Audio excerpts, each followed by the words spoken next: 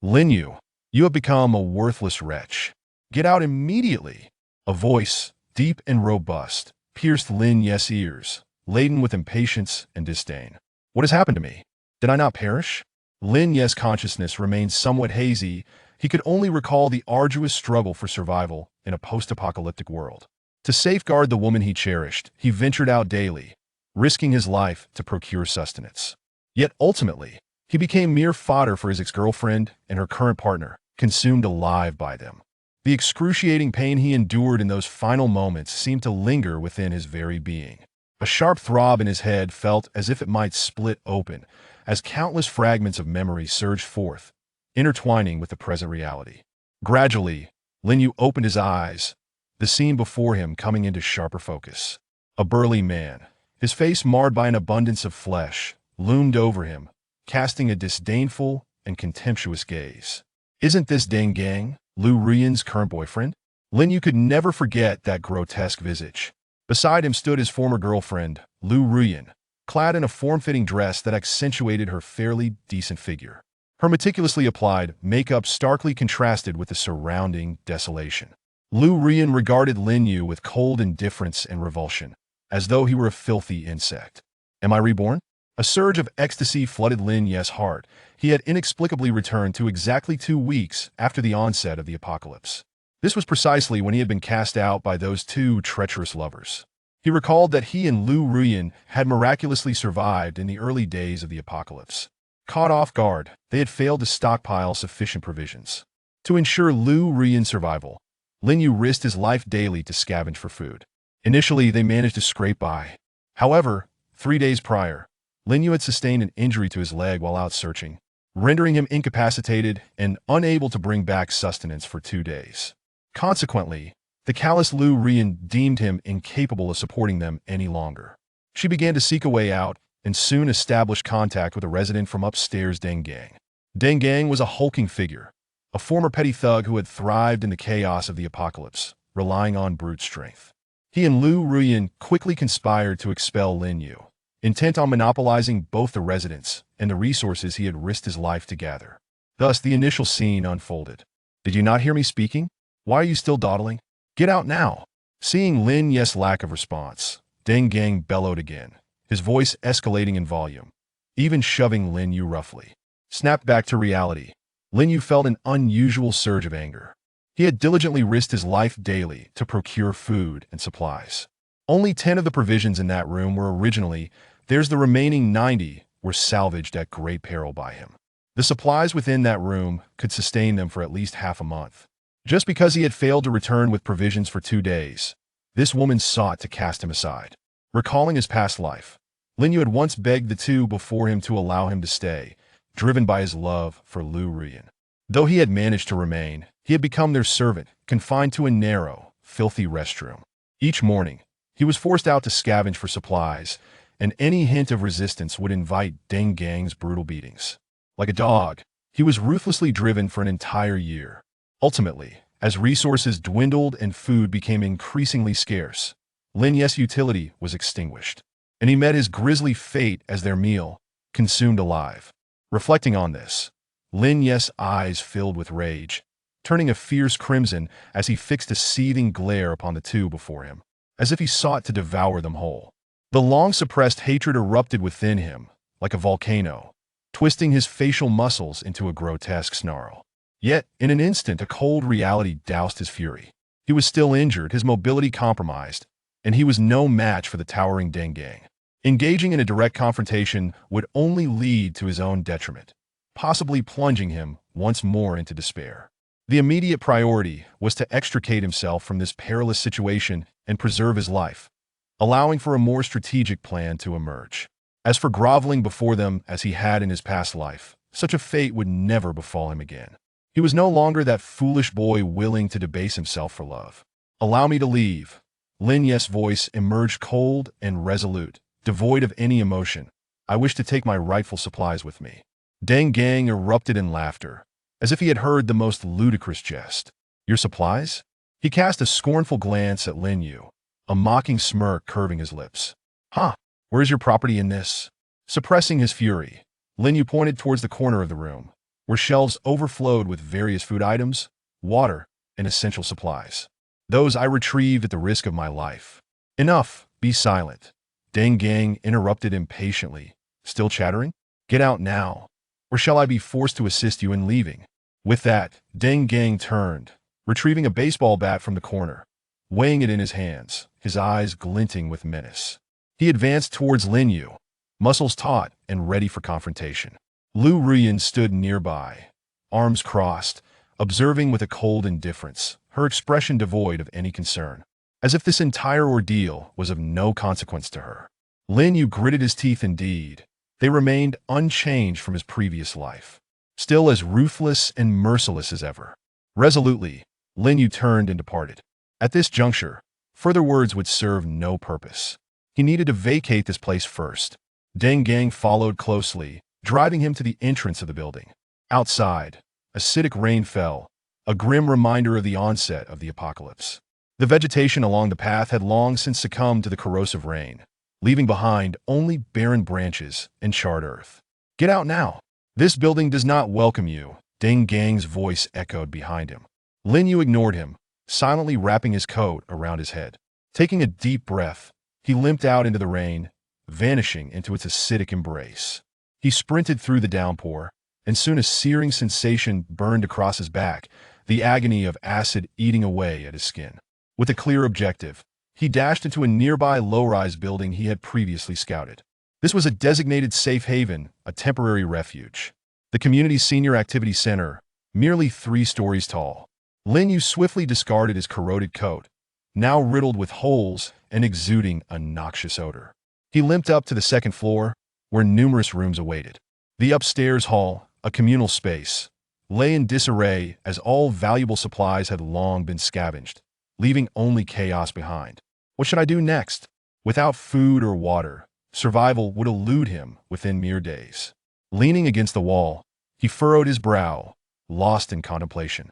Just as despair threatened to overwhelm him, an unexpected occurrence transpired. Ding, congratulations to the host for activating the leisure vacation system. Binding in progress. 50%. 80%. The system has arrived. A surge of joy coursed through Lin Yu. This would be his greatest ally in this new life. However, something felt amiss. Why is it a vacation system? Surely, it cannot be intended for leisure amidst the apocalypse?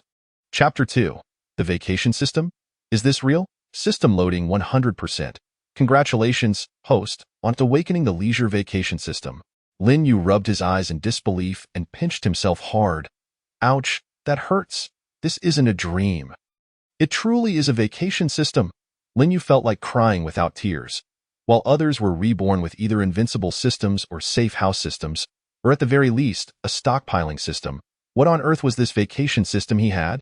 Was he supposed to happily sunbathe and joyfully drink acid rain in this apocalyptic world? This system must be toxic. The leisure vacation system aims to allow the host to enjoy life, refusing to stay cooped up at home and encouraging exploration of the world's various beauties. Beauty? My foot? Lin Yu couldn't help but curse. This is an apocalypse. Outside, it's acid rain. How am I supposed to experience being corroded into a sieve by acid rain? Lin Yu's mood was akin to laboriously saving money to buy a lottery ticket, only to win 5 million. I enjoy beans. Detected host's leg and back injuries, which will affect the vacation experience. Please choose to complete one of the following tasks. Upon completion, the system will automatically heal the host's injuries and grant initial rewards. Available tasks. Preparations for the vacation. With a vacation on the horizon. A song is in order. Sing Good Day loudly and dance gracefully. B. A vacation is incomplete without friends. Go to the opposite building to seek forgiveness from Lu Ruyan and Deng Gang, and invite them to vacation together. C. Elegantly await the start of the vacation. Dress appropriately and leisurely enjoy a cup of French afternoon tea. Lin Yu stared at the options before him. Rendered speechless, he truly wanted to abandon the task and give the system a severe piece of his mind. However, in order to recover from his injuries and claim the initial rewards, he had no choice but to grit his teeth and select one. Option B was definitely out of the question. He had seen the true colors of the 2 individuals across the way during his previous life. They were nothing but selfish little people. He would never bow to them even a little in this lifetime. Moreover, he was determined to find a chance to exact a fierce revenge on them, making them taste the suffering he had once endured. With this thought, Lin Yu's gaze turned ICY.AS for option C. It would be exceedingly simple in a modern city. But now, in this apocalypse, he didn't even have water, let alone tea. Was he supposed to go outside and collect some acid rain to make do? Meanwhile, in the room on the 6th floor across the way, where Lu Ruyan resided, Deng Gang had returned and was hugging Lu Ruyan from behind, his robust arms encircling her slender waist. The two were gazing out the window at Lin Yu. "Look at that pathetic fool. He's bound to die sooner or later. Why didn't you let me kill him directly just now?" Deng Gang's voice dripped with disdain and smugness. Lu Ruyan scoffed lightly, casually replying, "Why waste effort on that waste? What if he retaliates in his final moments and you end up hurt? He has no food or water. He won't last more than a few days. Let him flounder for a bit longer. Hmph, consider it his lucky day." Deng Gang's gaze turned cold as he looked at Lin Yu. He had long harbored dissatisfaction towards him. Why should he have a beautiful girlfriend like Lu Ruyan? What Lin Yu didn't know was that Deng Gang had already been flirting with Lu Ruyan before Lin Yu was injured, and they had done everything together in secret.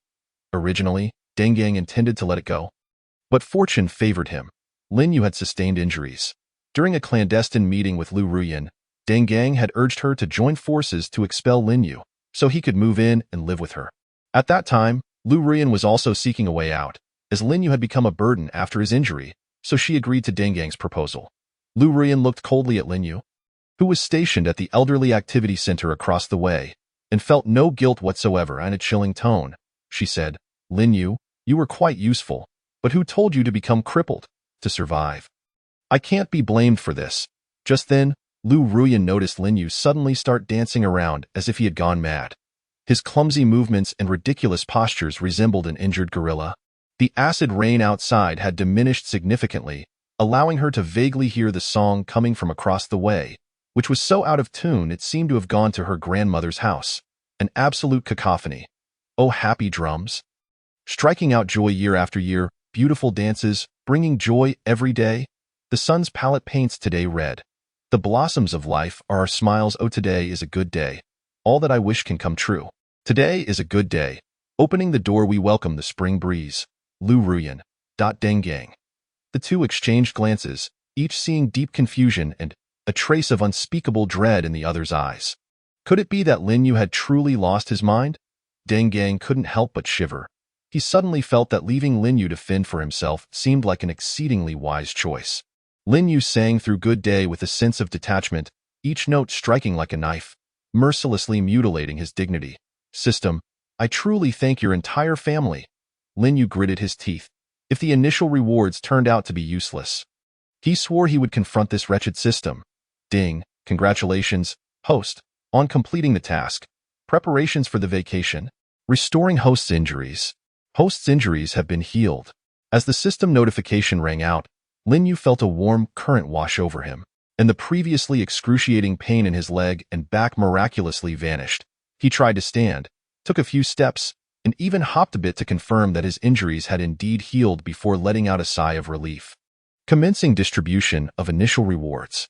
Congratulations, host, on receiving storage slots X5. Congratulations, host, on receiving 30 yuan purchase coupons within 10,000 yuan.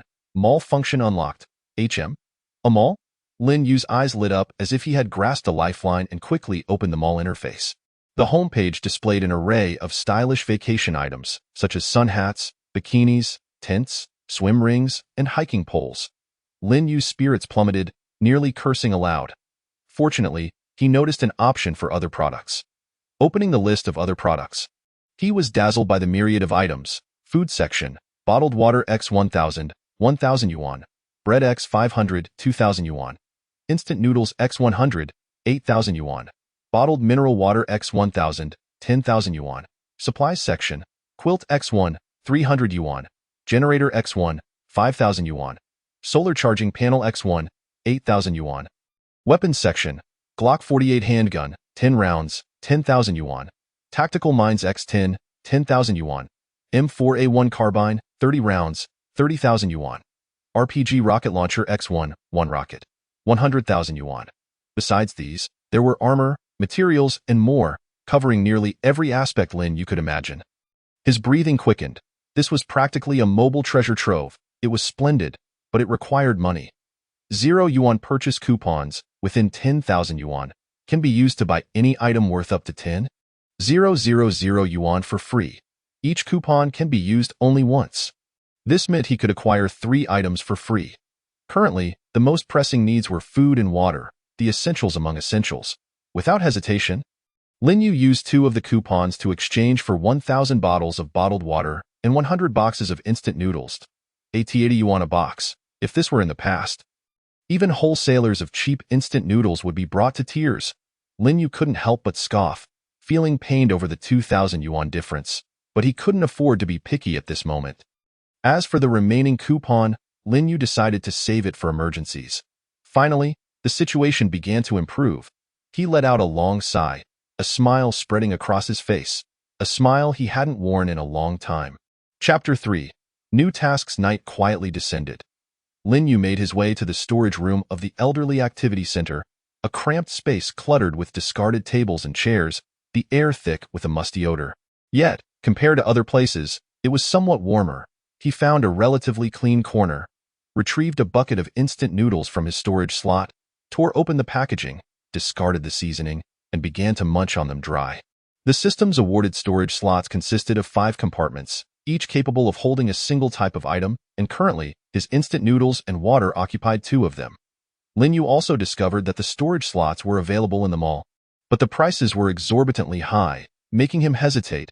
He grabbed a tattered curtain nearby, thick with dust and stains, shook it off in disdain, yet draped it over himself. He had scavenged it from another room. This cursed weather is freezing at night. Lin Yu then opened a bottle of mineral water, gulping it down. The icy liquid slid down his throat, causing him to shiver involuntarily. He truly wished to use that remaining 0 yuan purchase coupon to directly exchange for a quilt in the mall. But upon recalling the staggering 9,700 yuan price difference, he felt a pang of regret. Swapping a 300 yuan quilt for a 10,000 yuan coupon was a deal he simply could not make. He activated the system interface and gazed at the timer displayed above. Next task distribution countdown, 13 hours, 16 minutes, 23 seconds. This moment had arisen after he completed the preparatory task that had brought him much disgrace before his vacation. The mere thought of that task made Lin Yu wish he could vanish into the cracks of the earth. Based on the timeline, the next task was scheduled to be assigned the following morning. He could only speculate what peculiar assignment awaited him. This task seemed to require him to venture outside, and he hoped it wouldn't be too perilous. In truth, Lin Yu felt little trepidation. Having navigated the perils of the apocalypse for several years, he was far from the anxious novice he once was, though in reality, it had only been a year. Pure narcissism. On the following day, Lin Yu rose early and thoroughly searched the entire senior activity center. Eventually, he stumbled upon a dusty box containing several theatrical costumes for the elderly, vibrantly colored and adorned with an array of flowers, birds, fish, and insects, which appeared rather festive. After sifting through the array, he selected a few relatively understated deep blue robes. Although somewhat ill-fitting, they were wearable among the clutter. He also discovered a small square iron table, its surface marred by rust and its legs slightly askew, yet still sturdy enough. These items would aid him on his outing. He then found a somewhat usable chair and sat down, patiently awaiting the countdown's conclusion. Next task distribution countdown, 3 seconds. Next task distribution countdown, 2 seconds. Next task distribution countdown, 1 second. The system's prompt tone resonated, quickening Lin Yu's heartbeat. A new vacation task has commenced. Please complete the task within the allotted time. Mandatory task, a leisurely fishing experience. Enjoy a tranquil fishing experience, relax your body and mind, and immerse yourself in the serenity and beauty of nature. Please proceed to fish. Aerial support is prohibited. The task completion deadline is 48 hours. Failure to complete the task within the allotted time will result in severe penalties for the host. Remaining task time, 47 hours, 59 minutes, 59 seconds. Fishing? And no aerial support? Lin Yu's eyes widened in disbelief as he could scarcely believe his ears. The fish in the river must have perished from the acid rain. How could he possibly avoid aerial support? As the saying goes, as long as one does not reel in, there will be no aerial support. Is this a matter of reeling or not? There are no fish in the water. How could one avoid aerial support? The corners of Lin Yu's mouth twitched involuntarily. He longed to curse, but found no target. Should he curse the system? It wouldn't he comprehend. Curse the developers? He couldn't he locate them. Please rest assured, host. Once the task commences, the system will automatically simulate a vacation environment, and the necessary fish will appear. Upon hearing this, Lin Yu's anxious heart finally eased, and he sighed with relief. If there were fish, the task wouldn't be an impossible endeavor. This system could be maddening at times, yet at others, it managed to evoke a sense of gratitude. However, what about the fishing gear? The system shop had some, but Lin Yu bypassed it entirely. Purchase with coupons? Impossible. Remembering the miscellaneous items in the activity center's storage, he thought perhaps he could repurpose some of them. After rummaging through the warehouse for a while, Lin Yu unearthed a table tennis net, a stainless steel frame, and a few iron nails that he pried off a cabinet. Returning to the second floor, he disassembled the table tennis net, transforming it into strands of fine line, which could serve as fishing line. He tugged on it a few times. Yes, the strength was quite satisfactory. Next, he dismantled the stainless steel frame, selecting several appropriately sized pieces to fashion into a fishing rod. Lin Yu then placed the previously acquired chair by the window, quietly observing the acid rain outside. Holding a few iron nails, he rubbed them against a stone, the nails soon becoming heated through friction. With careful pressure, he bent the nails into the shape of hooks. Thus, he alternated between observing the changes in the rain and diligently crafting his fishing hooks. The acid rain fluctuated between heavy and light, yet Lin Yu remained unhurried, patiently awaiting the optimal moment. Even when the rain dwindled to a mere drizzle, he remained steadfast. By afternoon, the acid rain finally ceased. Lin Yu's heart soared, and he quickly donned the deep blue theatrical robes, stowing away his assembled fishing gear in his storage space, and grasping the square iron table. Arriving at the entrance of the first floor, he raised the small iron table above his head and dashed outside. Look, that guy who disturbed our peace with his singing yesterday has bolted. With the acid rain halted, he likely sought to scavenge for supplies. Should we go out and search as well? Forget it. If you want to go ahead. I have no desire to die. Who knows when the acid rain might return? True, we still have enough supplies for now.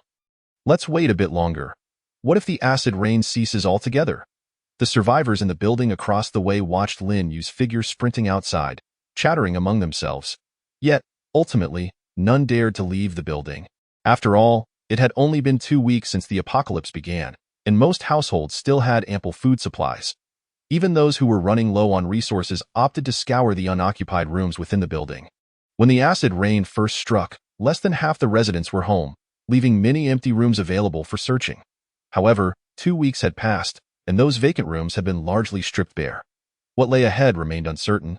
Save for Lin Yu, with morality and legal constraints dissolved, the law of the jungle would become the sole means of survival. This world was destined to descend into a living hell, for limited resources. They would resort to any means necessary. Looting, seizing territory, and committing acts of violence for profit would become commonplace. Chapter 4. A leisurely fishing experience. Lin Yu did not venture beyond the community. The current acid rain conditions were unsuitable for traveling far. Not far behind the senior activity center lay a small pond, which, though not large, was inconsequential since there were no fish anywhere, Lin Yu mused. He set down the iron table beside the pavilion at the pond's edge. It was heavy. Though the rain had paused, he dared not run out in the open, as the unpredictable acid rain could return at any moment. He glanced up at the sky. The clouds remained thick, yet rain was not imminent. Lin Yu wasted no time, swiftly retrieving the 3 fishing rods he had constructed from his storage space. He then pulled out a bucket of instant noodles, carefully crushing the noodle block and mixing it with water to form a paste. This would serve as his bait. What on earth is he doing? Surely he doesn't intend to fish. A person peering from a window in the building where Lin Yu had previously resided watched his antics with a puzzled expression. Fishing? He must be out of his mind. Can there really be fish in the water now? Another person scoffed. I reckon the acid rain has corroded his brain. Just look at that fishing rod. Hilarious. I think he's lost it. I saw him yesterday, singing good days at that senior activity center, making me cringe so hard I nearly developed ear infections. Unaware that he was being scrutinized by a crowd, Lin Yu focused solely on attaching the noodle paste to his hooks, casting the lines into the pond, and finally setting the rods into the ground. This routine was repeated thrice. With the last rod in hand, he found a stone to sit upon, beginning his leisurely fishing task. System, commence simulation of the vacation environment. Lin Yu silently commanded. Vacation environment simulation commencing. As the system's prompt echoed, Lin Yu sensed the air around him transform into something considerably fresher. As if the once lifeless pond had come alive. Is this truly sufficient? Lin Yu was taken aback, staring intently at the water's surface, hoping for a miracle to unfold. Minutes trickled by, yet the pond remained undisturbed. Aware of his limited skills, Lin Yu remained patient, waiting silently. Holy crap, he's serious. Could he really believe he could catch fish? In the building across the way, the number of onlookers at the window continued to swell. Their expressions akin to those watching a circus. I know him. He lives on the 5th floor, named Lin Yu. I heard he just got dumped yesterday and was kicked out. One bespectacled man remarked. No wonder. He must be traumatized, gone a bit at tea that moment. Lin Yu's fishing rod suddenly twitched, the line tautening abruptly. It's happening. Lin Yu's heart raced as he leapt to his feet and yanked hard. A sizable fish, nearly the width of his hands, broke the water's surface, arcing through the air in a silvery trajectory. Finally, I've caught one, Lin Yu exclaimed, brimming with excitement. After an hour since his arrival, he had finally achieved success. Gently detaching the fish from the hook, he attempted to store it in his storage space, only to discover it was impossible. Living creatures cannot be stored in the storage space. The system's notification resounded in his mind. There's a rule for that? Lin Yu blinked in surprise. Why hadn't they mentioned this earlier? Left with no choice, he retrieved a length of fine line from his pocket, a remnant from his earlier fishing line creation. Threading the line through the fish's mouth and gills, he tied a knot and set the fish down at his feet. Reattaching the bait, Lin Yu cast the rod once more. The system had yet to signal task completion, indicating that the experience time had not yet elapsed. Am I seeing things? Did he really catch a fish? In the distance, the bespectacled man rubbed his eyes vigorously, disbelief etched across his face. This defies logic. Acid rain has descended to such an extent that it seems implausible for any fish to remain in this pond. The few onlookers within the building were left utterly astonished. Could it be that the environmental pollution has escalated to such severity that the fish have undergone mutations? Though your assertion may seem far-fetched, I find myself at a loss for any alternative explanation. Are these fish still safe to eat? Who knows whether they are fit for consumption? A heavy silence enveloped the group. Those fish appeared quite plump, and it had been ages since they had savored any meat, prompting involuntary gulps. Perhaps we should seize the fish shortly, one individual suggested. Let us not rush. We are still uncertain about the edibility of the fish. One lean man among them spoke up, and the discussion fell silent, as he evidently commanded their respect. Observing the flustered group, the lean man retorted, "What is all the fuss about? If they are indeed edible, we can always catch more." Lin Yu sat on a stone, continuing to fish. The acid rain began to patter down once more, yet fortunately, both Lin Yu and his fishing rod remained sheltered beneath the pavilion, untouched by the downpour. Some areas of the pavilion's roof had already suffered significant corrosion from the acid rain. Feeling insecure, Lin Yu moved a metal table closer, curling his legs beneath it. Approximately half an hour passed before the fishing rod on his right suddenly jolted. Lin Yu's eyes brightened. Just as he reached out to grab it, he witnessed the stainless steel rod bending at an astonishing angle, nearly forming a right-angled eye in the next instant, with a resounding thud. The rod's base shot out of the ground, sending dirt flying, and the fishing line snapped with a sharp crack. Beneath the water, a massive shadow flickered ominously. Lin Yu's face turned pale. What on earth is that? Could it be a shark? Didn't the system assure me that only the appropriate fish would appear? Is this even something I am meant to catch?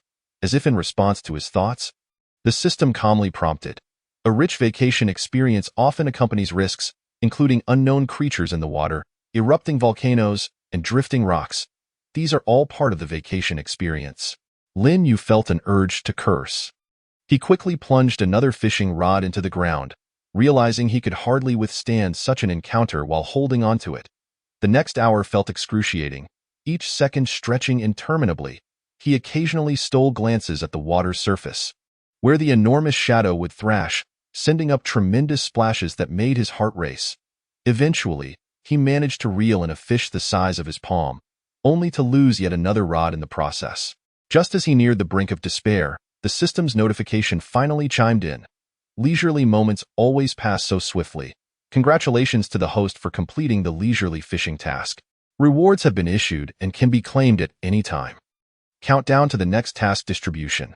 71 hours, 59 minutes, and 59 seconds. For heaven's sake, it feels like an eternity has passed. Lin Yu let out a long breath. The task was finally complete.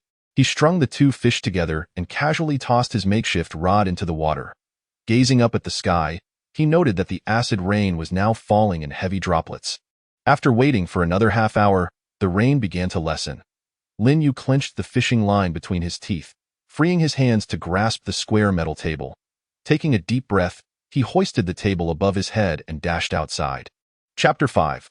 Lu Ruyan's idea. In the fifth-floor restroom, Lu Ruyan was idly combing her hair. She felt quite pleased today, having just sent away the burdensome Lin Yu and having caught the attention of the robust Deng Gang. In this extreme environment, a woman like her must find a strong ally to survive. Upon exiting the restroom, she casually glanced out the window and spotted Lin Yu sprinting back with an iron table. A fish clamped in his mouth. Deng, come quickly, Lin Yu has caught a fish, Lu Ruyan called out to Deng Gang. He approached the window, squinting to observe Lin Yu's movements. Witnessing Lin Yu's agile form, his eyes nearly popped out. His leg has healed, Deng Gang exclaimed. Lu Ruyan, equally perplexed, responded, yes, how did his leg recover? Downstairs, Lin Yu moved swiftly, weaving through the rain with no sign of injury. Deng Gang snorted disdainfully. It seems this brat was deceiving us all along. Reflecting on Lin Yu's previous state of despair, he now realized it had all been an act. Such a severe leg injury could not possibly mend overnight. The only explanation is that he was performing the entire time. Deng Gang's mind raced with the thought that Lin Yu must have suspected Lu Ruyan's ulterior motives and feigned injury to lure him out. Little did Lin Yu anticipate that the man Lu Ruyan was courting was none other than himself. Aware that he was outmatched, he chose to continue pretending to be injured to buy time. Listening to Deng Gang's analysis, Lu Ruyan found it quite reasonable. She recalled Lin Yu's previous servile demeanor, astonished that he could scheme against others. Deng Gang, since his leg has healed, should I call him back? Lu Ruyan pondered. He still holds some value. He could help us gather supplies. Deng Gang chuckled darkly, a glint of malice in his eyes. That idea is rather clever. When he returns, we shall confine him in the restroom. And I will visit daily to ensure he remains compliant, releasing him only when he behaves. But are you certain he will come back? Lu Ruyan's eyes sparkled with confidence. Rest assured, I know him too well. With just a word from me, he will return without hesitation. In her mind, Lin Yu was nothing short of a devoted sycophant, obedient to her every whim. If she merely displayed a hint of vulnerability, he would comply without question. Amidst the drumming acid rain, Lin Yu clenched the fishing line between his teeth, unwilling to let go. The two fish flailed beside him, causing him discomfort. He needed to return to a safe place as soon as possible. At last, the senior activity center loomed closer. Lin Yu quickened his pace, propelling himself forward in leaps. With a thud, the iron table was unceremoniously dropped to the ground, emitting a dull thump. Lin Yu spat out the fishing line, and the two fish were tossed to the ground, flopping energetically. Finally, he was back. Lin Yu peeled off the multiple layers of costumes he had worn. Even on his return, the rain had splattered him, leaving his outfits riddled with corrosive holes. Thankfully, he avoided direct exposure, and Lin Yu collapsed onto the ground, feeling as though his lungs might burst. System, are these fish edible? Lin Yu inquired in his mind. They are consumable. That's good to hear. Lin Yu grinned. At last, he could enjoy a proper meal. Although Lin Yu had previously managed to find some food, procuring live fish of this caliber was nearly impossible. Back on the second floor, he slumped into a chair. Claiming his reward, Lin Yu silently repeated in his mind. Congratulations to the host for completing the leisurely fishing task.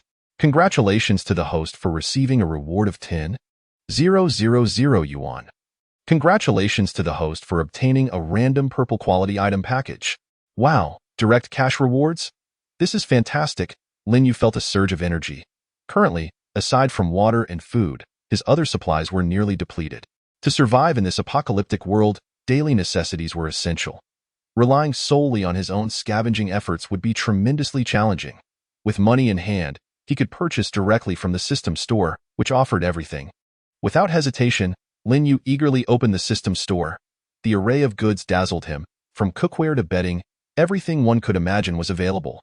Cups, towels, basins, beds, blankets, pillows, knives, tables, chairs, and ordinary clothing.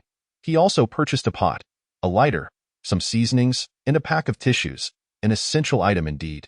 After a frenzy of shopping, Lin Yu spent a total of 2,100 yuan, leaving him with 7,900 yuan remaining.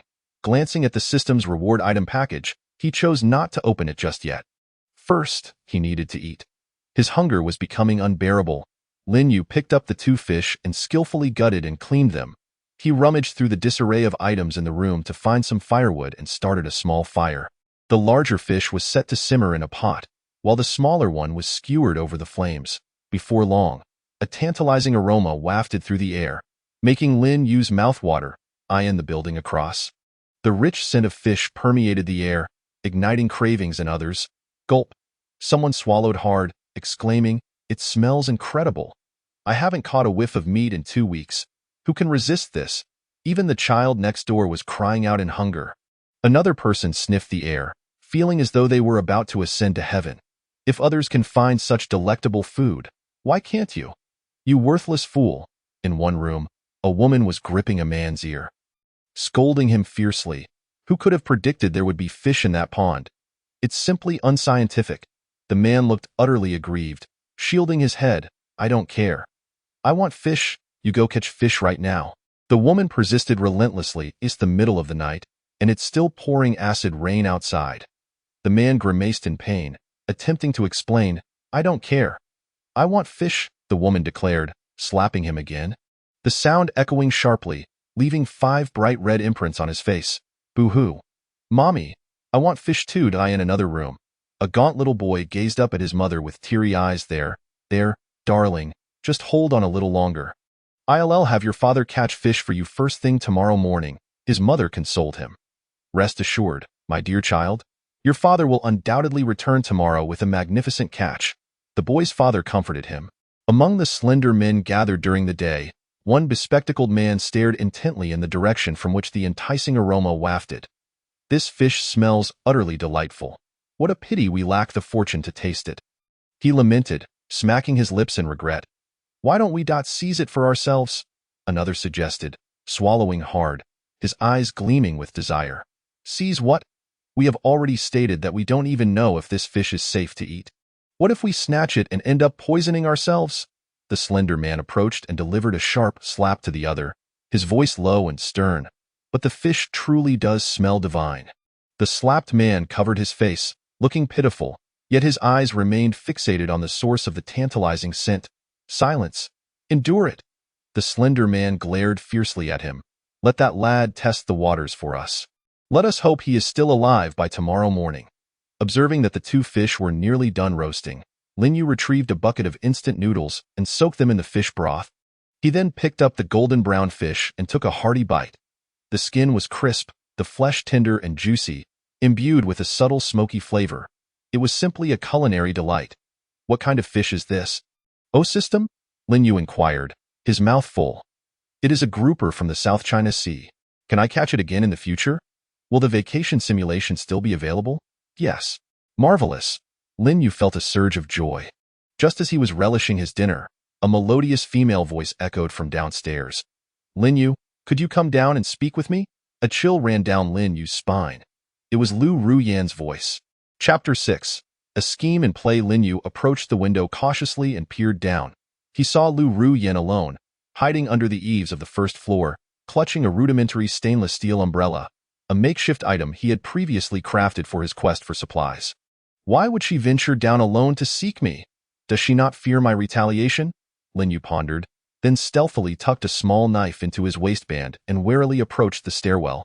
The first floor of the Senior Activity Center had a glass door. During the past few days, Lin Yu had tied the doorknob with curtain fabric, with an iron weight dangling from the bottom.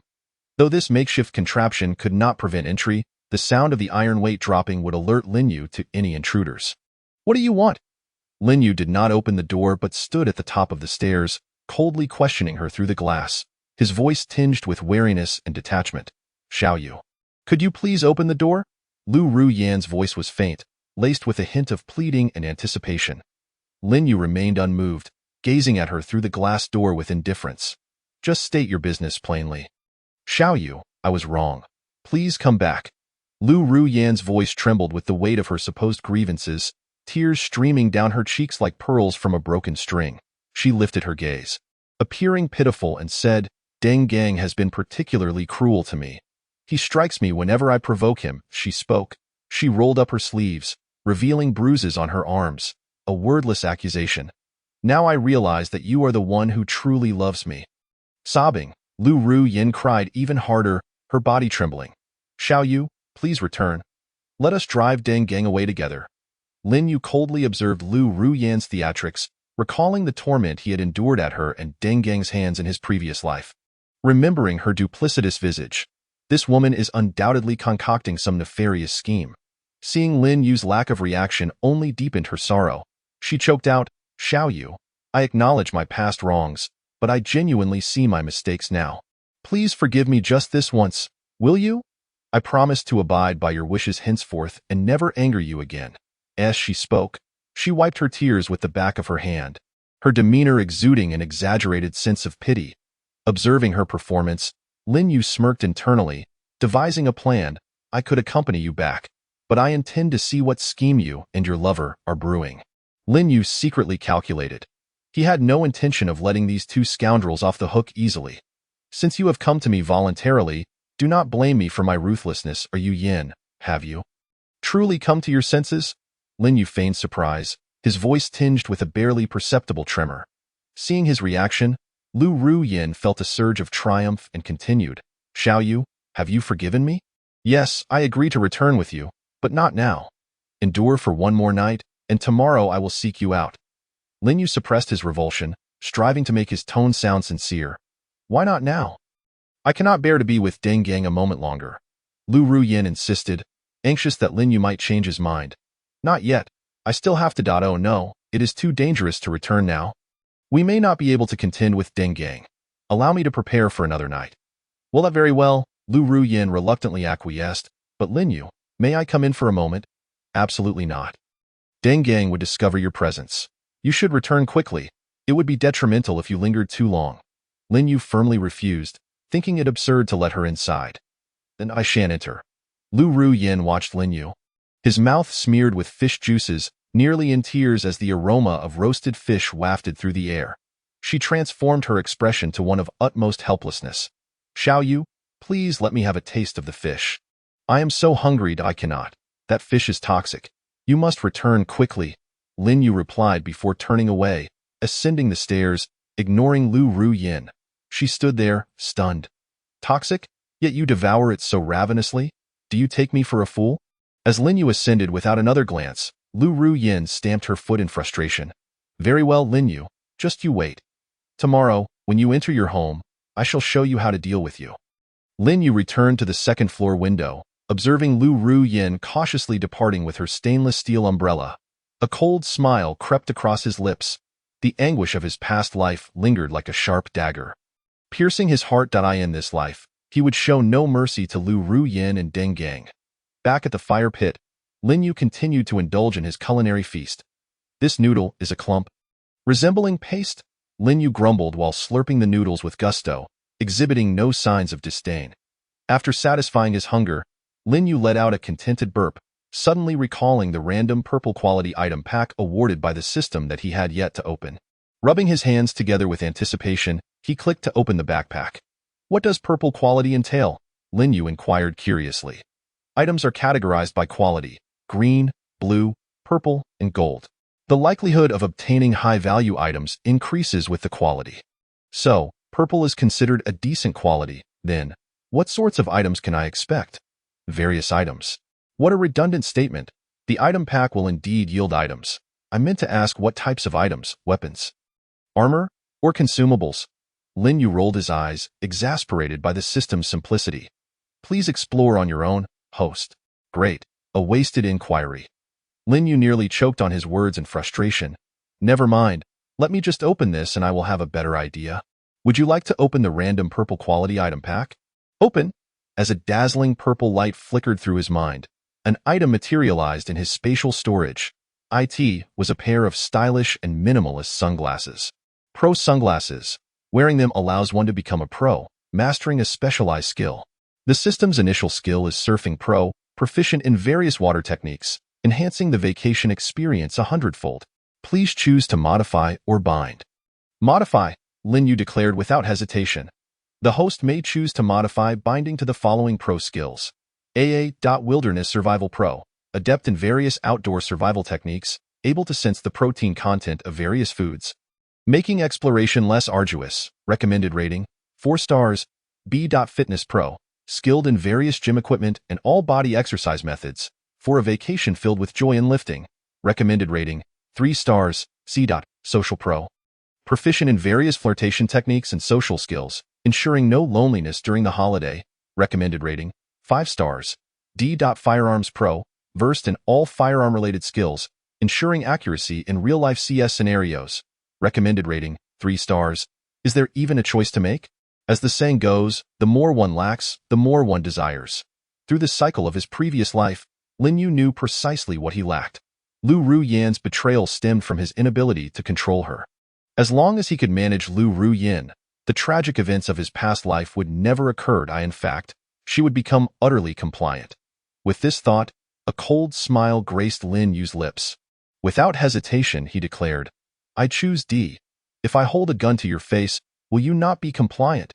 Chapter 7. It's not as if I sent you to fish. Am I to blame? At dawn, a beam of sunlight filtered through the curtain's crevice, gently illuminating Lin Yu's face. Lin Yu awoke pleasantly from his slumber and stretched lazily. There is nothing quite like sleeping in a bed. Upon awakening, he approached the window, where the acid rain continued to fall in a gentle patter, tapping against the glass and producing a crisp sound. Lin Yu paid it no mind and turned to enter the bathroom. Commencing his morning routine as he brushed his teeth, he hummed a cheerful tune, feeling particularly elated.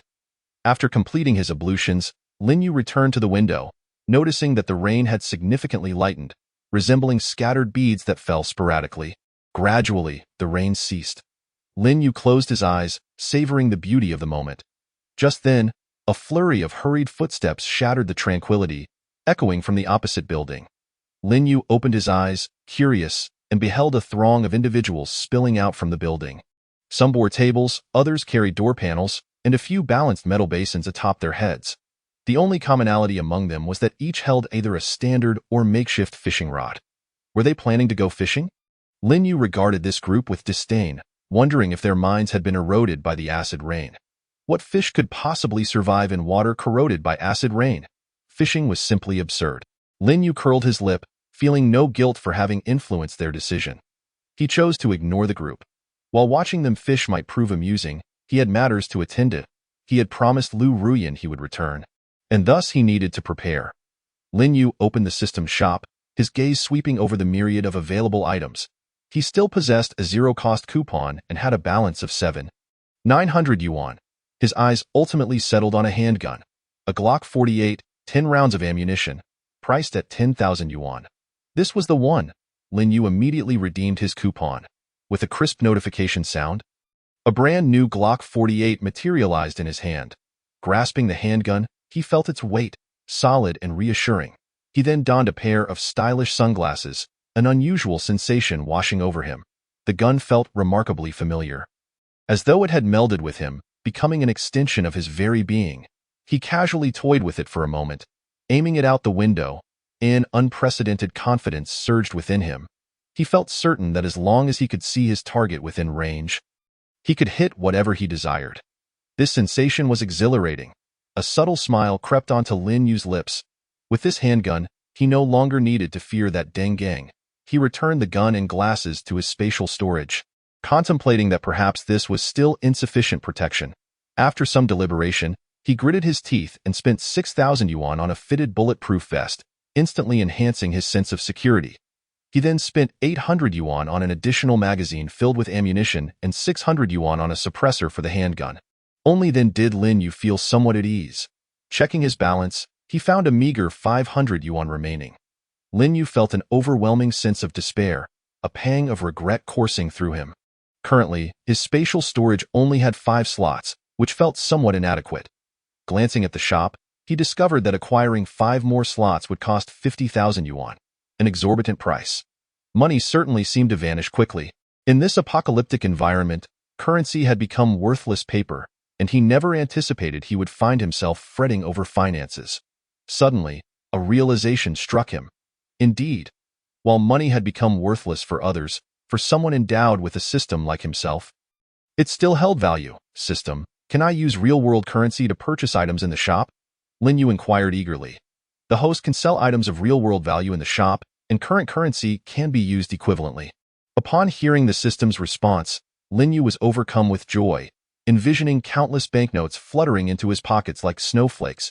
In this apocalypse, while money had become useless, he merely needed to offer a little incentive to collect it all. Then he could buy whatever he desired, with funds that would never run out. Ha ha ha! Lin Yu couldn't help but laugh aloud.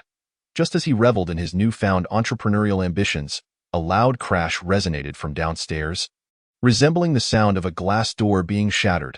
Immediately after, a cacophony of voices erupted from below. Lin Yu was startled, and the Glock 48 appeared in his hand in an instant.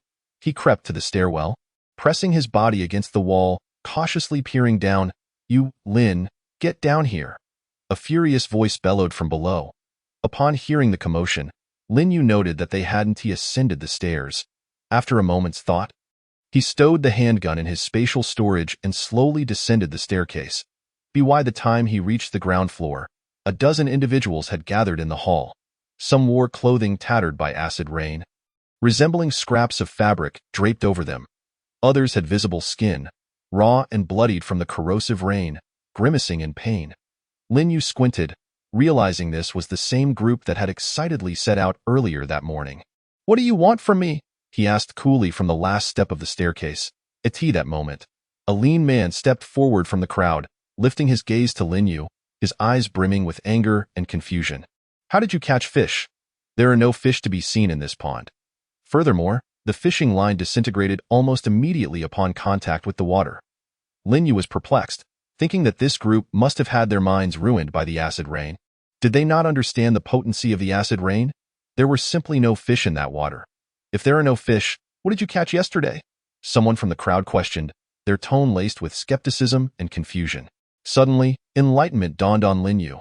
Evidently, they had witnessed his earlier success and were now eager to replicate it. Embarrassed, he scratched his head, a sheepish expression crossing his face. The fish were ones I caught myself. I found them in a fish tank inside a house yesterday. I was just passing the time fishing by the pond. Lin Yu shrugged, explaining. Upon hearing his explanation, the crowd fell silent, each person frozen in disbelief. Their faces contorted, expressions complex, as though they had just ingested a fly. They could hardly fathom that they had spent the entire night preparing to fish, fearing they would miss out, only to end up drenched and looking like this. While Lin Yu had merely been playing a game of pretend fishing, these individuals flushed with embarrassment and anger, practically seething. Lin Yu observed their reactions, almost unable to suppress his laughter. He stifled his amusement and feigned composure, saying, "Everyone, please don't be upset. I had no idea you were watching me while I was just having some yuan. It's quite unfortunate that you misunderstood my intentions." Enough, kid, the lean man interjected impatiently. I don't care if you were just playing with us or if you're genuinely insane. You must give us an explanation today. He paused, a glint of menace flashing in his eyes. Either you apologize and offer us something to compensate, or we'll beat you up and take what we want, he grinned, revealing a set of yellowed teeth. You choose. Chapter 8, A Lion's Demands. Don't blame me for what happens next. The lean man, named Ma Er, resided on the 4th floor, where a small faction had formed under his leadership, engaging in various unscrupulous activities. Among the dozen or so individuals present, 7 were from Ma Er's group, including a shifty-eyed, bespectacled man. Although the others were not affiliated with Ma Er, they remained silent out of respect for his authority. Facing Ma Er's threat, Lin Yu's eyes narrowed slightly, a flicker of danger passing through them. It appeared that they were not interested in a peaceful resolution. He remained vigilant, ready to draw his handgun from his spatial storage at any moment to teach them a lesson. What's the matter? Can't you understand simple words? Ma Er boomed, growing impatient at Lin Yu's silence. He stepped forward, closing the distance, his gaze menacingly fixed on Lin Yu. In these hard times, everyone is tightening their belts to survive. Yet here you are, playing games with us? I think you've eaten too well and are getting too comfortable, Ma Er sneered, sizing Lin Yu up as if assessing him. If you know what's good for you, bring forth something we find satisfactory, and we'll let this go. We're generous people, and won't hold it against you, you crazy fool. Lin Yu regarded Ma Er's smug expression, a cold laugh bubbling up within him. He spoke slowly, his voice calm and devoid of emotion. Oh? What is it that you want? Do enlighten me. Oh, look at you, quite accommodating. Ma Er smirked, surprised by Lin Yu's swift capitulation. He cleared his throat and continued, how about this? I see you've had it tough, so I'll offer you a discount. First, 10 kilograms of rice, then 5 kilograms of meat, and don't forget 10 bottles of water. Oh yes, and fish. Surely you have some fish left to spare. The bespectacled man interjected. Is this robbery? Lin Yu exclaimed, his earlier embarrassment evaporating upon witnessing their audacious demands. I don't have that much to give you. No goods? Ma Er's expression darkened, his tone turning menacing. Then don't blame us for being impolite. As he spoke, he cast a meaningful glance at the individuals behind him, prompting several to eagerly roll up their sleeves, ready to take action. Observing this, Lin Yu's lips curled into a subtle smirk, revealing a hint of amusement. Suddenly, he exclaimed, Wait, I've just remembered that I have something for you. The group, taken aback, halted their movements and looked at Lin Yu with puzzled expressions. Aren't you all hungry? I happen to have some good stuff right here. As he spoke, Lin Yu reached into his pocket and pulled out a handful of fish hooks. These were the extra ones he had prepared yesterday but found no use for. The crowd stared blankly at the fish hooks in Lin Yu's hand, utterly bewildered. What kind of trick is this? Could it be that this fellow truly has a screw loose? What does this even mean? Ma Er furrowed his brow and inquired, his tone laced with confusion and disbelief. These are indeed fine items, essential for fishing, Lin Yu replied with utmost seriousness. The fish I caught were certainly snagged with these. Your inability to catch any is likely a matter of skill. With my hooks, I guarantee you'll catch one every time. Fishing? Are you mocking us? Ma Er finally grasped the situation and was instantly engulfed in rage. This had nothing to do with fish hooks. Regardless of what was thrown in, the line would snap immediately. Only a fool would believe you actually caught them.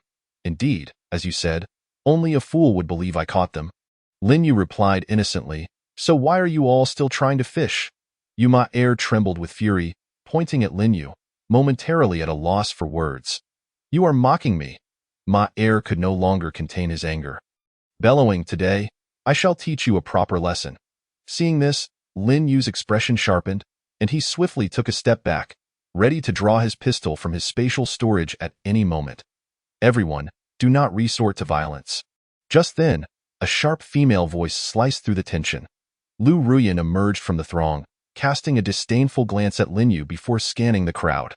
Her gaze eventually settled on the bespectacled man, and she leaned in to whisper a few words in his ear. Upon hearing her, the bespectacled man's eyes widened in surprise as he hurried to relay Lu Ruyan's message to Ma Er. After listening, Ma Er's brows knitted tightly, his eyes narrowing as he shot a glance at Lin Yu before turning to leave the crowd behind. At the entrance of the community center, Deng Gang leaned against the wall, leisurely smoking a cigarette. When he noticed Ma Er approaching, he offered him a cigarette from his pack. Ma Er stepped up to Deng Gang but did not accept the cigarette, his voice low and ominous. You want me to leave Lin Yu alone? What do you mean by that, Brother Ma? Do not misunderstand. That is not my intention, Deng Gang replied with a cold smile, his tone laced with amusement. Lin Yu is indeed mine. He paused, his eyes darkening, but not as a person, rather as a dog. Rest assured, Brother Ma, once you hand him over to me, I will ensure he wishes for death. Deng Gang's voice brimmed with confidence and cruelty. After speaking, he extended the cigarette once more to Ma Er. Ma felt a surge of alarm. Though he was at odds with Deng Gang, he fully understood the man's reputation. If Lin Yu fell into his hands, it would not merely involve broken limbs. He could very well end up suffering a fate worse than death, as Deng Gang had implied. No wonder this fellow appeared utterly unhinged. It was Deng Gang's doing. Since Deng Gang intended to act, There was no need for him to get his hands dirty. Mayer accepted the offered cigarette, lit it, and took a deep drag before speaking slowly. You can have Lin Yu? But since this brat dared to mock us, you must provide us with an explanation in 3 days. I want to witness Lin Yu in a state worse than death. Mayer exhaled a plume of smoke, a glint of malice flashing in his eyes. Oh, not worry. It will not take 3 days and just 2. I will invite you to my home to witness his fate. Deng Gang chuckled darkly. Fine. It is settled then. Mayer grinned wickedly, as if already envisioning Lin Yu's tragic end. This young man was doomed, having offended not only Ma Er but also incited Deng Gang's wrath. It would not be long before he completely lost his sanity and became a true fool. Returning to the hall, Ma Er approached Lin Yu, sneering, "You're in for a treat." With that, he beckoned his subordinates and departed. The others, who had come to trouble Lin Yu, saw their leader leave and dared not utter another word. Slinking away in defeat, they had only come under Ma Er's instigation. Once Ma Er and his gang departed, Lin Yu relaxed his guard. He sighed in relief, retracting his hand that had been poised to draw his gun. Consider yourselves lucky, you fools. Had it not been for Lu Ruyan, you would all be leaving here on stretchers. Lin Yu's gaze fell on Lu Ruyan, who stood a short distance away. His eyes narrowed slightly. This woman had come over now, likely under Deng Gang's orders to fetch him. Lin Yu scoffed inwardly, believing he could be convinced that Deng Gang and she were not in cahoots was an impossibility. However, it was fortuitous that he was prepared on his end as well. He was eager to see what tricks this woman had up her sleeve. Chapter 9. Do you wish to imprison me again? Lu Ruyan stood calmly to the side, not rushing, waiting until everyone had left before approaching Lin Yu. So, I resolved such a significant trouble for you, and you do not wish to express your gratitude? Lu Ruyan's lips curled into a slight smile, her arms crossed as she looked down at Lin Yu. Lin Yu understood well that Lu Ruyan's intervention was not born of goodwill. She had always regarded him as a fool, a mere tool to be exploited at will. Nevertheless, one must play their part to the fullest. Lin Yu exerted effort to control his facial muscles, striving to appear more pitiful and helpless. Ruyan, you are indeed the best to me. Thank you for saving me. His voice trembled, as though he had just survived a harrowing ordeal. Seeing Lin Yu in this state, Lu Ruyan internally scoffed, thinking him to be a quintessential sycophant. You know that well enough. Now, you should be prepared. Come home with me. Lu Ruyan's tone bore a hint of impatience. I have only prepared a small knife, Lin Yu said, pulling out his fish-scaling knife from his waistband. A larger weapon would be too conspicuous. You will need to divert Deng Gang's attention while I strike from behind. His voice dropped to a conspiratorial whisper. As if orchestrating a grand scheme, a small knife? Lu Ruyan nearly burst into laughter, barely stifling her amusement as her lips twitched, to think that after contemplating all night, Lin Yu had ultimately chosen to place his hopes in her hands. Indeed, as you say, there may be a glimmer of hope, but regrettably, no one is on your side. Lu Ruyan mused to herself with a sneer. All right, ensure you seize the opportunity when it arises. Enough, let us go. With an air of impatience, she waved her hand and turned towards the exit. Lin Yu obediently followed her, his head bowed, his eyes glinting with sharpness.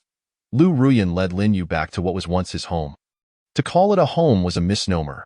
It was a nightmare from which he had previously been imprisoned by Deng Gang and his associates, enduring daily torment.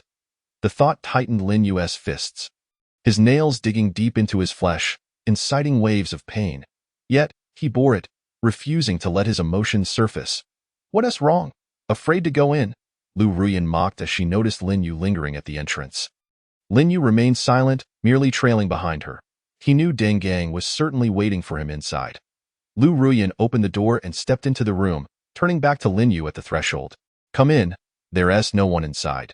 Deng Gang has stepped out. From Lin Yu's perspective, the room contained only Lu Ruyan, confirming her assertion. Taking a deep breath, he followed her into the room. Once inside, Lin Yu quickly scanned every corner, seeking any potential threats. His gaze darted around the dimly lit room until it landed on a figure hidden in the shadows, Deng Gang. Almost simultaneously with Lin Yu's realization, Deng Gang lunged from the darkness, launching a vicious kick aimed at Lin Yu's waist. Lin Yu reacted swiftly, raising his arms to cross defensively over his midsection. Deng Gang's foot collided heavily with Lin Yu's arm, producing a dull thud.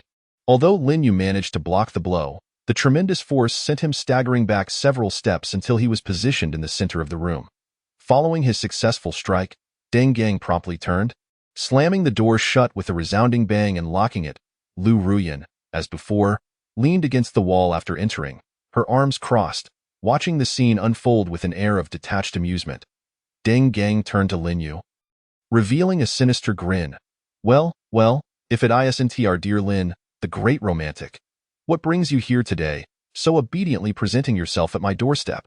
As he spoke, Deng Gang casually grabbed a baseball bat from the corner, advancing towards Lin Yu with an air of menace and provocation. Our Lin, the great romantic, has graced us with his presence. Shouldn't you come out and greet him? Deng Gang suddenly shouted towards the bedroom on Lin Yu's left side. No sooner had he spoken than the bedroom door burst open, and two figures rushed out, wielding weapons, a steel pipe and a machete, their expressions fierce. They quickly closed in on Lin Yu, surrounding him alongside Deng Gang. I heard you prepared all night. Let us see what you've got. Deng Gang stood a few paces away from Lin Yu, lightly tapping his palm with a baseball bat, a disdainful smile playing on his lips as he provocatively spoke. Lin Yu refrained from drawing his gun. He had some questions he wished to clarify. Silently observing the group, his gaze was icy. I knew that at this moment, Lu Ruyan, leaning against the wall, let out a cold laugh, remarking that he had a small knife tucked at his waist, intending to stab you in the kidneys. Ha ha, a small knife? Just a damn small knife? Deng Gang was momentarily taken aback before bursting into laughter. He laughed so hard he nearly doubled over, having expected Lin Yu to produce something more formidable, only to find it was merely a small knife. He even suggested that I assist him in drawing your attention so he could take you by surprise. Lu Ruyan chuckled, covering her mouth, revealing Lin Yu's plan as if it were trivial news, her eyes brimming with disdain and mockery. Though you see, Lin Yu, you are nothing but a worthless pawn. A mere plaything in the hands of women. Deng Gang halted his laughter, pointing the baseball bat at Lin Yu, his tone dripping with sarcasm. You really think Lu Ruyan loves you? She merely sees you as a dog. A dog she can exploit? Lin Yu listened quietly, his face betraying no emotion, as if Deng Gang were speaking of someone else entirely. He cast a cold glance at the indifferent Lu Ruyan and said softly, Aren't you the one who wanted me to deal with Deng Gang? Lu Ruyan erupted into laughter, as if hearing the most ludicrous joke, shaking her head as she replied, Still dreaming, Lin Yu? Haven't you heard Deng Gang's words clearly enough? Do you need me to repeat them? Lu Ruyan crossed her arms, leaning slightly forward, enunciating each word. You are a dog I play with at my leisure. At that moment, Deng Gang slung the baseball bat over his shoulder and pointed towards the restroom, saying, You see that? That will be your home from now on. Be wise and head in there yourself, or I won't hesitate to assist you. Deng Gang's tone was laden with mockery. Upon hearing this, Lin Yu could no longer maintain his composure. His breath quickened, a surge of hatred from his past life flooding his mind. He fixed a steely gaze on Deng Gang, enunciating each word. You intend to imprison me once more? Deng Gang replied with a cold laugh, completely disregarding Lin Yu's fury. He shrugged and said, Don't misunderstand. It's not about imprisoning you. If you're to be a dog, then of course you need a kennel, and that will be your doghouse, however. Deng Gang paused, his eyes gleaming with cruelty as he continued, Don't expect to escape until you are utterly obedient. But you need not feel lonely. I will personally come in every day to have heart-to-heart talks with you. I will make your life a living hell.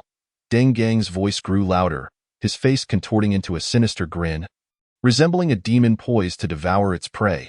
Chapter 10. An eye for an eye. By the way, did you know, Lin Yu? Deng Gang spoke with a hint of amusement, lightly tapping his palm with the bat, producing a rhythmic sound. Even before you both moved in a month ago, Lu Ruyan was already involved with me.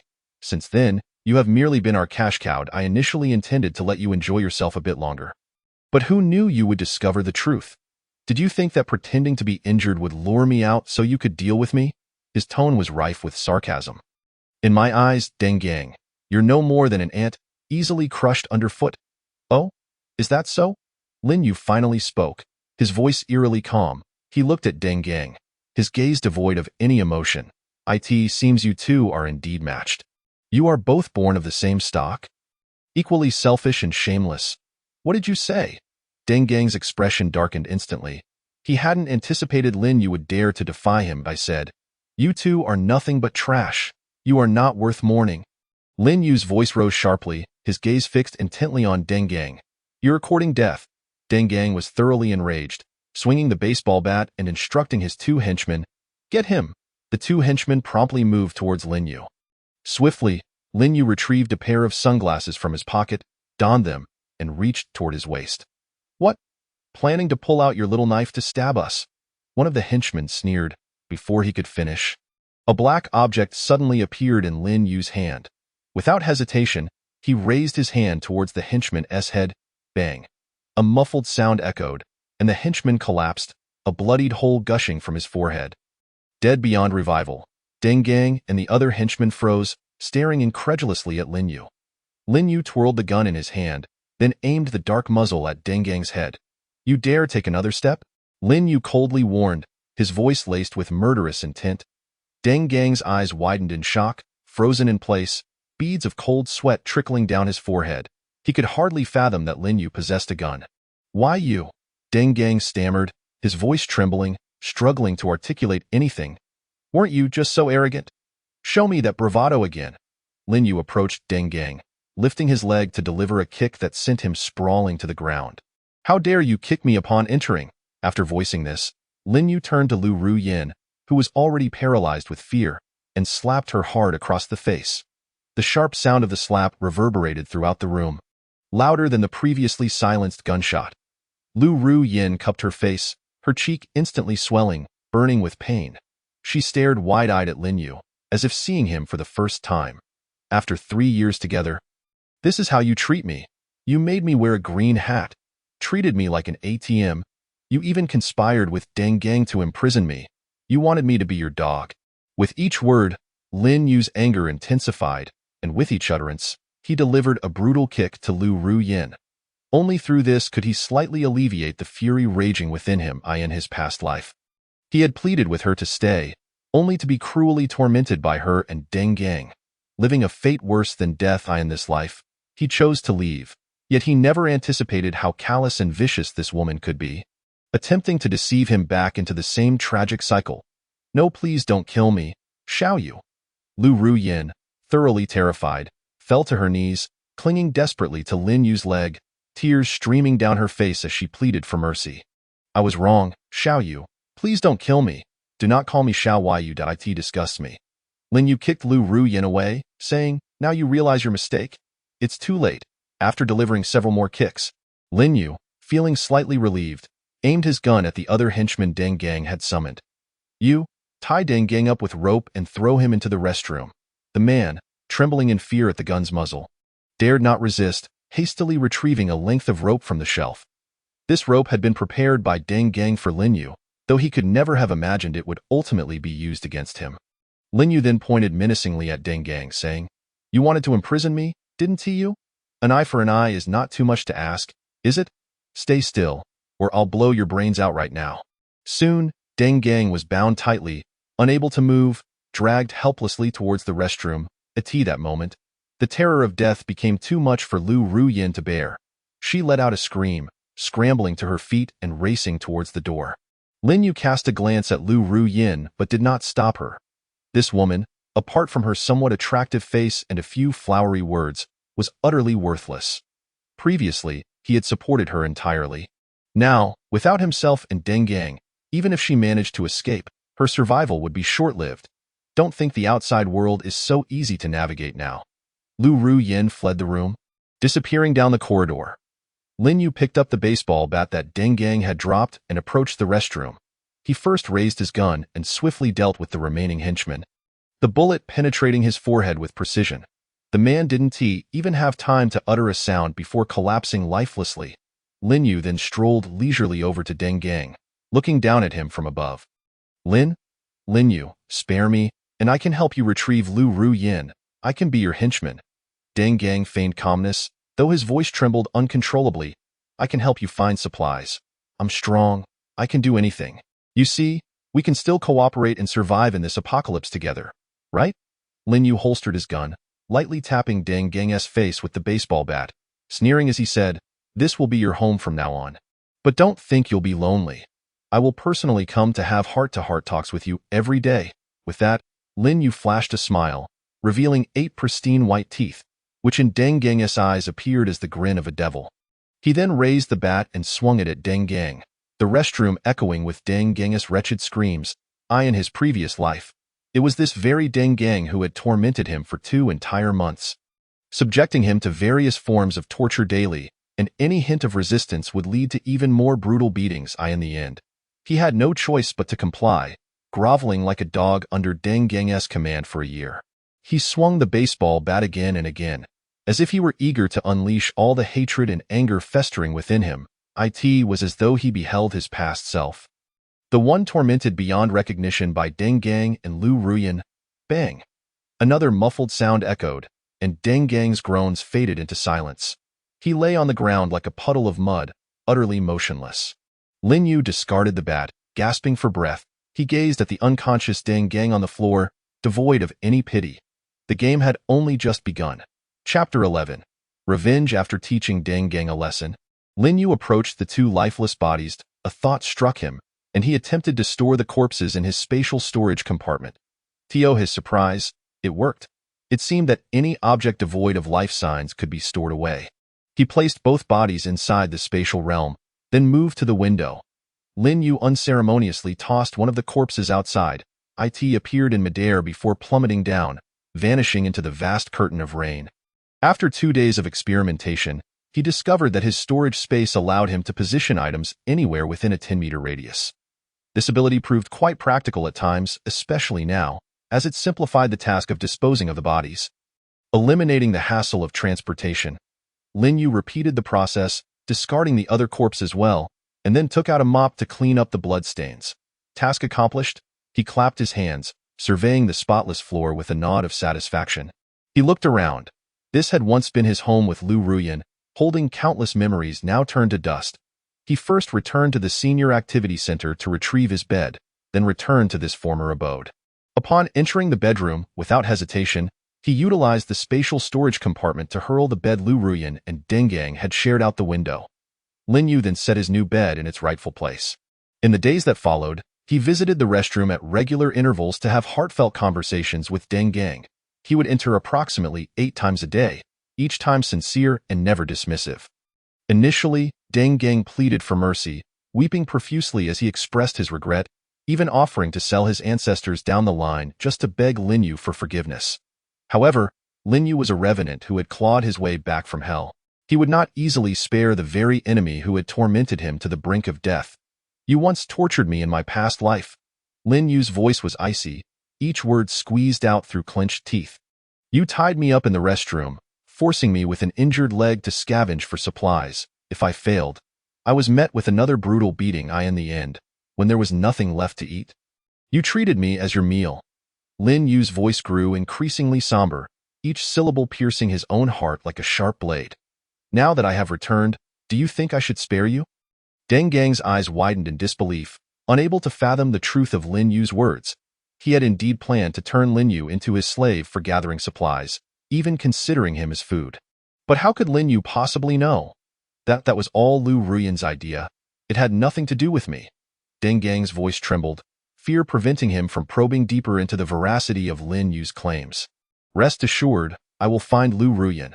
She too will meet a grim fate," Lin Yu coldly stated, vowing not to overlook anyone who had wronged him. As the conversations continued, Deng Gang gradually lost his vigor. Believing Lin Yu's threats were not mere words, his gaze grew vacant, and his mind began to unravel. Lin Yu observed this with detached satisfaction. All of this was Deng Gang's own doing. On the morning of the 3rd day, Lin Yu arrived promptly at the restroom door. He pushed it open to find Deng Gang curled in the corner, his eyes lifelessly fixed on the ceiling. Lin Yu approached and crouched down. Deng Gang mechanically turned his head, his murky eyes reflecting Lin Yu's figure, and suddenly he cried out in agitation, "Kill me! Please, just kill me! I can't take it anymore. I truly can't." Lin Yu regarded Deng Gang with an impassive expression, his heart stirring not a shred of emotion. "Remember, in your next life, keep your distance from me." Lin Yu rose, raised his gun, and a bullet accurately pierced Deng Gang's forehead. Deng Gang's body convulsed once. then fell utterly still. Lin Yu expressionlessly holstered his weapon and turned to leave the restroom. The next task was about to be assigned, and he had no time to squander further in this place. He stored his bed in the spatial compartment and departed from this once cherished home, which now held nothing worth clinging to. On the 4th floor, at Ma Er's residence, the bespectacled man burst into Ma Er's room in a flurry. Breathless from his haste, "Gu Ma Gu, I just saw that Lin Yu kid coming down the stairs." He had encountered Lin Yu just as he was leaving to seek out other brothers, and the two had crossed paths. "Oh, what did he look like?" Ma Er inquired, astonished. Could it be that this kid had escaped from Dengang? "He's perfectly fine, no injuries at all," the bespectacled man reported truthfully. "What?" Ma Er gasped, incredulous. Could Dengang have been fooling me? Hadn't Dengang claimed he would make Lin Yu's life a living hell? After a moment's contemplation, Ma Er instructed the bespectacled man, "Go, find Dengang and ask him what the hell is going on." The bespectacled man hurriedly complied, racing upstairs. Within 5 minutes, he returned, panting heavily. "Imagu, Deng. Dengang, he is dead." "What did you say? Dengang is dead?" Ma Er rose in disbelief. "Yes, dead. Shot dead." "Lin Yu has a gun?" Ma Er's astonishment deepened upon hearing this revelation. "Absolutely shot dead. A bullet right through the forehead. The hole is still there," the bespectacled man added. Catching his breath, he continued, "But Dengang was bound before he died, covered in wounds. He must have suffered greatly prior to being shot." Ma Er's eyes widened at the news. So Lin Yu possessed a gun. Or perhaps it was Dengang's gun that Lin Yu had seized after catching him off guard. But pondering such matters was futile now. Dengang was dead, and the gun was undoubtedly in Lin Yu's possession. Ma Er collected himself, contemplating, "Let's not provoke Lin Yu for the time being. It would be best to steer clear of him." "Ah, Ma Gu, are we just going to let Lin Yu off the hook? He put us in such a dire situation." The bespectacled man's voice brimmed with resentment. Air snorted, producing a cigarette from his pocket, lighting it and inhaling deeply before slowly exhaling a ring of smoke. "Of course not. We'll just let him enjoy a brief respite. On the contrary, his possession of a gun is actually a good thing." Ma Er's lips curled into a slight smirk, a glint of malice dancing in his eyes. "That gun is a valuable asset. We must find an opportunity to acquire it." "Exactly," the bespectacled man exclaimed with excitement. "If we get that gun, who would dare to bully us again?" Ma Er chuckled, his eyes glimmering with cunning. "Oh, Lin Yu, you cunning fox, you're playing the pig to eat the tiger. But with Dengang gone, you've unwittingly woven your own shroud. Once we procure that gun, we'll be able to walk tall in this territory." Chapter 12. Lin Yu's plan for wealth. Lin Yu returned to the Senior Activity Center, casually selecting a room to serve as his bedroom, intending to reside there henceforth. After a brief period of tidying up, he accessed the system's marketplace. With the remaining 500 yuan, he purchased an iron door with a window and a loudspeaker. Now, he found himself once more destitute, yet Lin Yu remained unperturbed. The glass door on the 1st floor had been damaged, so he positioned the iron door at the stairwell. Its dimensions fit perfectly. Returning to the 2nd floor, he made a few simple preparations, took out the loudspeaker, adjusted the volume, and cleared his throat. It was time to commence his wealth-building scheme. "Hello, hello, hello. Can you hear me?" Lin Yu's voice resonated through the loudspeaker, echoing throughout the entire building and even the entire neighborhood. Has everyone nearly exhausted their food supplies? In this environment, money has become mere waste paper, too rough even for wiping. Food and water have become paramount. But what if food is nowhere to be found? Fear not, for I have just what you need. I am selling instant noodles and water. As long as you have money, I will sell. The prices are absolutely fair. No deception here. Instant noodles are only 1,000 yuan per barrel, and water is merely 1,000 yuan per bottle. Come one, come all. I await you at the Senior Activity Center. Lin Yu's voice reverberated throughout the neighborhood, and he believed it would not be long before customers arrived. He settled by the window, waiting patiently. Before long, he spotted an individual sneaking towards him, clutching a door panel. You really sell instant noodles and water?" "I have money." Lin Yu approached the base of the stairs, speaking through the small window in the iron door with a calm tone. No deception here. Payment must be made before delivery. The person's eyes lit up with excitement. "Great. I'll buy 3 barrels of instant noodles and 7 bottles of water." Lin Yu accepted the stack of cash the individual handed over, counting it not at all. and a smile blossomed on his face as he handed over the prepared noodles and water. The water had been pre-filled by him in empty bottles, a type of container he possessed in abundance at his former home. All of them had been brought back by Lin Yu, stowed away in the spatial storage compartment. Fortunately, the same item could be transported in unlimited quantities. He certainly did not wish to sell his own bottled water, as that would be far too unprofitable. The individual who received the items took them as if they were treasures, repeatedly expressing gratitude, stuffing them into his embrace, and swiftly departing while brandishing a door panel. With the arrival of his first customer, oh no? Should I say, the first unfortunate soul, soon the neighborhood was abuzz with activity, figures bustling towards the senior activity center. I want 10 buckets of instant noodles. I want 8 bottles of water. Hey, hey, hey, form a line. One at a time, no pushing. Lin Yu stood at the stairway, his heart brimming with joy. A small, slender man squeezed his way to the front, panting. I want 5 buckets of instant noodles and 5 bottles of water. Here is the money. Trembling, he extended a wad of cash, his eyes filled with yearning. Lin Yu accepted the money, saying, "Here are your noodles and water." The slight man clutched the items tightly and turned to leave. At that moment, a bespectacled man, appearing refined and cultured, stepped forward, adjusting his glasses, and remarked, "Sir, don't you think your prices are a bit?" Lin Yu abruptly interrupted, "Fairness for all, no bargaining in these times. Money is of no use if one cannot survive." That is the ultimate truth. The bespectacled man sighed. "Very well, I shall purchase 2 buckets of instant noodles." He then produced 2,000 yuan and handed it to Lin Yu, who promptly retrieved 2 buckets of noodles for him. "Take them." Thus, Lin Yu continued his bustling trade until noon, utterly exhausted, beads of perspiration forming on his forehead. Yet, gazing at the stacks of cash in his hands, he felt as joyous as a child. Back in his second-floor bedroom, Lin Yu lay on his bed, happily counting his money, a total of 186,000 yuan. He had sold 9 boxes of instant noodles and 4 buckets of water. As he looked at the mountain of cash before him, a surge of indescribable excitement welled within him. He could even smell the alluring scent of ink on the bills. This was far more lucrative than the foolish tasks he had undertaken. System, I wish to make a purchase. Wealthy and exuberant, Lin Yu had already envisioned what he wanted to buy: a 10-slot storage space and a bulletproof house. Apologies, host, your remaining balance is 0. You have no money left. How could this be possible? Can you not see the money in my hands? Did you not mention that real-world currency could be used? Please do not jest with a pile of worthless paper. What? Worthless paper? This is money, cold hard cash.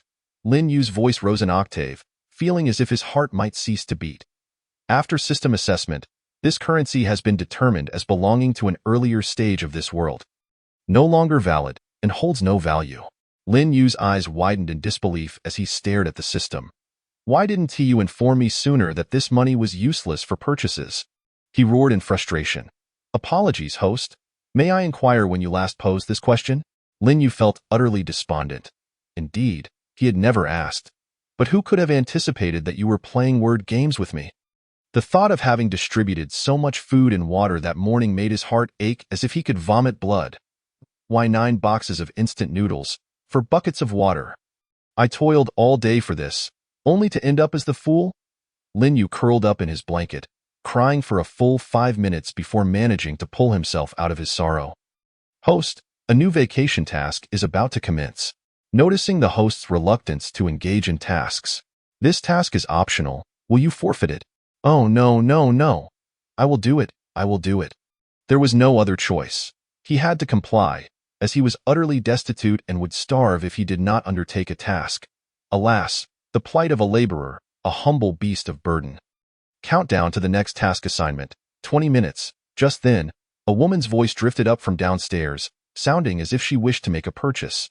Lin Yu's expression darkened immediately. He could not be bothered to respond.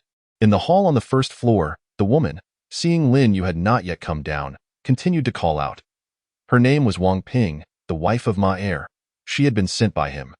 Initially, Ma Er's subordinate had reported that Lin Yu possessed a substantial amount of food and water, inquiring whether they should raid him. The subordinate had quickly faced a harsh reprimand from Ma Er for such a suggestion. They lamented their lack of food, prompting Ma Er to retort, "Do you only know how to rob? Why not use money to buy?" Subsequently, he instructed a woman, whom Lin Yu did not recognize, to approach Lin Yu for food and water. Wang Ping called out repeatedly in the hall but still saw no sign of Lin Yu. Just as she pondered whether Lin Yu had recognized her association with Ma Er, he suddenly appeared at the iron door at the top of the stairs. A glimmer of hope surged in her heart, and she quickly stepped forward, expressing her desire to purchase food while waving a handful of cash. I want to buy 10 buckets of instant noodles. 30. Before Wang Ping could finish, Lin Yu, with a dark expression, interrupted her. What are you doing here with a pile of worthless paper? Get lost. With that, he slammed shut the small window in the door and turned to leave. Wang Ping stood frozen in place, staring at the money in her hand, utterly bewildered. Chapter 13.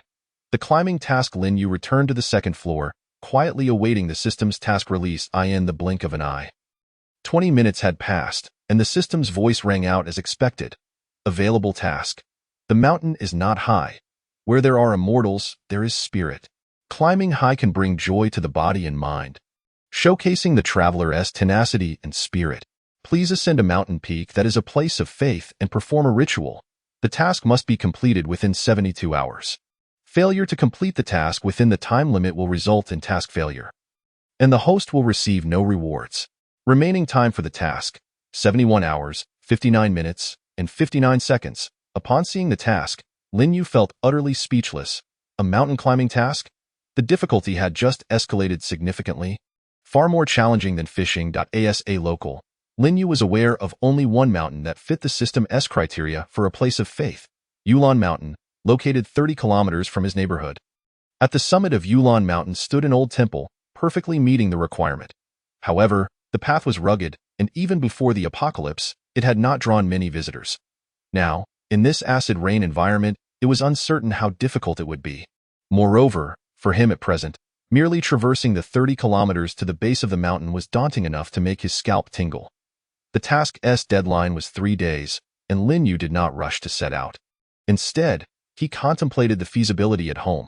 After all, this was an optional task. If he did not complete it, he would simply miss out on the reward. It would only burden his wallet, leaving him with nothing. Lin Yu remained troubled until evening, during which time, sporadic customers arrived seeking food, but he turned them all away, inwardly cursing their ancestors. After dinner, just as Lin Yu was preparing to take a nap, he heard some rustling sounds from downstairs. His expression darkened instantly, and he hurried down the stairs. There, he found a beautiful woman standing outside the iron door, her figure mature and voluptuous, though her complexion appeared haggard, suggesting she hadn't eaten in days. The woman was startled by Lin Yu's sudden appearance and timidly spoke as she approached the iron door. Hello?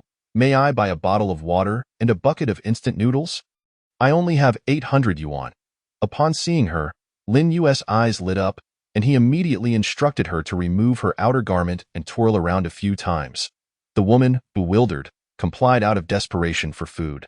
After confirming she bore no weapons, Lin Yu opened the iron door. Come in. As she entered, the woman noticed he had not mentioned the money, glancing down at herself as if she understood something. Biting her lip, she hesitated to leave but found herself unable to move. She was simply too hungry. Ultimately, she whispered, Thank you, wait. Feeling uneasy, Lin Yu called her back, cautiously checking her for safety before allowing her to pass. All right, come in. Although she had mentally prepared herself, the touch caught her off guard, flushing her cheeks. Lin Yu closed the iron door and led her upstairs. He was not a chivalrous soul, nor was he driven by lust. Rather, the moment he laid eyes on her, the system had issued a temporary side quest, an encounter with a beautiful mature sister. Share a candlelit dinner with the enchanting mature woman before you and enjoy a delightful evening. Completing this task will reward you with 10,000 yuan. Considering the host currently possesses no funds, a special startup capital of 100 yuan is granted. This task was a stroke of fortune. With this 10,000 yuan, the mountain climbing task now held promise.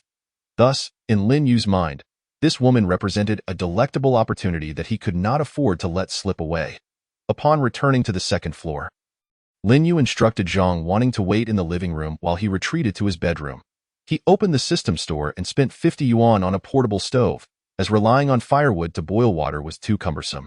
Shortly thereafter, Lin Yu emerged with 2 buckets of instant noodles and 2 bottles of water, placing them before Zhang Wanting while lighting 2 newly purchased candles.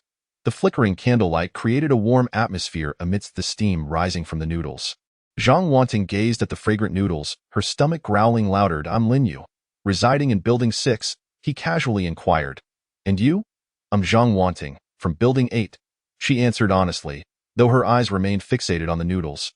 Swallowing repeatedly. All right, hurry and eat, Zhang Wanting said softly, expressing her gratitude as she picked up the instant noodles and began to devour them ravenously. This was her first meal in 3 days. Had she not been absolutely famished, she would not have dared to seek out Lin Yu. Hunger had greatly amplified her appetite, transforming the instant noodles, which she had previously not cared for, into a gourmet delight that she would have gladly swallowed her tongue to savor. Lin Yu had already eaten, taking only a token few bites, while he watched Zhang Wanting eat alone. Before long, she finished an entire bowl and set her eyes longingly on the untouched noodles in front of her. Lin Yu pushed the bowl towards her, saying, Go ahead, eat. No, it's all right. I'm full. Zhang Wanting quickly waved her hand, though her gaze remained fixed on the noodles. Lin Yu found it somewhat amusing. All right, just eat. I've had enough for dinner and don't want any more. After a moment's hesitation, Zhang Wanting accepted the bowl and polished off the contents in just a few bites. Once satiated, she took a sip of water, finally feeling revitalized. When she looked up, she found Lin Yu staring intently at her. Causing her cheeks to flush, she hastily stood up and said, Lin Yu, thank you. Lin Yu waved his hand dismissively, kindly inquiring, Are you full? Yes, I'm full, Zhang Wanting replied honestly. That's good, Lin Yu said, scratching his head awkwardly. I only have one bed here. I understand, Zhang Wanting said, lowering her head, her cheeks turning crimson once more. The atmosphere grew somewhat ambiguous, and as Lin Yu pondered how to break the tension, a sudden thought struck him. Do you know how to play Ludo? Zhang Wanting paused in surprise. Huh? Ludo? Yes, Ludo. Can you play? Lin Yu repeated, looking at her expectantly. I can. Sort of. Then let's play. Come on, let's go to my room. With that, he headed towards the bedroom. He wanted to ask Zhang Wanting to leave, but the completion of the system's task required her to stay overnight. It seemed that tonight would indeed be a sleepless night, Lin Yu mused. As she watched Lin Yu stride into the room, Zhang Wanting couldn't help but chuckle, thinking how flimsy his excuse was. However, having made her decision, she wasn't some naive girl waiting idly. There was no need for her to be overly coy. Without Lin Yu, she might have starved to death by now. Following him was acceptable. Having someone like him around could provide her with a sense of security. After some contemplation, Zhang Wanting ceased to hesitate, took a deep breath, and followed Lin Yu into the room. As the night deepened. In this apocalyptic evening, a solitary man and woman shared the same space. They entrusted themselves to each other, the room filled with the sounds of dice rolling throughout the night. Chapter 14. Zhang Wanting, who wishes to stay in the morning. Zhang Wanting, who had been worn out by Lin Yu all night, fell into a deep slumber. Lin Yu sat at the edge of the bed, happily counting his money. Watching the large sum of 10,000 yuan arrive in his account, he felt a sweet satisfaction akin to indulging in honey. Now he could adequately prepare for the climbing task. Without further ado, he headed to the living room, purchased an umbrella, and gathered some stainless steel sheets. He swiftly disassembled the original umbrella cover and replaced it with the shiny stainless steel sheets. The acid rain was relatively friendly to stainless steel, and this umbrella would serve him for some time. In truth, it wouldn't need to last long. Lin Yu knew that 30 days after the apocalypse began, the acid rain would cease. Once the rain stopped, the true apocalypse would arrive, and at that time, over 90% of those who had barely survived in the acid rain would perish. Thus, he had to make the most of the next 10 days to prepare thoroughly. After a thorough search in the marketplace, Lin Yu finally locked onto his target, an acid-resistant suit. Wearing this, as long as he wasn't caught in a downpour, the sporadic splashes of acid rain wouldn't pose a threat. Relying solely on an umbrella would not suffice. He would inevitably get wet. With these preparations made, Lin Yu began to feel drowsy. He glanced at Zhang Wanting, who was sleeping soundly like a pig. An irritation welled up within him. This was his bed, and now she was occupying it. Where was he supposed to sleep? Resolutely, he approached her and unceremoniously woke her up. Wake up, it's time for you to go. Is it morning already? Zhang Wanting mumbled, rubbing her eyes sleepily like a kitten just roused from slumber. It had been a long time since she had enjoyed such a restful sleep, especially since she had been hungry for days. Once she saw Lin Yu standing beside her, looking thoroughly displeased. She jolted awake and remembered that she was in someone else's home. She hastily got out of bed and said apologetically, "I'm sorry, I slept too soundly." Lin Yu glanced at her innocent expression and sighed in resignation. "All right, you can go. I haven't rested yet." Zhang Wanting, upon hearing this, asked in confusion, "Huh? Where do you want me to go?" "Of course, back to where you came from." "What, you want to kick me out?" Zhang Wanting exclaimed in astonishment. Lin Yu found himself at a loss for words. Her statement implied that she had a right to stay. "Otherwise, I only offered you some food and drink because I felt sorry for you." "What, do you want me to be your long-term benefactor?" "Ah, I thought since you let me eat, you wouldn't want me to leave." Zhang Wanting lowered her head, her voice barely above a whisper. "Thought what? Even if we spent a night together, we were merely chess companions for a night. You want to latch onto me?" Lin Yu grumbled internally. Could you let me stay? I can manage with just one meal a day." Zhang Wanting earnestly pleaded, not wanting to leave just yet. One meal is still a meal. "Why should I keep you here?" Lin Yu rejected her without hesitation. He had no intention of housing another person. He wasn't a mind reader. He had no idea what scheme she harbored. If she turned out to be another Lu Ruyan, he would be at a significant loss. "I can take care of your needs." "Not necessary. I'm not a wealthy young master who requires service." Lin Yu firmly declined. "I can clean the house. Look how messy it is." Lin Yu stole a glance at the disorderly room, which did resemble a pigsty. Yet, he still refused. "Not needed. What I don't see won't bother me. I can cook, do laundry." "Not needed, uh-huh? You can cook? Is your cooking any good?" Yes, my cooking is delicious," Zhang Wanting exclaimed as if she had found a lifeline. This was worth considering. After all, eating instant noodles every day was becoming tiresome, and he was growing weary of the bland taste. The marketplace had an array of ingredients, vegetables, meats, fruits, you name it. However, his culinary skills were lacking. He could only grill fish or meat, while proper home-cooked dishes were beyond him. Previously, whenever he was with Lu Ruyan, every meal was either eaten out or ordered in, which was quite carefree. But now, with those options gone, if he wished to live comfortably in the future, having someone who could cook would be essential. Thinking it over, Lin Yu said to her again, "If your cooking is truly good, I might consider it. How about this? You can take charge of lunch today. I want stir-fried pork with scallions, braised duck with yellow beans, red braised pork, boiled fish, kung pao chicken, stir-fried greens, and a pan-fried hairy crab. You can figure it out." "Ah, that's so much. I can make it, but the ingredients." Zhang Wanting appeared somewhat troubled. "Oh, for that? Just wait downstairs for a bit. I'll call you up shortly." "Okay." Zhang Wanting obediently went downstairs, but she didn't leave. She stood at the iron gate, waiting. Lin Yu made his way to the communal kitchen of the Senior Activity Center, which had some basic amenities like a sink and a gas stove, quite complete in its own right. However, the water and gas had long been shut off, rendering them mere decorations. Lin Yu quickly purchased a gas canister to connect, setting a bucket of water beside it. Then he bought various cooking tools and ingredients, placing them all on the preparation counter. In total, he spent nearly 1,000 yuan. After completing these tasks, Lin Yu clapped his hands and called Zhang Wanting back. When she saw the mountain of ingredients piled in the kitchen, her small mouth dropped open in astonishment. "Where did you get so many ingredients?" "Oh, I have a habit of stockpiling. Before the acid rain arrived, I gathered a lot of supplies on the third floor. By the way, you mustn't go to the third floor. It's off limits, understood?" Lin Yu casually concocted a reason, testing whether she would sneak up to the third floor. "Okay, don't worry. I promise I won't set foot on the third floor," Zhang Wanting replied earnestly. "All right, this place is yours now. Is that okay?" Regaining her composure, Zhang Wanting confidently patted her chest, causing Lin Yu's eyes to widen in surprise. "Don't worry, leave it to me. I promise to make you satisfied." "All right, once you're done, call me." With that, Lin Yu returned to his room. After some thought, he locked the door for safety. Then he flopped onto the bed and fell into a deep sleep. About 2 hours later, Zhang Wanting came to wake Lin Yu for lunch, and he slowly stirred from his slumber.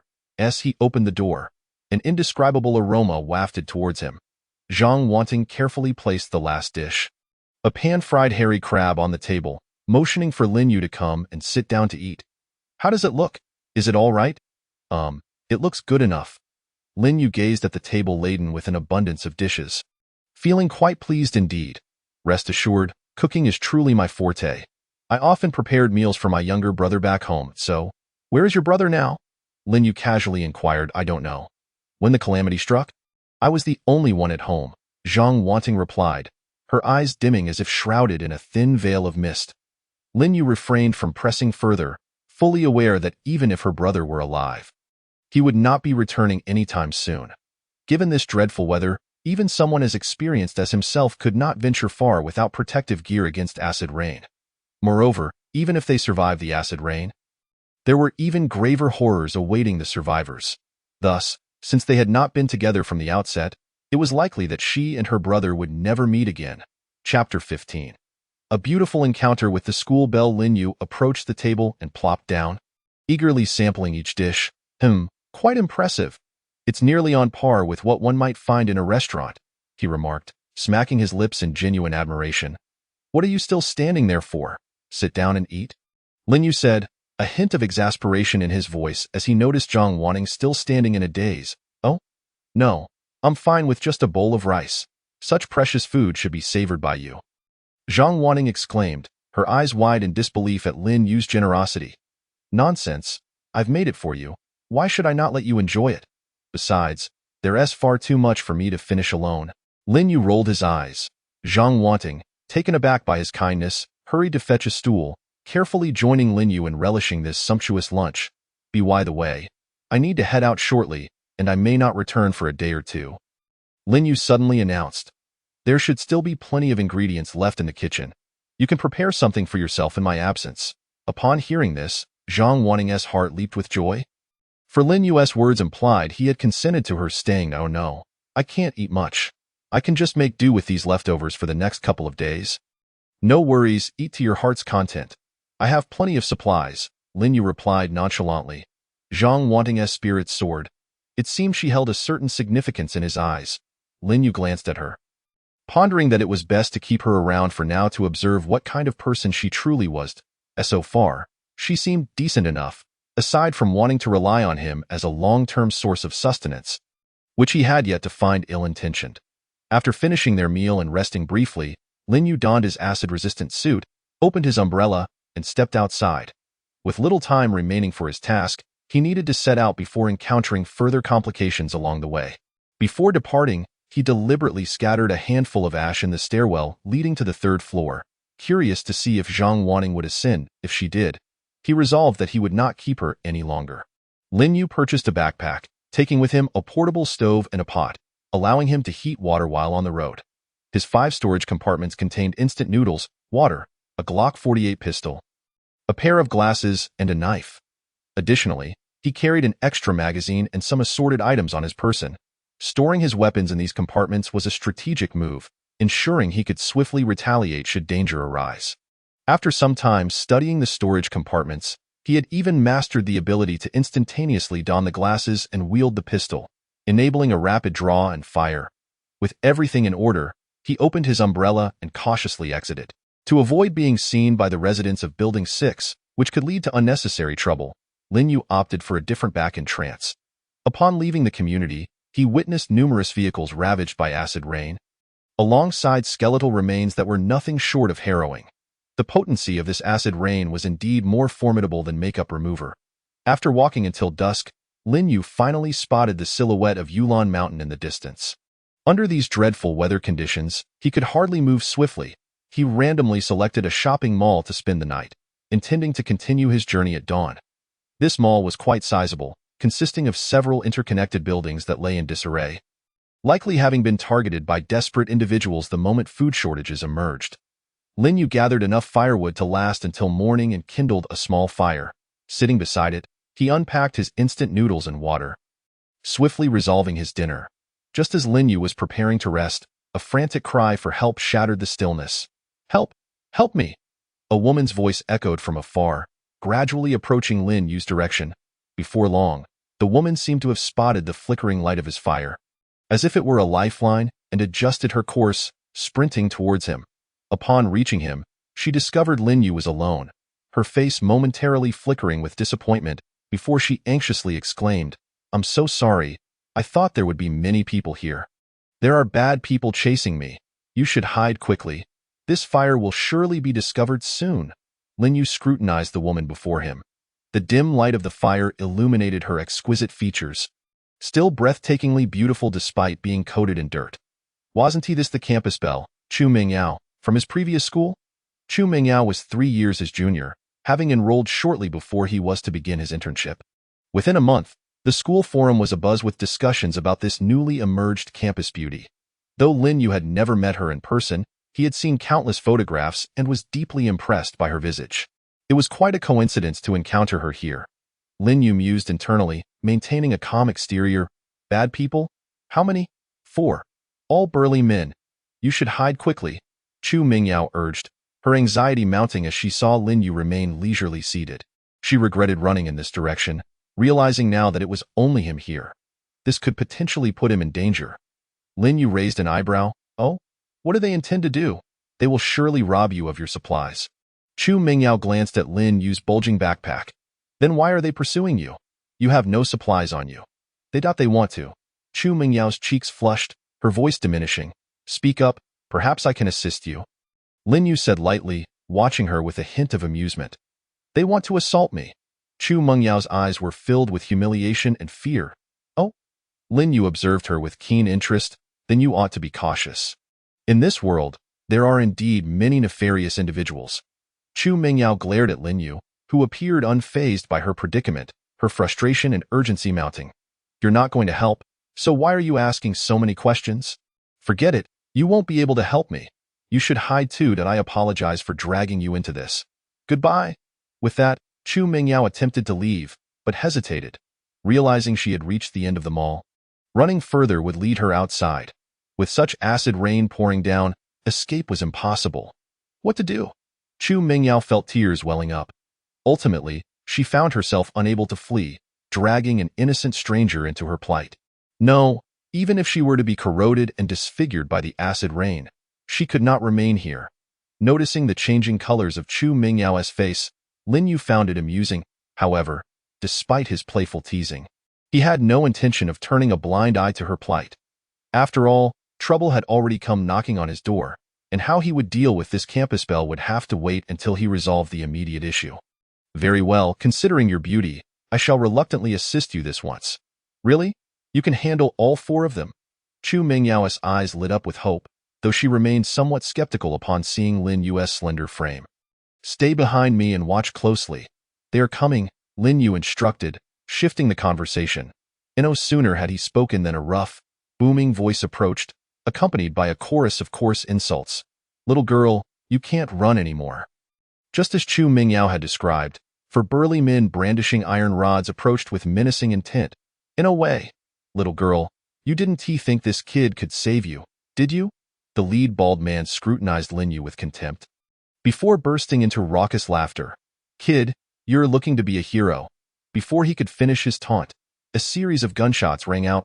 Bang, bang, bang, bang, and one by one, the 4 men collapsed, their brains splattered across the ground. Do villains nowadays only spout such tired cliches? Lin Yu thought, bemused, as he skillfully returned his glasses and pistol to the storage compartment. The entire process was seamless and fluid, of course, unseen by Chu Mingyao, who stood dumbfounded, staring at the 4 lifeless bodies on the ground, then back at Lin Yu's calm demeanor, feeling as though she were in a dream. Is this really over? That was too quick. She had anticipated a fierce battle, even preparing herself for potential humiliation, but instead, Lin Yu had drawn a gun and resolved the situation in mere moments. Chu Mingyao felt her worldview shifting dramatically. Chapter 16. Chu Mingyao peeked out from behind Lin Yu, cautiously stepping forward. She had believed herself prepared to face death, yet upon witnessing the 4 gruesome corpses before her, she couldn't suppress a wave of nausea. Although she had witnessed the brutality of the apocalypse in recent days, witnessing such a bloody scene was a first. Stealing a glance at Lin Yu, she found him watching her with a tranquil expression. What's wrong? Can't handle it? Lin Yu remarked lightly. Why, you killed them all? Chu Mingyao bit her lip, her voice trembling. What else was I to do? Leave them to continue harming others, Lin Yu countered. Chu Mingyao opened her mouth, wanting to say something, but found herself at a loss for words. She was acutely aware that Lin Yu was not wrong. Those scoundrels deserved their fate, and the world had indeed changed. Yet, She found it difficult to accept that taking a life could be treated so nonchalantly. Aren't you afraid? Chu Mingyao hesitated before voicing her doubts. Afraid of what? That they might rise as zombies to seek vengeance? Lin Yu scoffed. Do you think this is a movie? With resurrection involved? In truth, Lin Yu made such remarks because he knew that a zombie virus would indeed erupt later, though not at this moment. Observing Chu Mengyao's timid demeanor, he couldn't help but chuckle. Such gruesome scenes were familiar to him from his past life, but for Chu Mingyao, it was likely her first encounter, making it hard for her to come to terms with it. I didn't expect you to be so cowardly, Chu the campus belle. Chu Mingyao was startled by Lin Yu's words, instinctively shrinking back as she guardedly inquired, How do you know my surname is Chu? I used to attend Magic City University as well. Who wouldn't recognize you? The campus belle? Lin Yu replied. What? The campus belle is afraid. I doubt I'm not afraid, Chu Mingyao insisted, though the quiver in her voice betrayed her.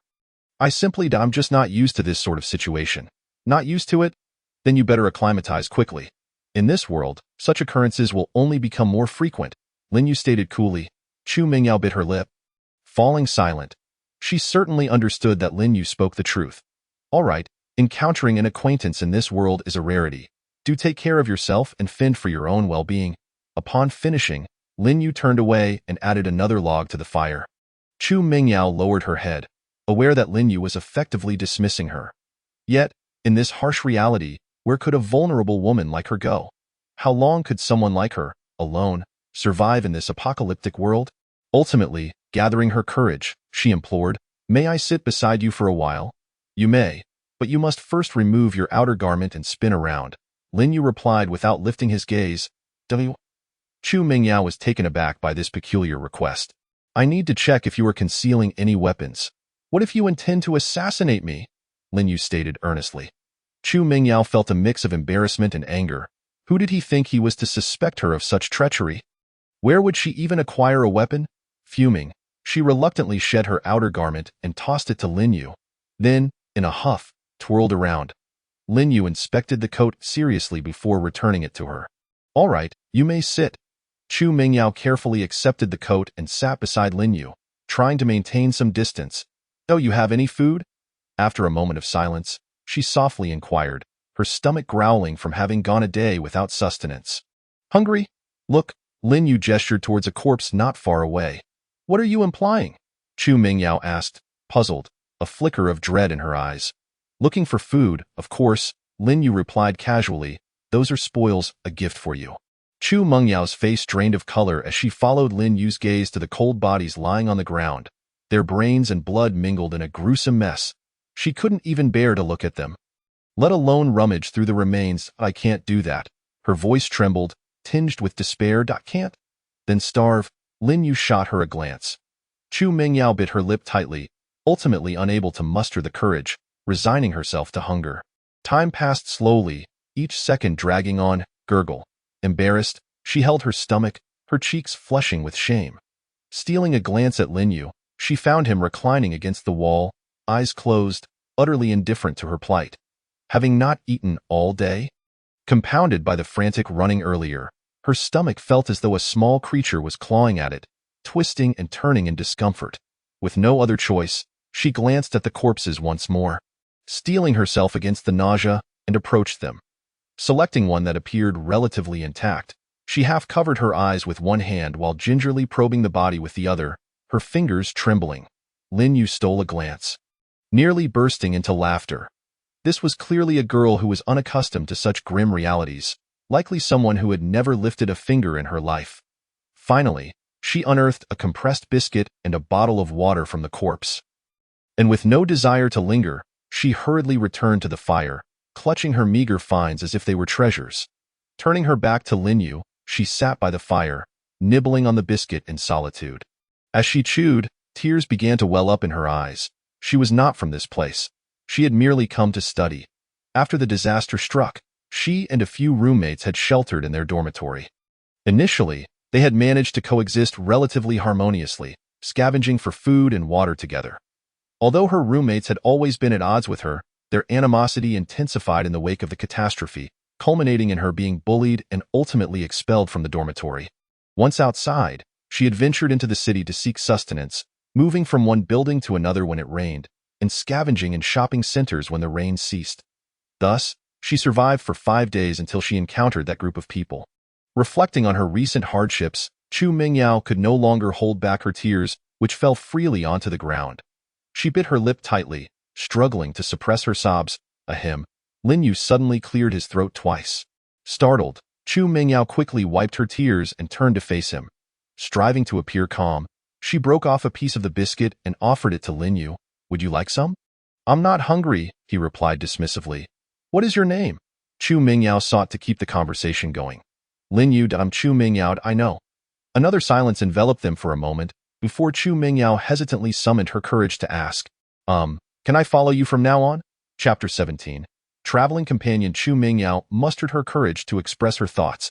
Though she had known Lin Yu for only a short time, he had previously attended the same school as her, which lent her a sense of familiarity. His composure and skill instilled a modicum of safety in her. Follow me? Lin Yu raised an eyebrow. Are you sure? I'm not a good person. Who knows, I might sell you out one day. Why you wouldn't do that, would you? Chu Mingyao replied uncertainly, recalling Lin Yu's decisive demeanor earlier, her heart racing. Who knows? Lin Yu chuckled, evading a direct answer. You should count your blessings. Following me would only put you in more danger. Why? Chu Mingyao asked, confused that I'm headed to Yulon Mountain. What do you intend to do there? Chu Mingyao's confusion deepened. She knew Yulon Mountain was an undeveloped scenic area, questioning the utility of such a journey now. To travel? Travel? Chu Mingyao's eyes widened in disbelief. You can't be serious. In this situation, you want to go traveling. Indeed. Is there a problem? Lin Yu responded earnestly. Chu Mingyao was momentarily speechless, unable to fathom the man before her. You truly intend to go to Yulon Mountain? She asked seriously. Yes, I aim to reach the summit, Lin Yu asserted firmly. All right, then I will accompany you. Taking a deep breath, Chu Mingyao felt as though she had arrived at a momentous decision. What benefit do you think you would bring by accompanying me? Lin Yu rolled his eyes. I could serve you tea and water, do laundry and cook, and I could be your assistant, she offered, her voice dwindling as her own doubts crept in. Are you sure you can? I doubt I will learn diligently, Chu Mingyao replied, her heart racing with uncertainty. It's so. You wish to be my servant? Lin Yu's interest piqued. Though the tasks may be similar, could we not phrase it more delicately? Assistant or aide sounds much better, Chu Mingyao corrected emphatically. Then let me hear you address me as master. Lin Yu smirked mischievously. You are being unreasonable, Chu Mingyao exclaimed, taken aback by his audacity. Her cheeks puffed like a hamster in indignation. She turned away in frustration, not wanting to engage with this troublesome guy. Lin Yu found her sulking amusing. The tedious journey had gained a touch of entertainment. Do not assume that following me guarantees your safety. Yulon Mountain is no benign place. You might as well stay put, he advised sincerely. Chu Mingyao's heart was conflicted. She knew that if Lin Yu truly ventured to Yulon Mountain, it would be perilously dangerous. And perhaps it was best not to follow him. It seemed her only option was to search for her friends. She wondered how they were faring. Just then, Lin Yu leaned closer, sincerity etched on his face. Actually, Yulon Mountain isn't as perilous as you might think. If you insist on following me, it wouldn't be impossible. What do you want? Chu Mingyao shrieked, startled, her hands instinctively clutching her chest as she eyed Lin Yu warily. First, let me clarify that I shall not acquiesce to any demands that involve the commodification of my body.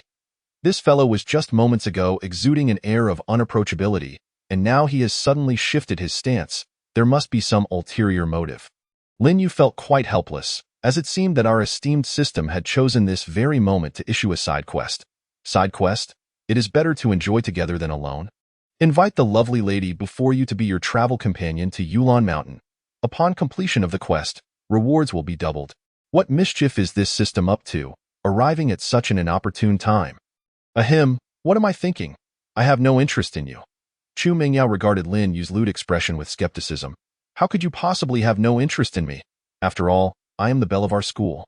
Seeing that Chu Mingyao was unconvinced, Lin Yu, motivated by the promise of double rewards, decided to shamelessly weave a tale.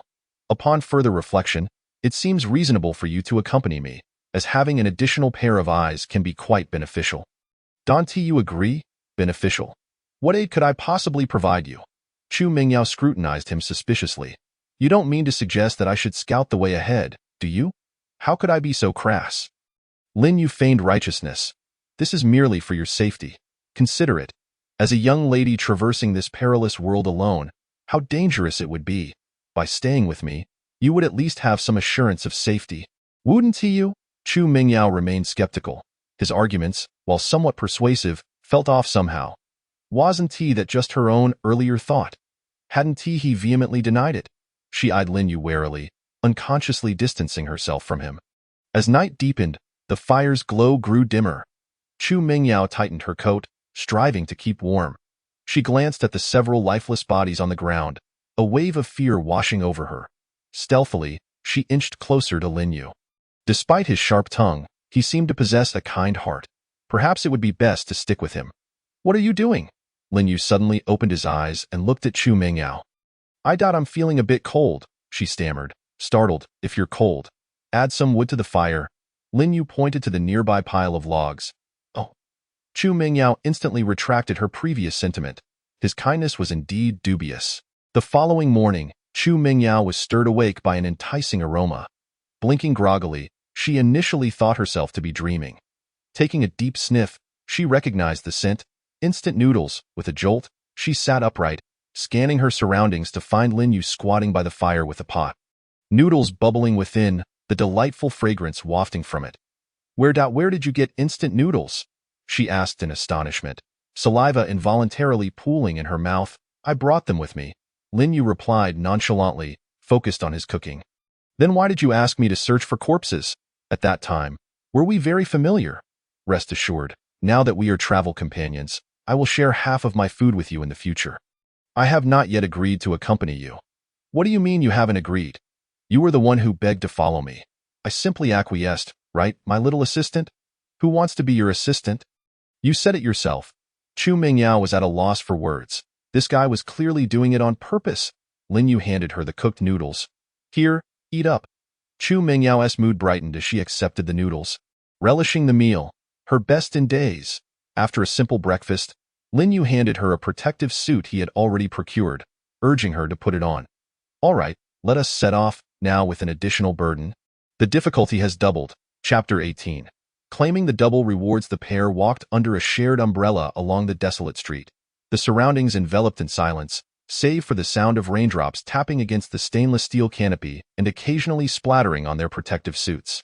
Chu Mingyao clung closely to Lin Yu, still fearful of the acidic rain. Despite wearing the protective suit, she couldn't shake the feeling that the rain might seep through and corrode her skin. Each time a raindrop landed on her, she shivered involuntarily, pressing even closer to Lin Yu. Hey, do you think this rain will ever stop? Chu Mingyao attempted to make conversation. I don't know. Do you think we might be drenched to death by this rain? Not a chance. How can you be so sure? Because I don't want to die. Chu Mingyao was at a loss for words, exasperated by his lack of decorum. Hey, you still haven't explained why we're climbing Yulon Mountain? Didn't you say it was for tourism? In this wretched weather, what kind of tourism can we have? Chu Mingyao rolled her eyes. I think you just don't want to say. You wouldn't understand? It's about ambience, Lin Yu replied nonchalantly, a hint of mockery in his tone. Ambience? I think you're just unwell. Chu Mingyao shot back without hesitation. You're the one who's unwell, Lin Yu countered. You re the one who's unwell? You're unwell? You're unwell. A day later, with only 2 hours remaining in their quest, Lin Yu finally led Chu Mingyao to the mountain peak. They had trekked until dusk the previous day. Resting in an abandoned house they stumbled upon at the foot of the mountain and began their ascent at dawn. Despite numerous breaks, Chu Mingyao felt utterly exhausted, her legs heavy as if filled with lead. Each step requiring immense effort. She merely wished to lie down on the ground and never get up, casting Lin Yu a resentful glance. Lin Yu, upon seeing the temple before him, let out a sigh of relief. Grateful to have arrived on time. Apart from Chu Mingyao's incessant complaints, 5 near falls off cliffs, and 10 close encounters with acidic rain-corroded trees, the journey had been relatively smooth. He entered the temple and knelt before the statue. Offering a simple prayer, the system's notification chimed in as expected. Congratulations, host, for completing the task. The mountain is not high, but it is divine. Congratulations, host, for completing the task. It is better to enjoy together than alone. Double rewards have been issued. The host may claim them at any time. Countdown to the next task issuance. 14 days, 23 hours, 59 minutes, and 59 seconds. Finally completing the task, Lin Yu exhaled deeply.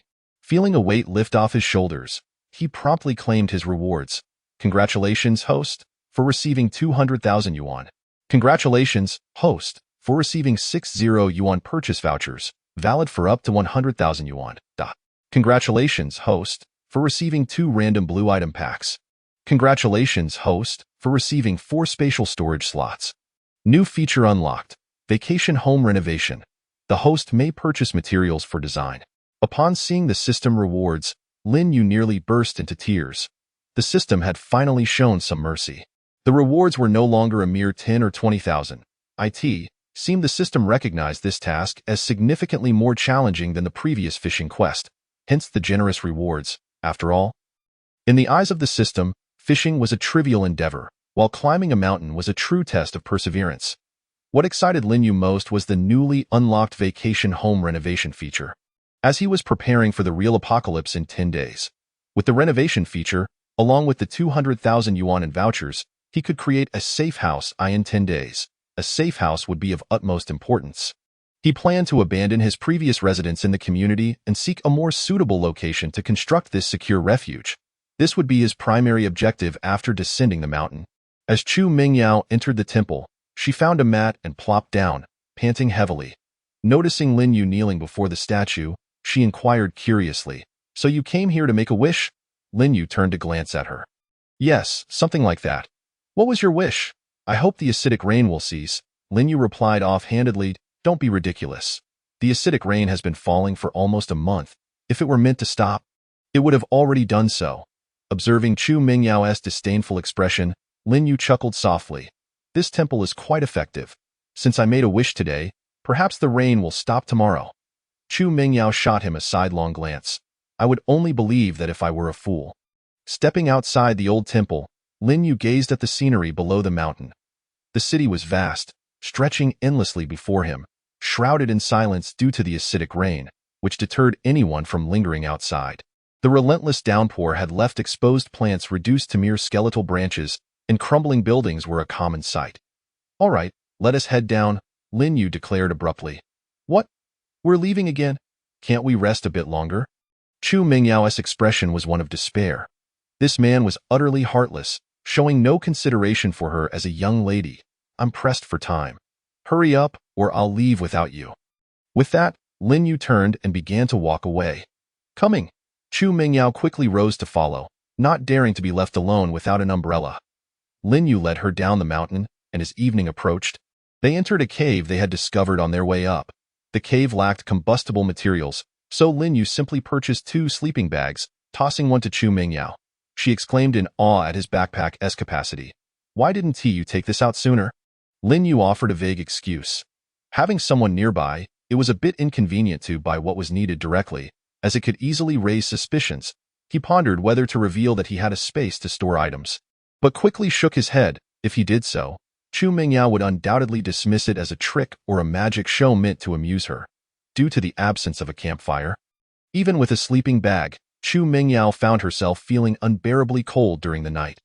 The cave was damp and chilling, with drafts seeping into her very bones. She wrapped her sleeping bag tighter around herself, curling into a ball, yet still shivering uncontrollably. Stealing a glance at the peacefully slumbering Lin Yu beside her, she noticed he was breathing evenly, seemingly undisturbed by the cold. "Lin Yu, I'm feeling a bit cold," she whispered, gently nudging him, her voice laced with a hint of pleading. Awakened by her soft insistence, Lin Yu opened his eyes to see Chu Mingyao trembling within her sleeping bag, her large, glistening eyes looking at him with a pitiful expression. "Who told you to wear so little?" "Prioritizing style over warmth," he replied, a touch of irritation in his tone. "That's not fair. When my roommate kicked me out, she didn't allow me to take anything. I only have these clothes." Chu Mengyao's voice quivered slightly, sounding utterly forlorn. She regretted not having thought to bring an extra coat at that moment, which would have spared her this predicament. "Then come and share a sleeping bag with me," Lin Yu suggested suddenly, his eyes glinting mischievously. "In a way, if I sleep with you, you surely have ulterior motives." Chu Mingyao immediately refused, wary of falling into a trap. "Well, it seems there's nothing more to be done. You'll just have to endure a little longer, Lin Yu smirked, relishing the conflicted expression on her face. Go ahead and freeze. Dare you claim I have ill intentions? Surely not, however, as he gazed at her delicate features. He found the prospect of her discomfort somewhat appealing. In truth, he could easily spend a few bucks on a blanket for her, but that would be rather extravagant, wouldn't it? After all, he wasn't a fool. Chapter 19. The acid rain ceases. A biting wind swept through the cave, and Chu Mingyao felt as if she might be frozen solid. She glanced at Lin Yu, who had once again succumbed to sleep. Appearing quite content, frustration welled up within her. Ultimately, she succumbed to the cold and could no longer hold back. Then I'll come over, but you must promise not to touch me inappropriately, please, in such a small sleeping bag. How could we possibly move without colliding? Lin Yu replied with resignation. Reluctantly, Chu Mingyao crawled out of her sleeping bag and carefully nestled herself into Lin Yu's. You absolutely must not misbehave, understood? She warned again, her heart fluttering with anxiety. Understood. By the way, you look slender, yet it seems you weigh a ton. This bag is on the verge of bursting, Lin Yu remarked, feigning surprise. You're the heavy one. I only weigh 90 pounds. Chu Mingyao retorted. One could not deny that she was quite the catch. Lin Yu felt the pressure on his chest, struggling to breathe as her petite frame pressed against him, her waist snugly fitting against his hand, a sensation both uncomfortable and oddly delightful. Chu Mingyao nestled within his embrace, her heart racing. She had never been this close to a man before. The warmth radiating from Lin Yu and the steady thump of his heart were palpable. What if he gave in to his primal instincts? Should she resist? Having never dated anyone, if he took advantage of her now, it would be a monumental loss. Although Lin Yu appeared quite capable, would it be too reckless to yield to him so easily? Her heart raced, and her palms grew clammy. At that moment, she felt a sudden squeeze around her waist. What are you doing? Chu Mingyao exclaimed, nearly leaping from the sleeping bag. My apologies. I couldn't help myself, Lin Yu replied with a hint of teasing in his voice, admitting that he had done so intentionally. You be gentler. Lin Yu was taken aback, realizing that perhaps there was a chance after all. He hadn't anticipated her response. The following day, they awoke languidly. Chu Mengyao's cheeks still bore a rosy hue as she stole a glance at Lin Yu, who had been rather handsy during the night. Although she found it somewhat unsettling, it was also rather exhilarating. Biting her lip, she recalled the previous night's events, her heart racing like a startled deer. Lin Yu gradually opened his eyes and, upon seeing Chu Mengyao's flushed face, couldn't resist smirking. What's the matter? Did you not sleep well last night? How can you even ask? Chu Mingyao shot him a glare. Reflecting on his own transformation, Lin Yu felt a twinge of nostalgia. He had once been a lovesick fool, willing to bend over backward for an unattainable crush. Now, he found himself delighting in teasing someone else. It was liberating to act on impulse. After finishing breakfast, the pair set off down the mountain. Upon reaching the cave's entrance, they discovered the rain had ceased. Chu Mengyao's face lit up with joy. Look, the rain has stopped. We won't get drenched anymore. Lin Yu glanced upward at the sky. Not just a temporary reprieve. The acid rain has finally ceased. Chu Mingyao followed his gaze and saw that the clouds had indeed dispersed, revealing the sun's faint glow. In a way, the rain really stopped. Wow, it's over. Lin Yu, the rain has stopped. Lin Yu remained unperturbed, his expression neutral. Don't celebrate too soon. While the rain may have ceased, something far more terrifying is about to arrive. What do you mean by something more terrifying? You'll find out soon enough. With that, Lin Yu lapsed into silence and continued walking down the mountain. Speaking of which, that old temple was quite miraculous. Lin Yu had made a wish before the statue yesterday, and today it had come true. As they walked, Chu Mingyao suddenly recalled Lin Yu's wish at the statue and marveled at its uncanny nature. Why don't we return and ask the Buddha to help resolve that terrifying situation you mentioned? Lin Yu halted, shaking his head in amusement at her naivety. It's futile. This temple has limited power. You can only make a wish once a year. Too many wishes will render it ineffective. Really? Is that a thing? With the rain halted, the descent became significantly easier, and they soon reached the foot of the mountain. As they approached the city, they noticed an increasing number of people on the streets. Initially, many believed the rain had merely paused, but soon they realized the sun had emerged. The rain has stopped. Hooray! The rain has stopped. Finally, we survived. Just as the crowd erupted in cheers, a somber voice broke through. What does it matter that the rain has stopped? The entire world has been ravaged by acid rain, leaving all exposed plants and electrical systems in ruins. We cannot return to normalcy anytime soon. The crowd turned towards the source of the voice, a bespectacled middle-aged man. What should we do then? Are we doomed? A nearby person asked, panic evident in their tone. Not necessarily. While the rain has ceased, the greatest challenges we face now are food and water, as long as we have enough supplies. We can continue to survive. However, without sufficient food and water, we are merely awaiting our demise. The crowd, once jubilant, now found themselves gripped by fear. You're right. This is not the time to celebrate. Our priority must be securing enough food and water. Damn this acid rain. It has destroyed everything. Our crops, the trees by the roadside, even concrete structures have crumbled. How are we to live in the aftermath? Many sat down, their expressions hollow, as if stripped of hope. Others began to search desperately for any remaining resources. That moment, someone pointed towards a direction. Look, there's a supermarket over there that hasn't been broken into. Before they could finish speaking, the crowd surged towards the supermarket like a stampede of wild bulls, and the doors were forcefully breached. I found it first. You can't take it from me. This is mine. Give it back. Everyone, stop. If you keep fighting, I'll take you on. A burly man shouted, brandishing a steel pipe he had scavenged. Get out of my way, cried a lean man, darting through the crowd with a box of instant noodles, fearful of losing his precious find. The supermarket descended into chaos as people lost all semblance of reason in their quest for food and water, morality and order forgotten.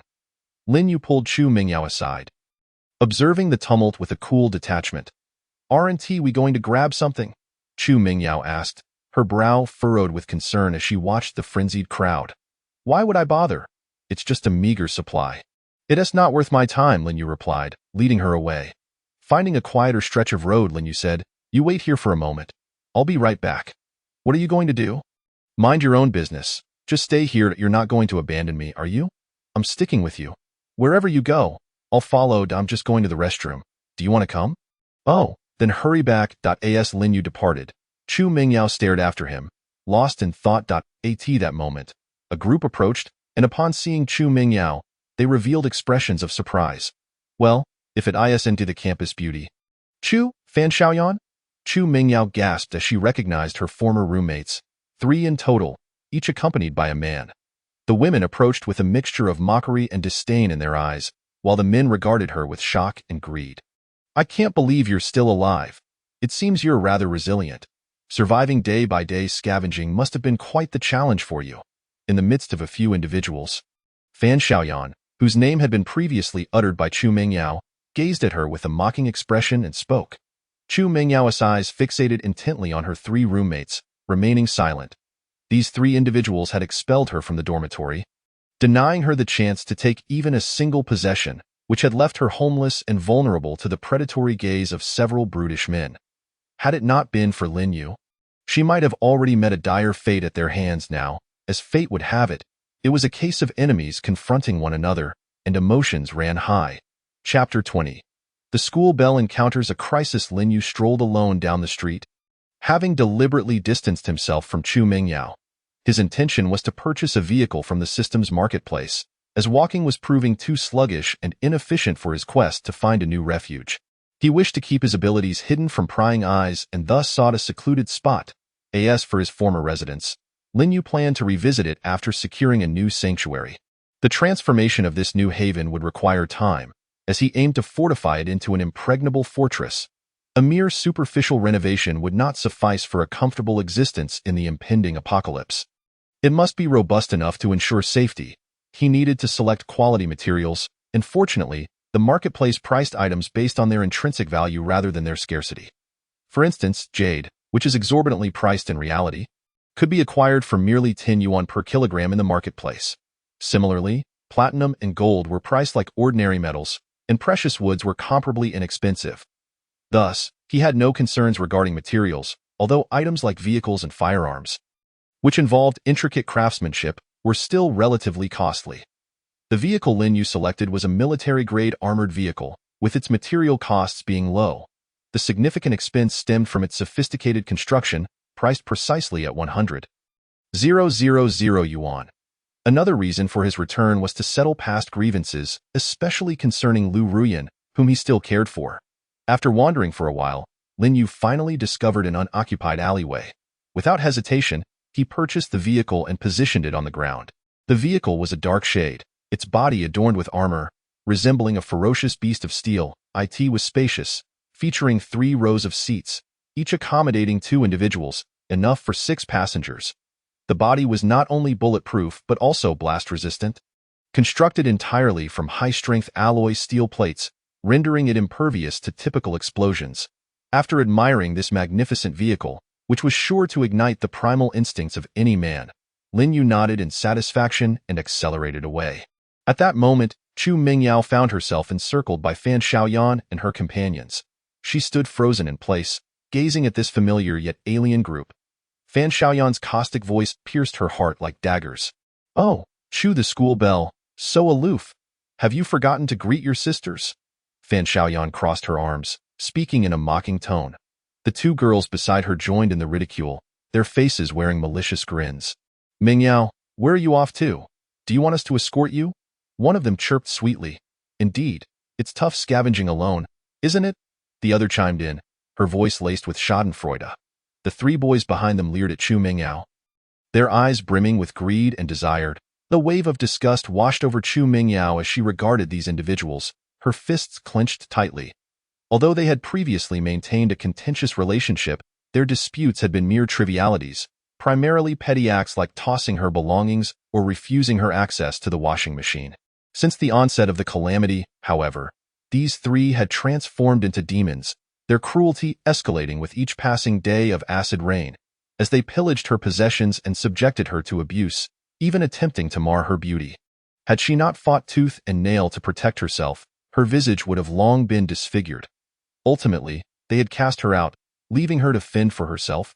"Get lost," Chu Mingyao stated coldly, wishing to sever all ties with them and retreat far away. "Oh, quite the temper, aren't we?" Fan Xiaoyan sneered, a glint of malice flashing in her eyes. "I wonder how you've managed to survive. I suspect you've engaged in unsavory dealings with many." "You lie," Chu Mingyao retorted angrily. Her face flushed with indignation. At that moment, the man beside Fan Xiaoyan leered at Chu Mingyao. "Well, since you're already serving others, why not come serve me? And I promise you'll never go hungry again." Chu Mengyao's exquisite features had captivated him entirely, and he gazed at her with sinister intent, as if he were ready to claim her on the spot. Seeing her man develop lustful intentions towards Chu Mingyao, Fan Xiaoyan was instantly incensed and clung to him. "Fei, how could you? Didn't you say you only love me? Besides, that slut doesn't deserve to serve you. She's already tainted. Better not touch her. Get lost. Can't you see I'm busy?" The man, known as a Fei, dismissed her with a wave, showing no regard for her feelings. A Fei was affiliated with the Tianlang gang, a considerable faction with a base near Moda University. Fan Xiaoyan was astonished that Chu Mingyao was still alive, as their own supplies had run out just 2 days after Chu's departure. They had been forced to seek refuge with a Fei to survive. Jealous of Chu Mengyao's beauty, Fan Xiaoyan resented how her naive demeanor attracted men like moths to a flame, which irked her greatly now. Witnessing her man shout for Chu Mingyao, she could not simply let it slide. She pointed at Chu Mingyao, shouting, "You filthy whore! Always seducing men. Can't live without them, can you?" as she lunged to slap Chu Mingyao. A Fei swiftly intervened. "Didn't you hear me say to back off?" With a quivering voice, Fan Xiaoyan protested. "Fei, that woman is merely pretty. She knows nothing of servitude.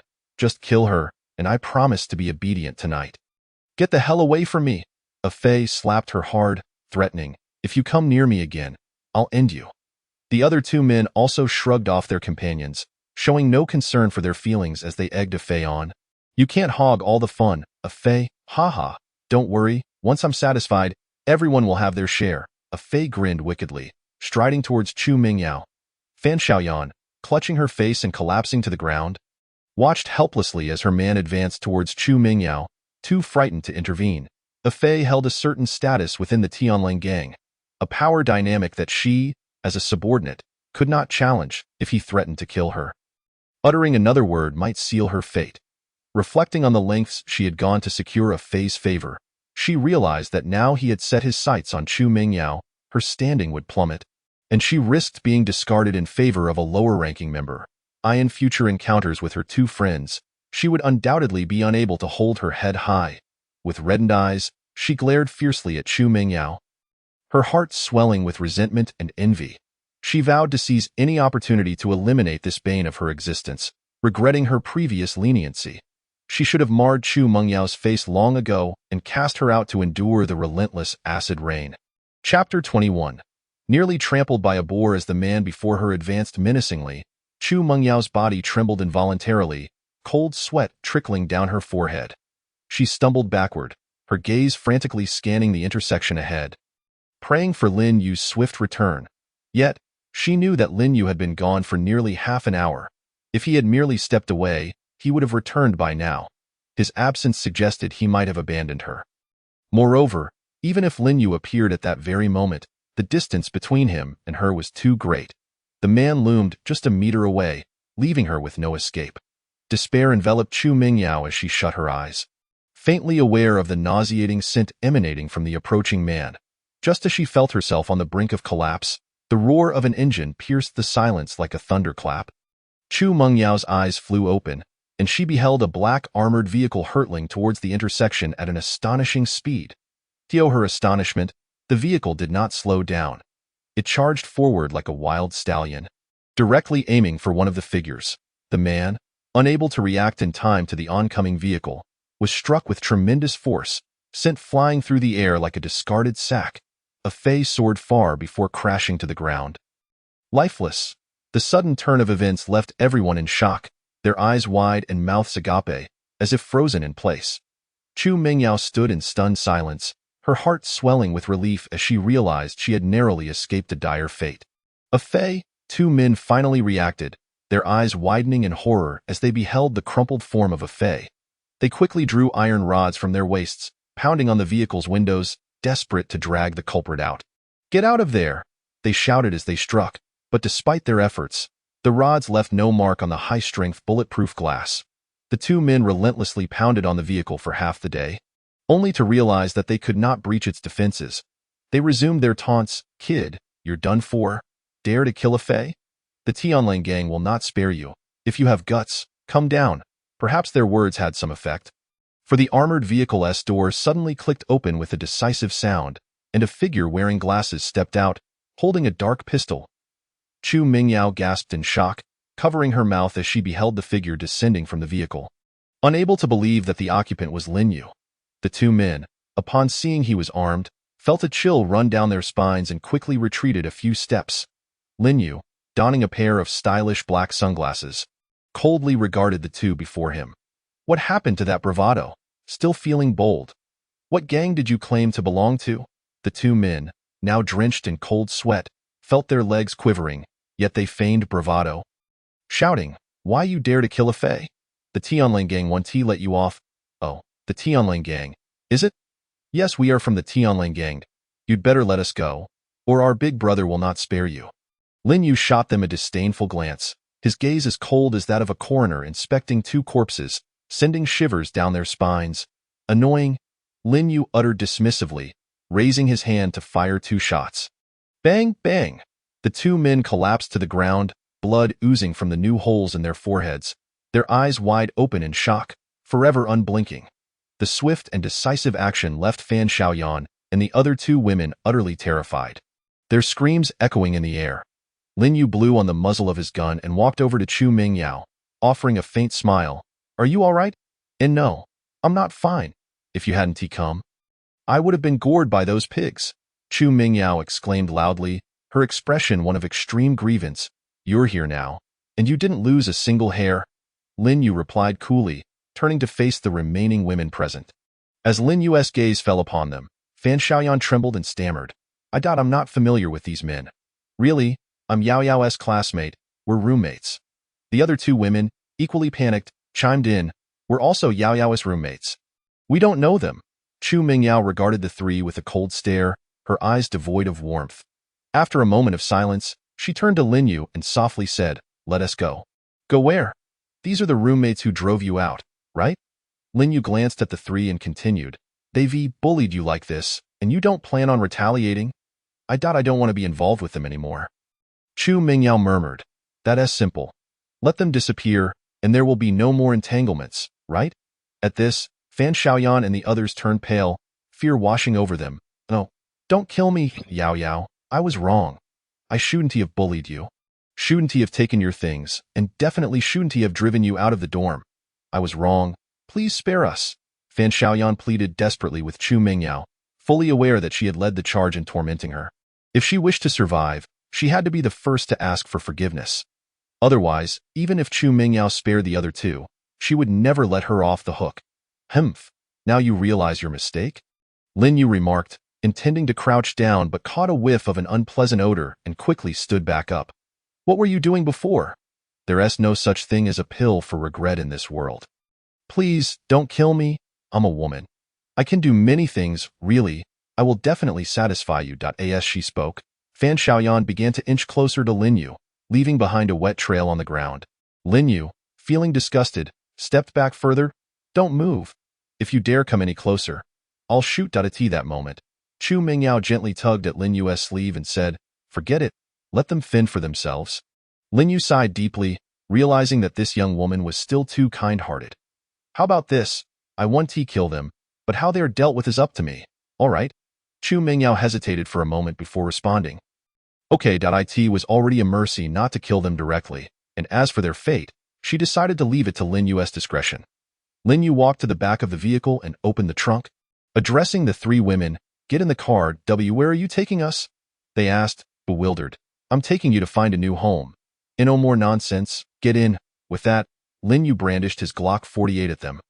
The three women complied and climbed into the vehicle, after which Lin Yu shut the trunk door. He then moved to the front of the vehicle, opened the door, and said to Chu Mingyao, Let us go. I'll take you for a ride. Chapter 22. The true catastrophe of the apocalypse. Lin Yu drove the armored vehicle through the streets, witnessing the desolation around him. People could be seen prying open doors, rummaging through the wreckage of stores, with the majority being men, while the presence of women was scarce. Why now? Societal order had completely disintegrated, and moral constraints had become utterly powerless. Some supermarkets remained intact, guarded by a few armed men who had banded together, evidently intent on claiming the resources within. Lin Yu parked in front of one such supermarket, where a group of burly men immediately surrounded the vehicle, brandishing knives and steel pipes, glaring menacingly at Lin Yu. Get lost. This place belongs to us now. If you don't want to die, scram. Lin Yu gracefully lowered the car window, resting his elbow on the edge, a playful smile curling on his lips. Don't get me wrong. I'm not here to steal your territory. I'm here to bring you some benefits. The men faltered, exchanging glances filled with confusion. Look, you all have food and drink, but don't you need a little fun? Lin Yu said, pressing the button to open the trunk. As the trunk slowly revealed itself, the three women huddled against the smooth wall, their faces etched with terror. Although Fan Xiaoyan and her companions could not compare to Chu Mingyao's exquisite beauty, they were still fairly decent-looking. If Chu Mingyao was a stunning 98, then Fan Xiaoyan and the others were still around 80. Lin Yu was confident that the burly men would find them appealing. With a swift motion, Lin Yu accelerated the vehicle, and due to inertia, the three women were flung out onto the ground. These three are for you. Please enjoy them at your leisure. He uttered his final words before pressing the accelerator and speeding away, leaving behind a group of stunned men and three trembling women. Big brother, who is this kid? He is so generous. One of the younger men asked, his eyes filled with confusion. Who cares who he is? We'll take these three women. A burly man with a face like a slab of meat exclaimed, his gaze greedily sweeping over Fan Xiaoyan and her companions. Heh, it's been ages since we've had a good feast. Let us enjoy ourselves today. Another man chimed in, rubbing his hands with a lewd grin. Please, don't come near. Fan Xiaoyan screamed in terror, desperate to escape, but her legs felt weak, rendering her powerless. The burly man chuckled sinisterly, ignoring Fan Xiaoyan's cries as he grabbed her by the hair and dragged her into the supermarket. Help! Help! Fan Xiaoyan cried out in despair, but her voice was quickly drowned by the chaos inside the store. The other two women were also pulled inside, unable to resist against the men, facing an inevitable fate of endless torment and humiliation. As Lin Yu drove away, he could hear the screams behind him, a cold smile curling on his lips. He had noted that there were 9 of them in total, which was quite fortuitous. Each day's count was to be 3. 3 arrived, 3 were accounted for.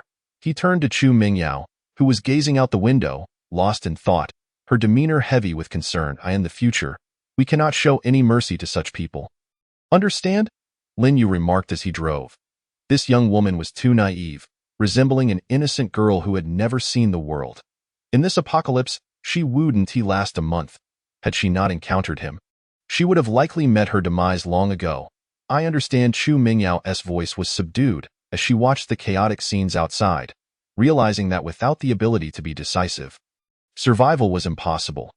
Even though she was currently following Lin Yu, a man with a gun, she wished to change and not be a burden to him. Where are we going now? She inquired. Taking you for a ride? To better understand the current situation, as Lin Yu drove through the city, ostensibly for a leisurely ride. He was in fact quite busy, needing to search for targets while keeping his eyes on the road. He had to find a suitable house quickly and utilize the system's vacation home transformation feature. In 10 days, the true apocalypse would erupt, and he had to act swiftly. During these 10 days, the weather would be surprisingly pleasant, with bright sunshine and clear skies, misleading people into believing that the natural disasters had passed. All they had to do was wait for the revival of nature. But what they did not know was that these 10 days represented the calm before the storm. On the 10th night, 3 consecutive disasters would strike, which survivors from the last life referred to as the 3 calamities. The first calamity would be a wind disaster, as a meteor shower would rain down, with countless meteors crashing onto the blue star in various locations. In the bustling metropolis, a colossal meteor will inevitably descend. Its impact zone situated in the northern part of the city. The area within a 5-kilometer radius will be reduced to rubble, while a 10-kilometer expanse will witness no survivors. A powerful shockwave will emanate from the point of impact, reverberating throughout the entire city. Following this catastrophe, winds exceeding a magnitude of 10 will sweep through the city, howling fiercely, carrying sand and debris, and persisting until the following day. The ferocity of these winds is such that they could propel a person skyward. And due to the shockwave, the majority of windows will shatter, leaving countless individuals with no refuge. In the aftermath of the wind disaster, a second calamity will ensue, flooding that will engulf most coastal cities worldwide. The floodwaters will submerge the entire city, reaching heights of over 20 meters, with low-lying structures rendered utterly helpless against the deluge. This is precisely why Lin Yu seeks a building with more than 10 stories as a sanctuary. In his previous life, the residential complex where Lin Yu resided was situated on elevated ground, inundated only up to the 5th floor. His own level. At that time, Lu Ruyan and Deng Gang fled to the rooftop, while he found himself trapped in the restroom on the 5th floor, engulfed in despair. Ultimately, were it not for his quick thinking and sheer determination to break through the restroom ceiling, allowing him to escape the confined space, he would have perished that day, as the water level had submerged 80% of the 5th floor, providing him a slim chance of survival. Of those who survived the wind disaster, 80% did not escape the flood. Once the waters receded, the city would lay in ruins, littered with corpses and debris, immediately followed by a plague. The deceased, having succumbed to the calamity, would rise again, transformed into bloodthirsty zombies, relentlessly attacking all living beings. Thus, humanity on Blue Star would face a staggering 99% mortality rate, with merely 1% managing to endure. Lin Yu and Lu Ruyan were among the fortunate few who barely survived the trifecta of disasters in their previous life, eking out an existence for a year amidst chaos, relying solely on Lin Yu's desperate scavenging for supplies within hordes of zombies. Despite his injured leg, Lu Ruyan and Deng Gang refused to venture outside, insisting on casting him out daily, forbidding his return without supplies. Even if he sustained injuries, only provisions mattered. Meanwhile, Lin Yu was subjected to Deng Gang's torment, rendering him too fearful to resist, obediently complying with their demands. Lu Ruyan would occasionally commend him when he procured supplies, only to subsequently discard them in the restroom. Reflecting on the agonizing experiences of his previous life, Lin Yu's frustration mounted, his foot pressing the accelerator to the floor. His vehicle speeding recklessly. Thankfully, he had managed to keep Lu Ruyan alive. Upon his return, he vowed to repay her kindness. Chapter 23. The sanctuary confirmed. After wandering through the city for half a day, Lin Yu finally discovered a prime location. Situated in the southern part of the city, this elevated area belongs to a newly developed district, featuring a recently constructed residential complex where the buildings appeared complete from a distance. Lin Yu parked his vehicle at the roadside, entirely unconcerned about attracting attention. After all, it was an armored car, impervious to explosives. As he exited the vehicle, he drew the gaze of numerous onlookers, some fixated on Chu Mingyao, while others eyed the car behind him, their expressions tinged with greed. Although the residential complex was new, the commercial street nearby had already flourished, lined with various shops, supermarkets, and convenience stores, resulting in a bustling atmosphere. Lin Yu sighed, instructing Chu Mingyao to wait momentarily before returning to the car to retrieve a Tang Dao.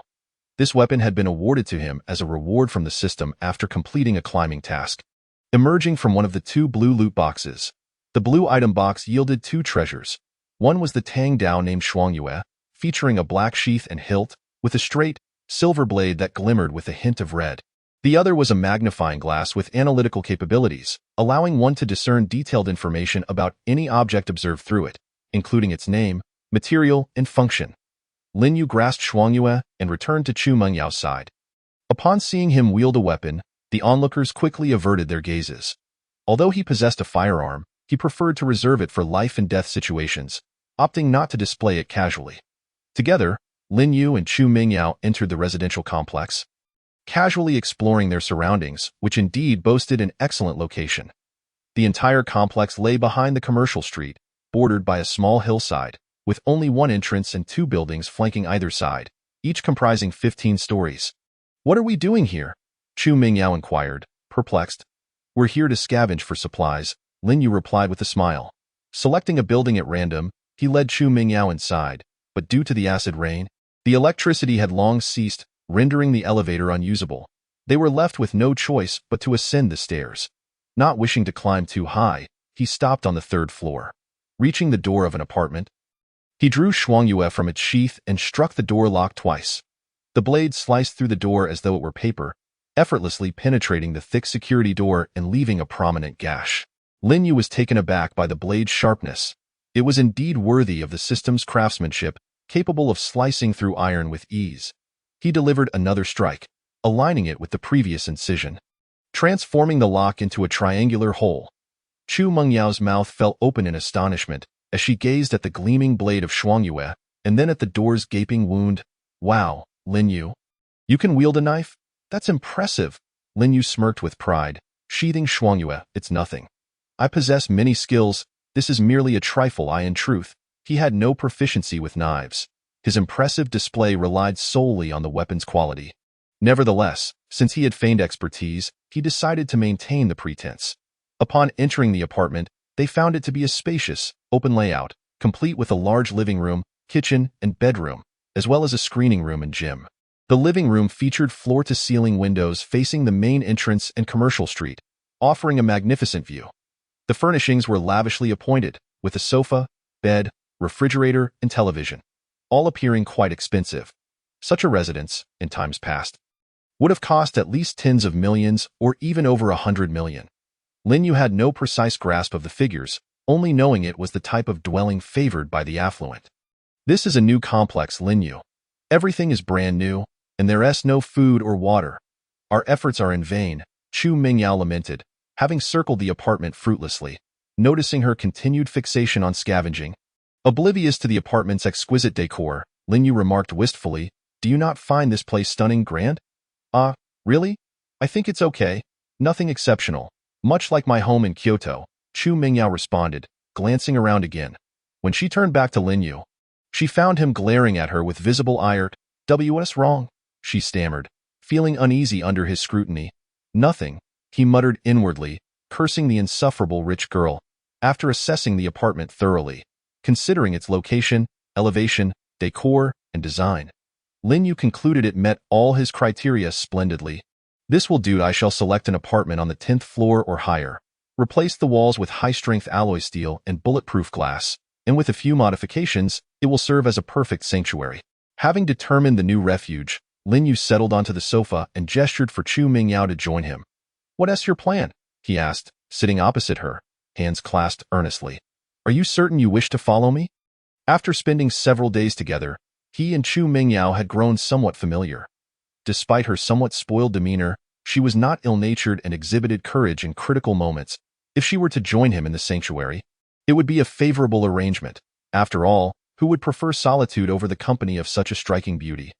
Yet, there remained the matter of Zhang Wanting, the woman he had initially retained solely to fulfill a side quest assigned by the system.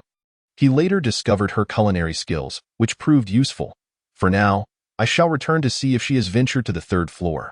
However, before that, he needed to ascertain Chu Mengyao's intentions.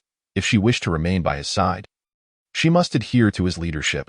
The days ahead would undoubtedly be fraught with peril, and should she refuse to comply, no matter how enchanting she was, he would not permit her to stay. I have no particular plans. I'll just follow you, she replied, sensing his seriousness and straightening her posture, her fingers nervously fidgeting with the hem of her clothing. Oh? Are you suggesting you want to be my girlfriend? Lin Yu teased, a mischievous grin spreading across his face. Who wants to be your girlfriend? Chu Mengyao's face flushed crimson, her gaze dropping to the floor in embarrassment. I'm following you merely because you said we could look out for one another. I'm just your assistant. Don't think too much of it, she stammered. Observing her flustered demeanor, Lin Yu couldn't help but smirk. Oh, playing coy, are we? An assistant is fine. She can handle any tasks I assign, making my life considerably easier. Following me is acceptable, but there are a few conditions I must clarify first. If you agree, you may accompany me. If not, we shall part ways amicably, Lin Yu stated solemnly. What conditions? Please, go ahead and say them. First and foremost, you must heed my every instruction from now on. As you have observed, the outside world has descended into chaos. I possess considerable experience, so it is imperative that you comply without question or opposition. Chu Mingyao curled her lips in disdain. Fine, I shall heed your words, you and your male chauvinism. This is not mere male arrogance. It is a matter of our safety, a necessary condition for our survival moving forward. Oh, understood. Chu Mingyao responded softly, yet in her heart, she pondered how domineering he was. Nonetheless, he had a point. The outside world was indeed perilous, and following his lead seemed wise. What else? Secondly, Lin Yu flashed a mischievous grin. Before I retire for the night, you must ensure my bed is warmed. Chapter 24. An ambush what? Chu Mingyao abruptly lifted her head, regarding him with suspicion. I have stated that I am merely your assistant, not your girlfriend. Precisely, that is the role of an assistant. This is hardly the duty of an assistant. You are simply adding your own demands. Sigh, you are still quite young, Lin Yu chuckled. If you refuse to warm the bed, then you must refrain from calling me Lin Yu. You are to address me as boss, as any assistant ought to. You are shameless, Chu Mingyao exclaimed, stamping her foot in frustration. Very well, those are my two conditions. Now tell me, will you comply? Lin Yu stated firmly, though inwardly he was chuckling. Fine, I shall acquiesce. Chu Mingyao replied despondently, her voice laced with grievance. As long as you agree, you will officially accompany me henceforth. Now, call me boss so I can hear it. Boss. Chu Mingyao tentatively called out, feeling it rather strange. Oh, good girl, do say it again for me to hear. Lin Yu smiled broadly. Do not push your luck. Chu Mingyao's face flushed again as she realized she had fallen into Lin Yu's trap. What, are you unwilling? Lin Yu's expression darkened immediately. Then forget it. You may as well leave on your own. I shall no longer take you with me. No, I will call you, all right? Chu Mingyao hurriedly replied, fearing Lin Yu might genuinely dismiss her. Very obedient. Lin Yu nodded in satisfaction. Remember to address me this way in the future. Understood? Understood. Chu Mengyao's voice was barely audible, feeling as though she had willingly leapt into a deep pit. Enough of this conversation. Let us return now, my little assistant. Lin Yu rose, brushing off his pants as he headed towards the door. Returning. Were we not here to procure supplies? Chu Mingyao queried, puzzled. In truth, I was seeking a new shelter. This place seems quite suitable, and I plan to move in here, since we are officially partners now. Lin Yu decided it was time to cease concealing the truth, as this would be her home as well. Regarding the system matter, he believed it would not remain a secret for long. She would inevitably notice when he occasionally produced items out of thin air. When that time comes, he intended to explain it as awakening a storage space, but the existence of the system must remain undisclosed. As it was his ultimate trump card, known only to himself to ask for when to reveal it. Now was not the right time. He would wait until she had completely become his. Upon hearing Lin Yu's words, Chu Mingyao displayed a look of dawning realization, finally comprehending that their prolonged wanderings in the city were in search of a new refuge. "Where were you residing before?" she curiously inquired. "In an old residential area in the east of the city." "Come, I shall take you back to see it." Lin Yu led Chu Mingyao downstairs, proceeding towards the parking area. Strangely, not a soul was in sight. The individuals who had previously scoured for supplies had vanished, leaving only an empty street and his vehicle. Where did those people go? Chu Mingyao glanced around anxiously. Noticing the unusual silence, Lin Yu scanned the vicinity warily, though he detected no signs of life. It was undoubtedly abnormal. He whispered to Chu Mingyao, "Be cautious. Do not concern yourself with anything, just get in the car to him." Chu Mingyao nodded obediently. The atmosphere around them felt eerily quiet. Just an hour prior, many had been searching for supplies, yet now they had all disappeared. The only plausible explanation was that someone had deliberately cleared the area, lying in wait for their return. Lin Yu guided Chu Mingyao cautiously, donning the expert glasses, tightening his grip on Shuangyue's left hand. Just as they approached the vehicle, a cacophony erupted from the nearby shops, and a throng of people surged forth, brandishing various weapons, charging towards them menacingly. "Get in the car," Lin Yu shouted, simultaneously pressing the unlock button on the car key. Chu Mingyao dashed towards the vehicle, but the foremost man, noticing their intent to enter, swiftly blocked their path. "Do not halt, just get in," Lin Yu urged, drawing Shuangyue as he charged at the man. The man, seeing this, scoffed dismissively and swung his iron rod at Lin Yu. Lin Yu showed no intent to pause. Gripping the knife with both hands, he swung fiercely at the man. The iron rod was cleaved in two, and with relentless momentum, Shuangyue severed the man's arm and inflicted a gruesome gash across his chest. Blood gushing forth instantly. The man's eyes widened in disbelief. His mouth opened in a silent scream before he collapsed, twitching momentarily before lying still. Although Lin Yu was not a trained swordsman, he was adept at fighting. Otherwise, he would not have survived so long in the apocalypse. Such a sharp blade required no skill. One merely needed to swing. Common weapons posed no challenge. Had Shuangyue been longer, the man would have been cleaved in two. With Lin Yu providing cover, Chu Mingyao plunged forward, successfully diving into the car and slamming the door shut. Lin Yu intended to follow but was too late. The approaching crowd had arrived, blocking his path. "Lin Yu!" Chu Mingyao called out anxiously from inside the car, her voice tinged with panic. "Lock the car," Lin Yu commanded from a distance, assuring her, "Do not worry about me. Brother, the guy is not breathing." A subordinate in the crowd crouched to check the man Lin Yu had injured. Discovering he had bled out, "Good lad, daring to kill my man. You're dead," the burly man, referred to as Brother Xiao, glared at Lin Yu, initially believing him to be an easy target only to find him formidable in combat, having lost a man in their first encounter. "Brother, the woman has locked herself in the car and won't come out. What should we do?" Another subordinate inquired. "No matter. The car keys are in this kid's possession. Once we deal with him, the vehicle and the woman will naturally be ours." With that, Brother Xiao shot Lin Yu a menacing grin, saying, "Kid, Xiao Laosi, get what I want. Relinquish the keys willingly, and I might leave you with a whole corpse. Otherwise, do not expect us to handle this gently." With a glance, Brother Xiao signaled to his subordinates, who promptly encircled Lin Yu, leaving no escape route. Lin Yu inhaled deeply, striving to maintain his composure. He surveyed the scene, noting that aside from the one lying on the ground, there were a total of 16 individuals, all of whom appeared to be trouble. His meager combat skills were insufficient to contend with such numbers. Moreover, he realized a grave issue as he donned the glasses. His handgun contained only one bullet. While he had an extra magazine and could purchase more ammunition, the current situation left him no time to reload. Even if he bought another firearm, it was unlikely he could eliminate 16 individuals swiftly. If they disregarded their lives and charged at him, it would spell disaster. This situation was rather troublesome. Yet, Lin Yu did not panic excessively. He was not entirely devoid of options. Chapter 25. Crisis? Non-existent inside the car. Chu Mengyao's gaze was fixed intently on Lin Yu, surrounded by a throng of adversaries, akin to a solitary boat amidst a raging storm, poised to be engulfed. Her heart raced, tears welling in her eyes. She realized how increasingly reliant she had become on Lin Yu. Time and again, he effortlessly resolved crises, whether during their first encounter or when faced with her roommate. He always remained composed and powerful. But this time, as she gazed at the dark mass outside the car, the disparity was stark. Lin Yu was but one against many. Even with a gun, he could not hope to contend against such overwhelming odds. She bit her lip tightly, yearning to burst forth and fight alongside him. Yet reason cautioned that she would only be a burden. Just moments ago, he had an opportunity to join her in the car. But he had sacrificed that chance to shield her.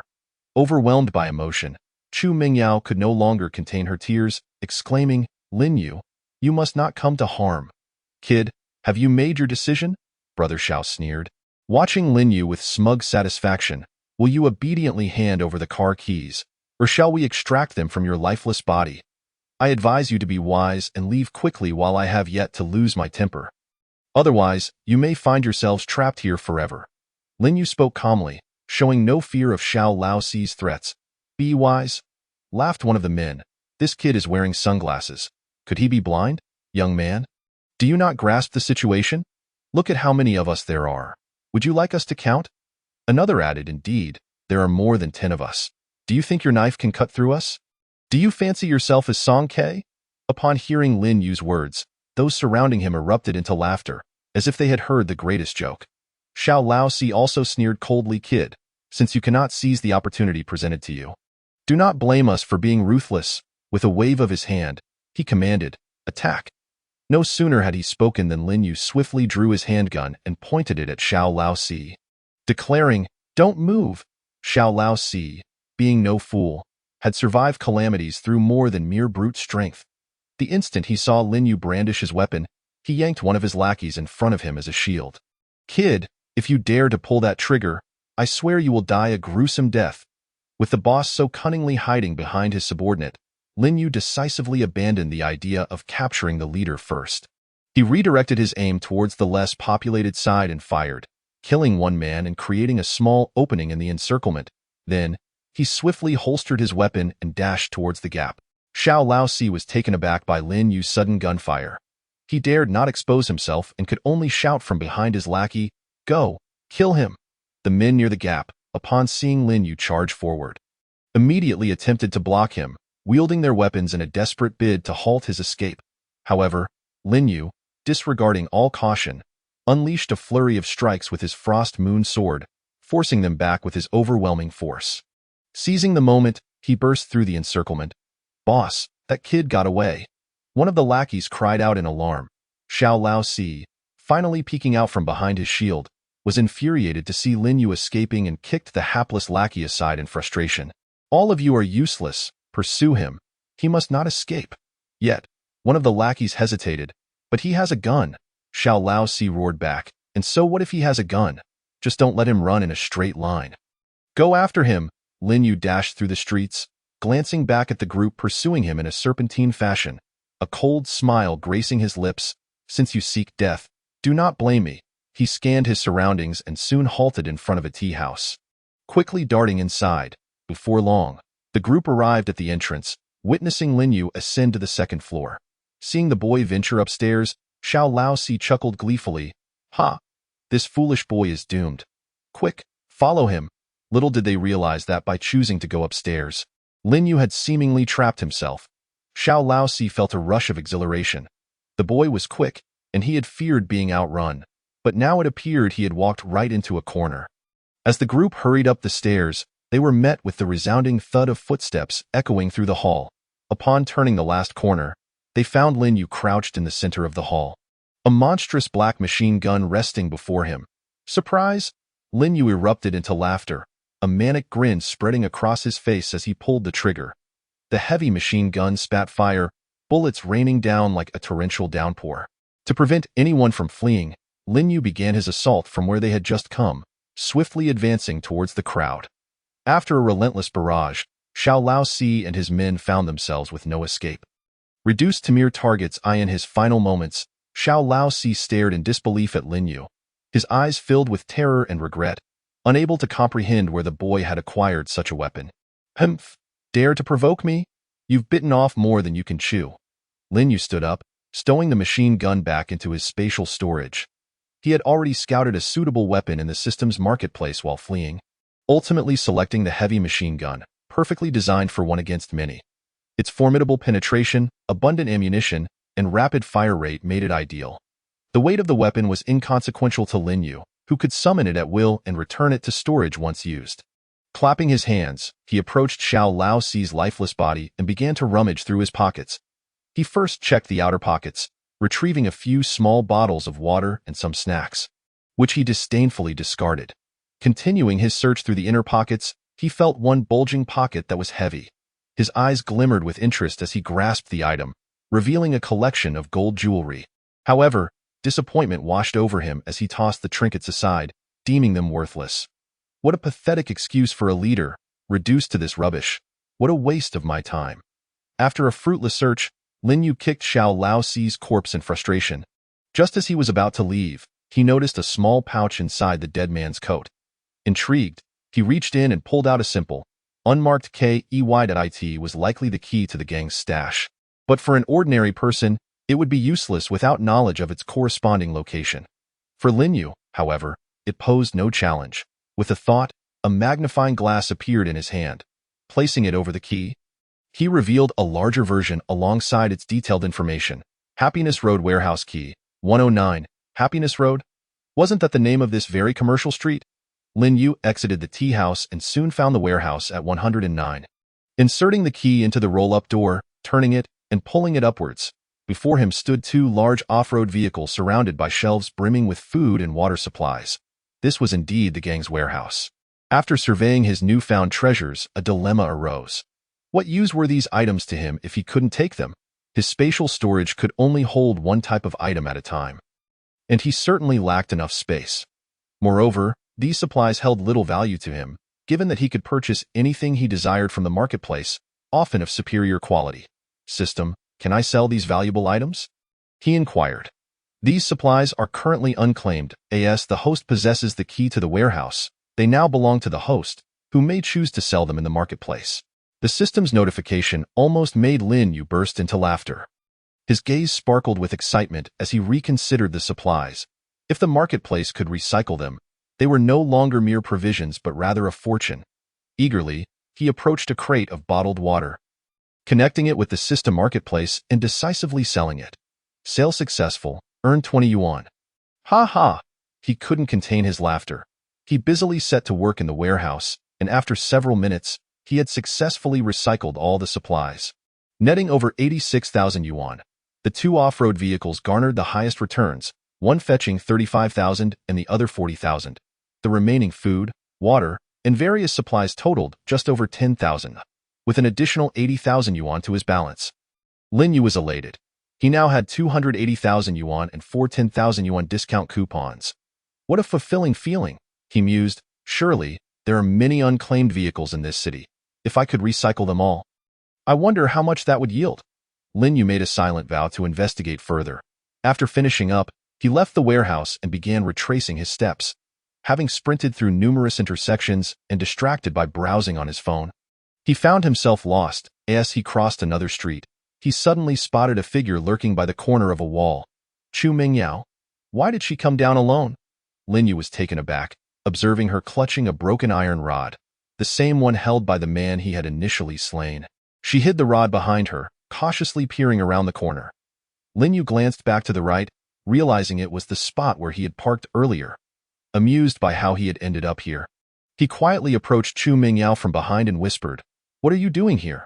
Ah, Chu Mingyao, already on edge, jumped at the sound and nearly dropped the iron rod. "Lin Yu, are you all right?" When Chu Mingyao turned around, she saw Lin Yu standing before her, unscathed, and tears immediately welled up in her eyes. "What could possibly be wrong with me?" Lin Yu raised his hand to wipe away her tears, thinking to himself how this girl genuinely cared for him. "What about those people?" Chu Mingyao inquired. "They have all been dealt with. All of them?" "Yes." "Wow, you're truly amazing. Naturally, just look at who I am." Lin Yu chuckled with pride, assuring her that as long as she followed him, she would enjoy a life of luxury. Indeed. Chu Mingyao did not refute Lin Yu's self-importance, but obediently replied. Seeing that Lin Yu was truly unharmed, her heart remained tumultuous, and she occasionally stole glances at him, feeling as if this moment was surreal. Earlier, while in the car, she had been filled with trepidation, convinced that Lin Yu would face mortal peril this time. She had resolved to confront those people head-on upon disembarking. Yet, unexpectedly, Lin Yu, as before, effortlessly resolved the crisis and returned to her side and scathed once more. "Let us go. It's time for us to head back." Lin Yu glanced up at the sky, noting that it was getting late. After saying this, he took Chu Mingyao's hand and walked towards the car. Along the way, Lin Yu was somewhat astonished that Chu Mingyao, held by his hand, miraculously did not resist. This was a step closer. It seemed he still possessed quite the charm. Upon reaching the car, Lin Yu reluctantly released her delicate hand to open the car door for her. As Chu Mingyao settled inside, Lin Yu contemplated whether he should take care of some business before heading back. He sensed that this girl would likely not resist. After a moment of hesitation, he ultimately restrained himself, choosing not to enter the back seat. There was no rush. There would be plenty of time ahead. The sky gradually darkened as Lin Yu started the vehicle, driving towards their original home. The streets were lined with vehicles corroded by acid rain and collapsed billboards. Lin Yu sped along, crashing through any obstacles that blocked his path. These barriers posed no threat against an armored vehicle. They even encountered individuals attempting to block the road, using abandoned cars as barriers, waiting to rob once the vehicle stopped. Lin Yu let out a cold laugh, bemused by their audacity to obstruct him. Instead of slowing down, he pressed the accelerator, barreling through. The wrecked cars crumbled, leaving the would-be robbers dumbfounded, as they had never witnessed such a formidable vehicle. Those who failed to dodge were swiftly taken down. With unstoppable momentum, Lin Yu soon returned to the original neighborhood, guiding the car into the lobby of the Senior Activity Center. "At last. I'm back," Lin Yu sighed. He had been away for 4 days, leaving amidst the acid rain, and now upon his return, the rain had ceased. Chapter 27. Sister and younger sister. Lin Yu stepped out of the car and approached the iron gate, noticing signs of tampering. However, it appeared they had failed to open it. Another group of reckless fools, Lin Yu mused. He knocked on the gate, the crisp sound echoing in the spacious lobby. Before long, the sound of hurried footsteps approached. "Who is it?" Zhang Wanting's voice came from behind the gate. She did not peer through the small window, likely fearing an ambush. "It's me, Lin Yu." Lin Yu replied nonchalantly. "Lin Yu, you're back?" The tone from behind the door shifted from cautious to elated. Zhang Wanting swiftly opened the gate, and upon seeing Lin Yu standing there, a look of relief washed over her face as she scrutinized him, finally exhaling in relief once confirming his safety. She also noticed the youthful and radiant Chu Mingyao beside him but tactfully refrained from inquiring. "Has anyone come by?" Lin Yu asked. "Yes," Zhang Wanting nodded, a flicker of fear in her eyes. Earlier today, after the acid rain ceased, a group arrived, led by a slender man. They attempted to pry the door open, but thankfully, it was sturdy enough. They wasted half the day without success. "That's good to hear," Lin Yu reassured her. Understanding Zhang Wanting's words, Lin Yu surmised that this was likely the doing of Ma Er from Building 6, who sought to break in for instant noodles and water, or perhaps was enticed by Zhang Wanting's beauty. Just as he was about to enter, he suddenly felt a piercing gaze upon him. Turning, he found Chu Mingyao staring intently, seemingly demanding an explanation. It dawned on him that, engrossed in conversation with Zhang Wanting, he had neglected this young lady. Clearing his throat, he hurriedly introduced her. "By the way, this is Zhang Wanting, who came to seek refuge with me the day before I left. She cooks exceptionally well. So you'll be in for a treat." He then turned to Zhang Wanting. "Sister Wanting, this is Chu Mingyao, a former schoolmate of mine. We coincidentally met while I was out, and she accompanied me for a few days. She is now my assistant, attending to tea and other matters, so please don't hold back." "Hello, Mingyao sister," Zhang Wanting smiled, fully disregarding Lin Yu's mention of her being an assistant, although referred to as an assistant. Judging by the way Chu Mingyao had looked at Lin Yu, her status was undoubtedly higher. "Sister Wanting, it's a pleasure to meet you," Chu Mingyao greeted politely, then gazed at Zhang Wanting's face and sincerely remarked. "Sister Wanting, you're so beautiful. Haha, where's the beauty in that? I'm already 30, past my prime. Mingyao sister, you're the stunning one, a true beauty, just like a star from the television screen. Xiaoyu has truly struck gold." Saying this, she cast a sidelong glance at Lin Yu, a smile playing on her lips. "101 is past their prime. Sister Wanting looks no older than 25. If you hadn't mentioned it, I would have thought you were a recent graduate. Chu Mingyao was not merely flattering. Zhang Wanting indeed appeared well-preserved, her skin fair and firm, her figure curvaceous. She could easily pass for 25. Haha, thank you. Mingyao, you have a sweet tongue. Lin Yu watched on, feeling no embarrassment, but rather shifting his gaze between the two as if observing a play. Despite their seemingly polite conversation, he sensed an impending clash. Chu Mingyao's words were sincere, yet her tone carried a hint of acidity, while Zhang Wanting's remarks were far more sophisticated, complimenting Chu Mingyao while elevating him and subtly probing the dynamics between herself and Chu Mingyao. All without leaving a trace of vulnerability. Cough, cough, perhaps we should head inside and continue our conversation. Lin Yu sensed that if he allowed their dialogue to persist, the atmosphere would soon turn combative. And he had no desire to be caught in the crossfire. Yes, let us go in and talk. Zhang Wanting smiled slightly, promptly ushering them upstairs. Although Chu Mingyao felt a twinge of discomfort, she recalled that according to Lin Yu, Zhang Wanting had only arrived a day before he left, so there should be no entanglements between them. She inwardly sighed in relief, realizing she had been overthinking. Sister Wanting, is there anything to eat? We haven't had a meal yet, Lin Yu inquired. Yes, there's plenty of food in the kitchen, just wait a moment. I'll prepare it right away. Zhang Wanting replied, heading upstairs first. Upon reaching the second floor, Lin Yu glanced at the stairwell leading to the third floor, noticing that the powder he had scattered earlier remained intact, with no footprints to be seen. It seemed Zhang Wanting was indeed a trustworthy individual. Allowing her to stay in the new shelter and cook was a sensible choice. Moreover, her mention of ample food in the kitchen indicated that she had primarily consumed leftovers from that day's lunch, showcasing her unready nature. Entering the living room, Lin Yu was instantly struck by the sight before him. The once chaotic room was now impeccably tidy. Although the furniture consisted of only a table and a few stools, it undeniably exuded a sense of homeliness. It appeared that despite her stay, Sister Wanting had not been idle. Lin Yu's evaluation of Zhang Wanting rose another notch. Lin Yu beckoned Chu Mingyao to sit down and plopped onto a stool himself. Mingyao, what do you think of Sister Wanting? Lin Yu suddenly asked. Huh? Chu Mingyao was taken aback, unsure why Lin Yu posed such a question. She is quite wonderful, beautiful, gentle, and skillful in the kitchen. Then, when we relocate to the new shelter, how about we bring her along? What do you think? I think that's a feasible idea. After all, I'm not much of a cook, so we'll have to rely on her in the future. Chu Mingyao pondered for a moment, finding the suggestion agreeable while feeling pleased that Lin Yu sought her opinion. They chatted for a while longer before Zhang Wanting emerged from the kitchen, carrying dishes. Come, it's time to eat. Zhang Wanting placed the food on the table, inviting the two to join her. Wow, it smells amazing, Chu Mingyao exclaimed upon catching a whiff of the delectable aroma. Before encountering Lin Yu, she had often gone hungry. After meeting him, though she primarily ate instant noodles, she was at least able to fill her stomach. Now, seeing the array of fragrant and visually appealing dishes before her, she could hardly believe her eyes. Here, Mingyao, try this braised pork. Zhang Wanting served a piece of braised pork into Chu Mingyao's bowl. Thank you, Sister Wanting. No need for thanks, just enjoy. Chu Mingyao picked up the braised pork and took a bite. Her eyes lighting up, she promptly devoured the entire piece, savoring it as if she could consume her tongue along with it. Wow, this is incredibly delicious. I haven't had such wonderful food in ages. Haha, if it's delicious, then eat more, Zhang Wanting replied joyfully. Chu Mingyao nodded eagerly as she continued to eat. Lin Yu picked up a piece of braised pork and took a bite, savoring its delightful taste.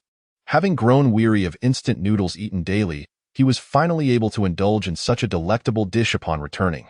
Sister Wanting, it's a pity that you aren't pursuing a career as a chef with skills like yours. Lin Yu remarked while enjoying his meal. Haha, if I were to become a chef, who would cook for you? Zhang Wanting replied with a smile. Besides, in this world, no one needs a chef anymore. That is true. Lin Yu nodded. Then you should be my chef from now on, preparing meals exclusively for us. All right, as long as you don't mind if my cooking is not up to par, Zhang Wanting said. How could I? Your cooking is exquisite. I would never complain. Haha, that is good to hear. The three of them chatted amiably as they dined, the atmosphere exceedingly harmonious. Chapter 28. Where to sleep? After finishing the meal, Zhang Wanting swiftly cleared the dishes to wash them, while Lin Yu fetched several buckets of water for her from the third floor. Upon returning, he pulled Chu Mingyao to sit beside the table and said, "You can stay here for a couple of days. Once I have the new shelter ready, we can move over together to them." Chu Mingyao nodded gently. It's all right. I'm quite fond of this place. By the way, boss, shouldn't we go out to gather supplies? I also think we should be a bit frugal, for dishes for this meal seems rather extravagant. Chu Mingyao suddenly asked earnestly, "You needn't worry about the supplies. I will handle everything. Just enjoy your meal." Today's return was a bit rushed, and the food is rather simple. The meals will only get better from here on, Lin Yu replied with a slight smile. This is just the beginning. Soon we'll have hot pot, barbecue, and Western cuisine in rotation. That's what life should be about. This is simple. How long will this food last us? Cough. What did you promise me before? You said you wouldn't question the boss. Have you forgotten so quickly? Oh, fine. I won't ask anymore. Chu Mingyao pouted. By the way, where will I sleep tonight? Sleep where? Right? Lin Yu suddenly remembered that there was only one bed at home, and no sofa or anything else. How would 3 people fit? Surely they wouldn't have to squeeze into one bed.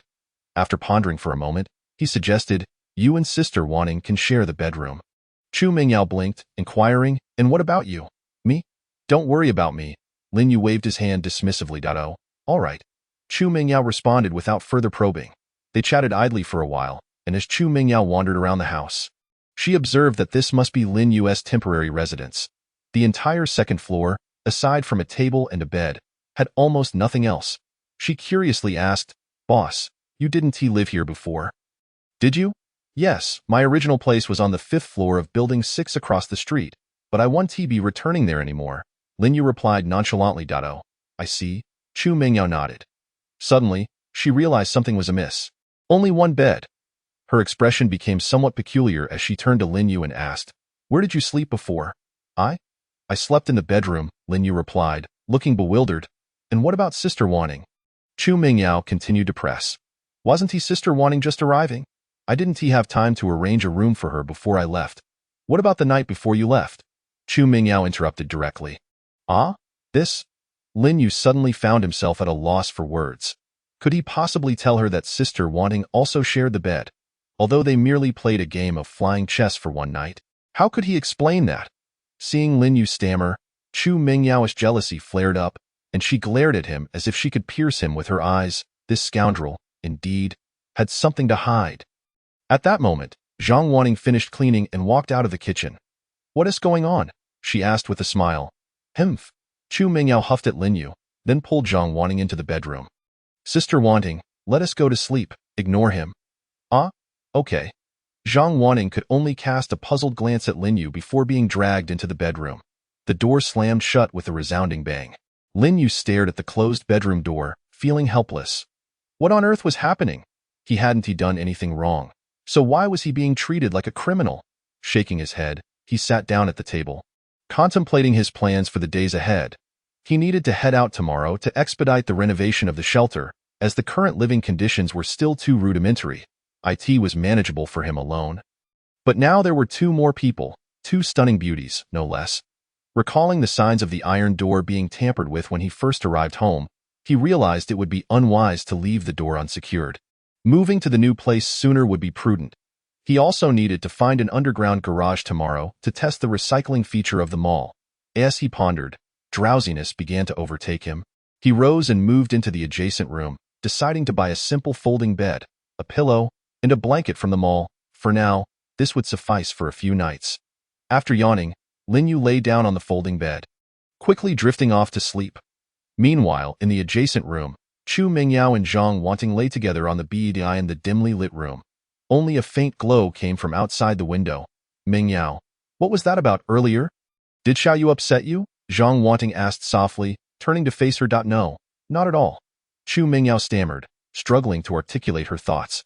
How could she admit to feeling jealous? Furthermore, she was not Lin Yu's girlfriend. If that were discovered, where would her face go? She bit her lip gently, her heart racing like a startled deer. "Sister Wanting, how did you and Lin Yu meet?" Chu Mingyao quickly changed the subject. "Well, it's a bit amusing. Actually, I originally came to find Xiao Yu to buy some supplies." Zhang Wanting chuckled. "He sold supplies?" Chu Mingyao asked, Her curiosity piqued. Yes, it said that he had stockpiled an abundance of instant noodles and water. Over 100 buckets of noodles sold in just one morning. Though the prices were a tad steep, I had no money on me at the time. But I was so hungry that I worked up the courage to ask him if he could sell me some at a discount. As she recounted this, a hint of bitterness crept into Zhang Wanting's voice. In the end, he didn't even mention money and just let me in. Himph, what a lecher. Chu Mingyao scoffed, pouting in discontent at Lin Yu's actions. Hee. I thought the same at first. I was too scared to enter, but hunger drove me to gather my courage and go in. You won't believe what happened next? He first gave me noodles and water, then insisted we play a game of flying chess on this very bed for the whole night. What? That is hilarious. Chu Mingyao laughed, covering her mouth. Right? I was completely taken aback. I had prepared for the worst. And yet he only wanted to play chess at that moment. I realized that Xiao Yu was truly a kind-hearted person, and I decided to stick with him. I asked that so. Chu Mingyao murmured, realizing she had misjudged him. What do you mean by is that so?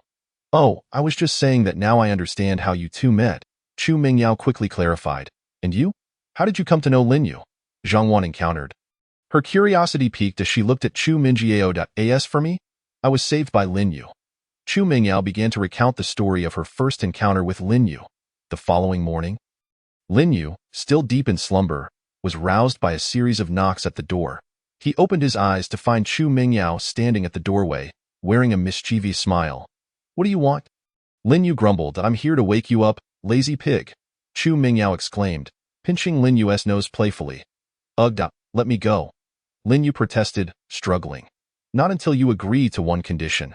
What condition? Lin Yu asked. Intrigued that you're not allowed to sleep with Sister Wanting anymore. All right, I promise. Just let me go. Lin Yu quickly acquiesced. With that, Chu Mingyao released him, and Lin Yu rubbed his nose, gazing at her with a look of indignation. That's more like it, Chu Mingyao said triumphantly. Get up. Sister Wanting has already prepared breakfast. Oh, Lin Yu replied, rising from bed and following Chu Mingyao to eat. Chapter 29. Striking it rich. Good morning. Sister Wanting, what are we having for breakfast today? Lin Yu stretched as he stepped out of his room, greeting Zhang Wanting in the kitchen. This morning, I made some porridge and stir-fried a couple of side dishes. Zhang Wanting said as she brought out 2 steaming bowls of porridge. Let me help you, Lin Yu quickly offered, stepping forward to assist. No need. Hurry and wash up. We'll wait for you to eat. Zhang Wanting said with a smile, placing the bowls on the table. All right, Lin Yu nodded and turned to wash up. After freshening up, Lin Yu returned to the dining table, where the three gathered to enjoy breakfast together. Soon, they finished their meal, and Lin Yu let out a satisfying burp before briefly outlining his plans to Zhang Wanting. What? We're moving to a new shelter, Zhang Wanting exclaimed in surprise. Lin Yu nodded. Yes, the conditions there are much better than here, but it will likely take a couple of days. I Haven T completed the arrangements as he spoke. He glanced around, observing the immaculately tidy room that Zhang Wanting had arranged. Feeling a twinge of guilt in his heart, I should have mentioned this to you sooner. I truly appreciate your effort in cleaning this place so thoroughly that it's nothing. It's just something I wanted to do. She replied, I have no other skills, so from now on, I'll take charge of the household chores for our big family. Thank you, Sister Wanting, Lin Yu expressed gratefully. Not at all. I should be the one thanking you for taking me in. Allowing me to avoid hunger, she countered. Rest assured, today marks your formal invitation to join us. With me around, you will never have to worry about going hungry again, and trust me, we will live comfortably every day. Yes, I believe you. I'll leave everything to you from now on. Lin Yu involuntarily paused, finding her words somewhat odd. He chuckled awkwardly, unsure if she was being intentional. Don't worry, leave it to me.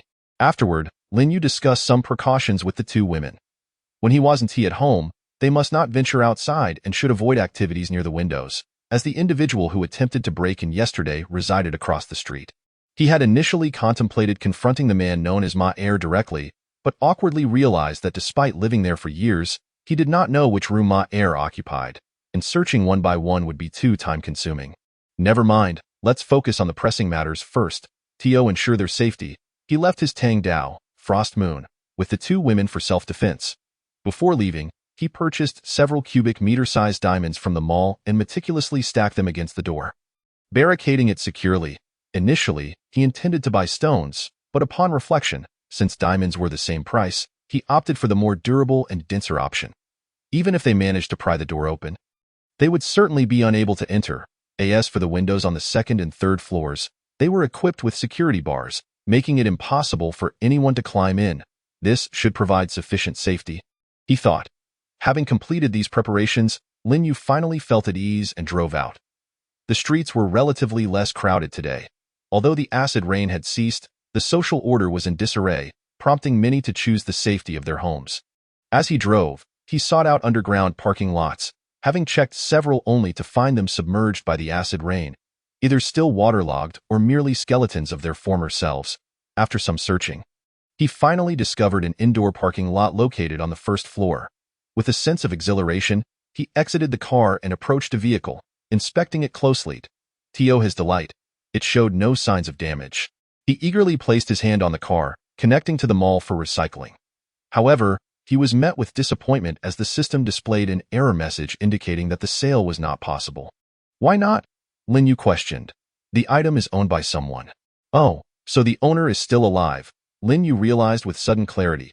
He grimaced and continued testing other vehicles, ultimately discovering an unclaimed car on his fourth attempt. The system confirmed it could be recycled. He selected the option to sell it and succeeded, albeit at a pitiful price. Only 1,000? Why so little? The item has defects and is not a complete item. Hence the acquisition price is only 1/10 of the original price. Defective? How so? I just inspected it, and it looked perfectly intact, Lin Yu exclaimed, his frustration evident. Are you trying to cheat me? Do you have the car keys? It seemed he indeed did not. This meant that the low recycling price was due to the absence of the keys. He recalled that the previous two large SUVs had garnered high recycling prices. It seemed they must have had keys, likely left inside. All right, you win, Lin Yu sighed, accepting the situation. As long as I get some money, it's better than nothing. For the next hour, he explored the garage, trying vehicle after vehicle, ultimately successfully recycling over 200 cars. The garage housed approximately 600 to 700 vehicles, indicating that while the acid rain was devastating, it had not caused mass casualties. Most likely, those who perished were the few who lacked shelter at the onset of the rain. It was evident that the acid rain was relatively mild compared to the impending calamities expected in 9 days. After exiting the parking facility, Lin Yu continued his search throughout the city. After a morning of diligent searching, he located 2 more underground parking lots that had not been flooded, successfully recycling over 400 cars in total. Adding to the earlier count from the first-floor indoor parking lot, he had recycled over 600 vehicles, with acquisition prices ranging from 600 to 3,000. Ultimately, Lin Yu's account balance swelled by 760,000. Haha. After enduring such hardship, I finally struck it rich. Lin Yu marveled at his balance, which exceeded 1 million, feeling an exhilarating rush of joy. The prices in the system mall were quite reasonable, devoid of the scarcity and brand premiums found in the real world. Oh, and the intelligence tax. The system mall resembled a small supermarket in reality, with all items priced affordably, lacking luxury or branded stores, with the most expensive items being high-tech gadgets. Thus, this 1 million was considered a substantial fortune within the mall, leaving him unable to contain his excitement. After a simple meal of instant noodles, Lin Yu refrained from further searching for parking lots. He wanted to focus on establishing a shelter first. Returning to Happiness Road, he drove directly into the community this time. He rammed through the gate, disregarding the damaged railings that would need to be replaced later. He parked downstairs and compared the 2 buildings.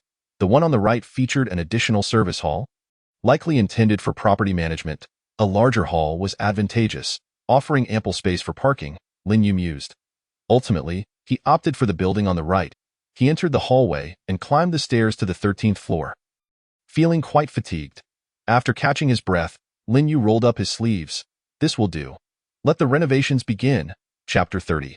Commencing the transformation of the new shelter. Speaking of the holiday home renovation system, how exactly was it supposed to be utilized? The system had not provided any instruction manual or beginner's tutorial, which would have made learning significantly easier.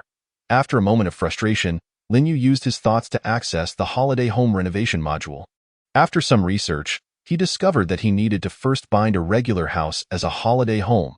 He decided to give it a try, envisioning the entire building he occupied and uttering, "Bind holiday home. Would you like to bind this area as a holiday home?" "Yes, bind it." "Understood." The holiday home has been successfully bound.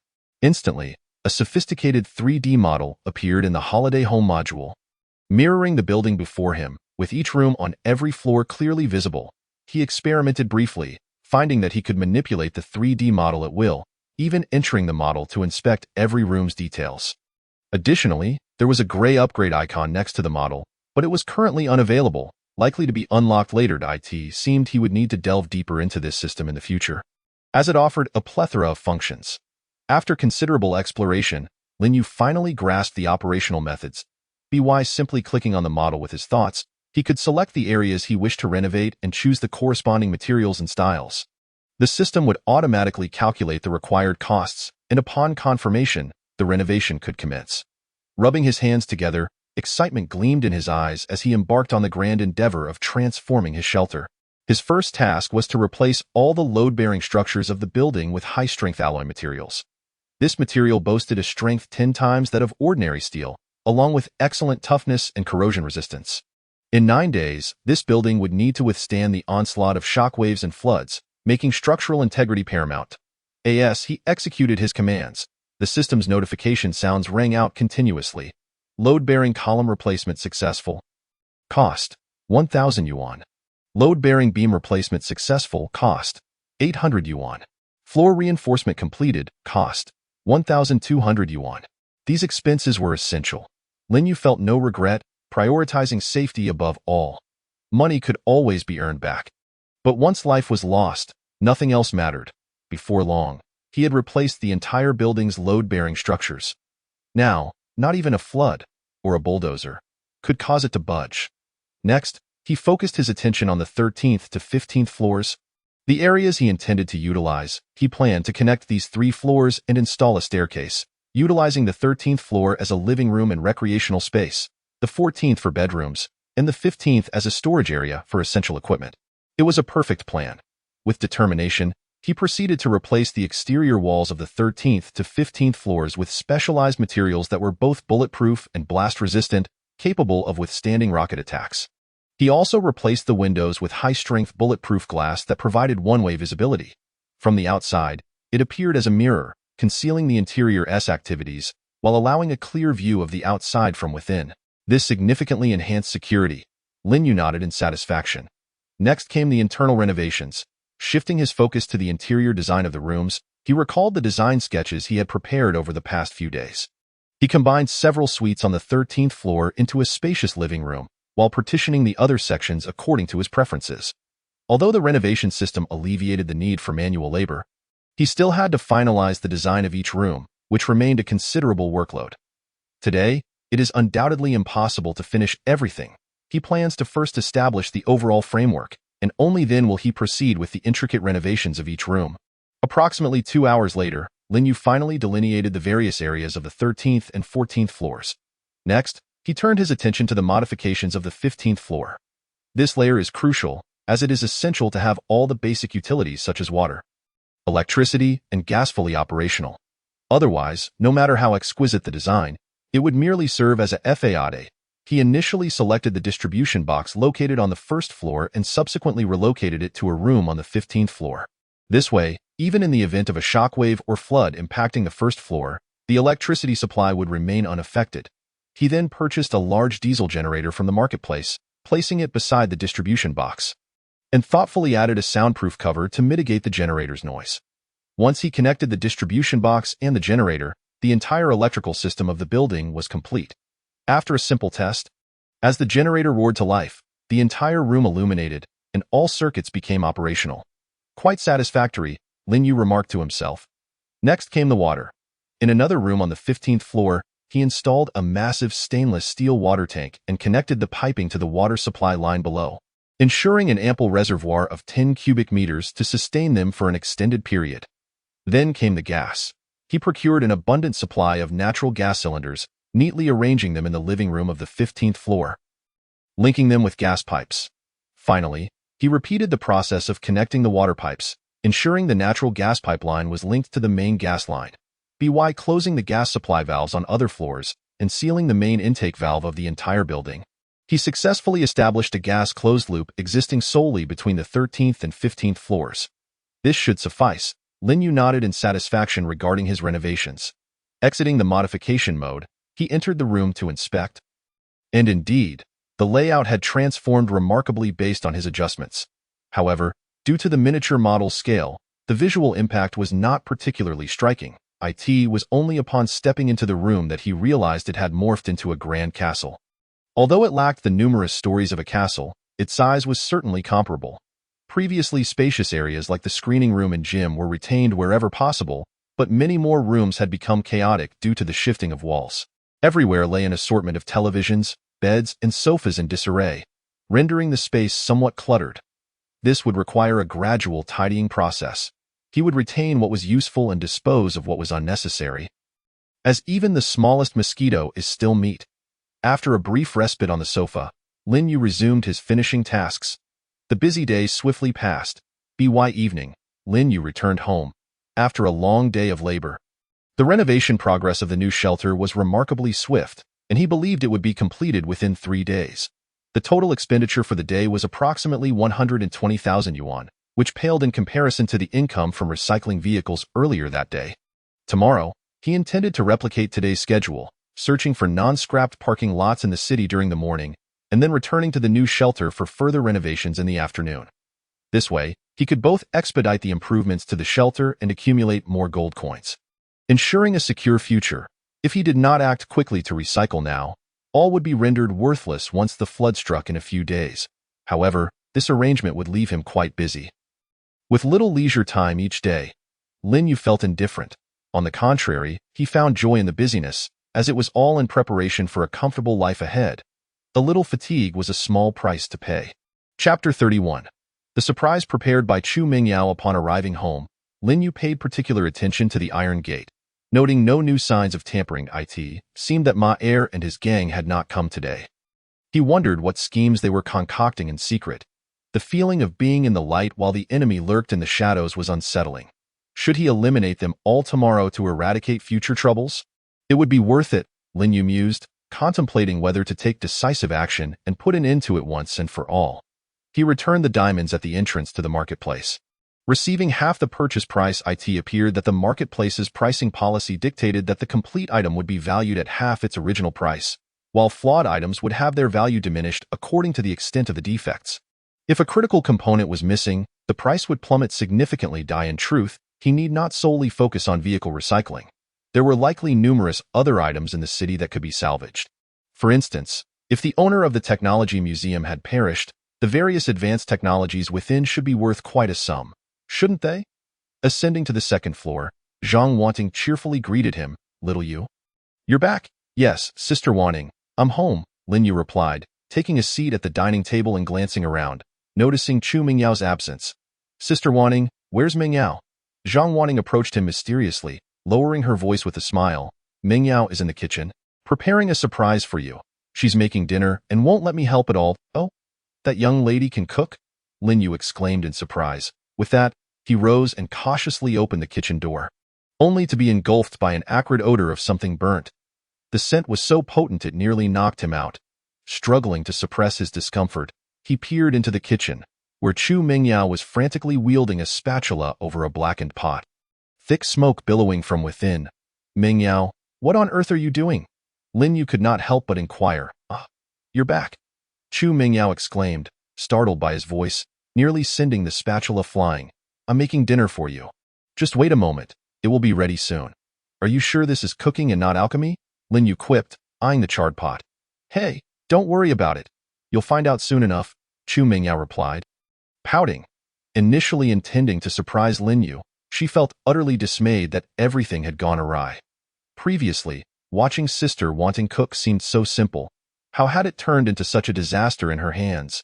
Chu Mingyao pondered, recalling that she had meticulously followed Sister Wanting's instructions step by step. Although the presentation was lacking, perhaps the taste might still be acceptable. Even if it looked unappealing, if it tasted good, that would suffice. Convincing herself, she managed to regain her composure, her face brightening with a smile. Lin Yu reluctantly retreated from the kitchen, beads of cold sweat forming on his brow. Was this a surprise or a scare? Could that blackened concoction even be edible? Surely, it wouldn't be toxic, he mused. However, if he chose not to eat it, Would she be disappointed? After all, it was her first time cooking for him, and her intentions were commendable. After a fierce internal battle, Lin Yu resolved to eat a little, and then find some relatively positive aspect to compliment her on. It was rare for her to put in such effort, and it would be unkind to directly dismiss her efforts. In his previous life, he had consumed anything to survive, even tree bark and roots. Surely a bit of burnt carbon would not be too terrible. He could simply consider it a lesson in hardship. Before long, Chu Mingyao emerged with her culinary creation, her face beaming with joy. Dinner is served. She placed the dishes in front of Lin Yu one by one, introducing them. This is braised pork, this is dry-fried green beans, and this is potato stew with chicken strips. Lin Yu squinted at the offerings, nearly bursting into laughter. One was clearly a block of charred meat, another, burnt bean strips, and the last was a mixed stew of carbon chunks. The thought of consuming it made his mouth twitch uncontrollably. Quick, try it and let me know how it is, Chu Mingyao urged. Her eyes filled with anticipation. Lin Yu steeled himself, picking up chopsticks to sample a piece of the braised pork. With a crunch, he felt as if he had bitten into a piece of charcoal, hard and dry. But more alarming was the overwhelming saltiness that assaulted his palate. It was nearly 10 times saltier than salted duck eggs. His tongue felt numb, and he hastily gulped down a mouthful of water. How much salt did you add? Lin Yu asked laboriously, his voice trembling slightly. Oh, I did put in a bit too much salt, Chu Mingyao admitted sheepishly, scratching her head. First, I thought the small opening was too slow, so I cut it larger and accidentally poured it all in. But don't worry, I scooped out the excess salt with the spatula. Scooped out? Lin Yu barely restrained the urge to slap her. When braising meat, there is water involved, right? If you dumped in an entire bag of salt, how could you possibly scoop it out in time? The remnants you removed were merely the saturated brine, leaving a pot full of salt-infused water. How could it not be salty? Feigning nonchalance, Lin Yu internally berated himself, Mingyao, about this dish. After much deliberation, he found no redeeming qualities to highlight. How is the dish? Chu Mingyao asked expectantly. This dish, well, how should I put it? The flavor. It is indeed quite unique. I have never encountered such a distinctive dish before. It is indeed unique.